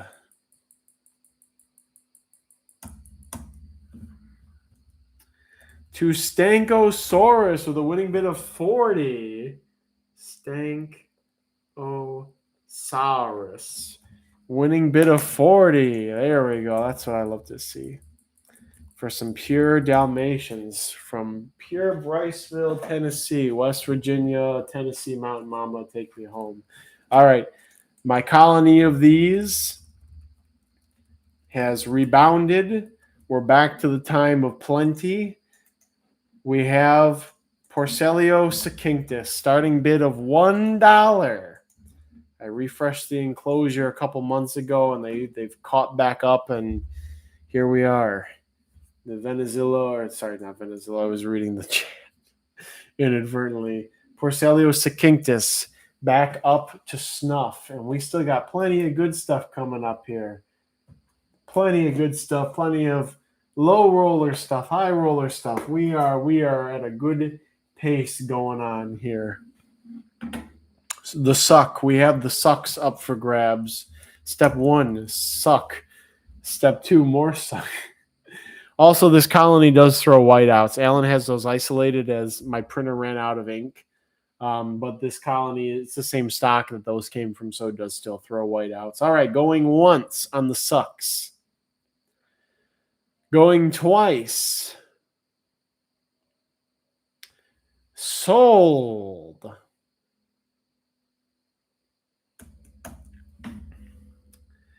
To Dark Knight with a winning bid of 100. That beautiful snipe there from Dark Knight. You never know what somebody's really going to want, and this is one of them.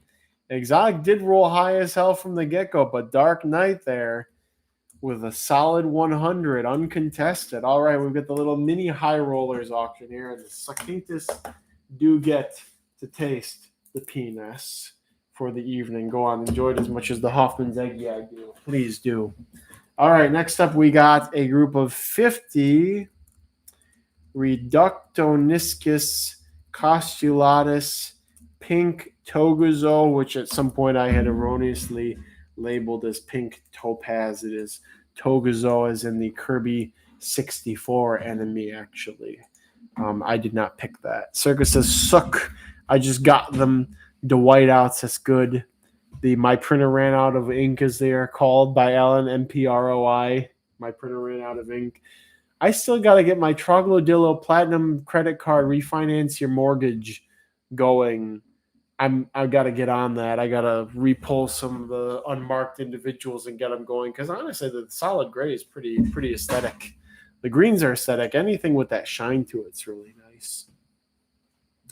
All right, right off the bat, Austin, what are you doing? I got these from you. What are you doing, man? All right, I guess you need them. Here's an X for the Costulatus pink togazo. I'm warning you guys, these things are ridiculously tiny. They are specks.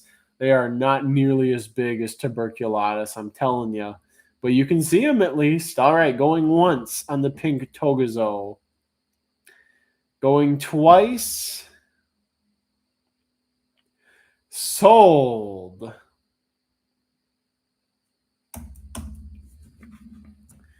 To Barnacle. Barnacle from the depths, as if riding a whale out of the depths, has gotten the pink Togazos, the winning bid of 80.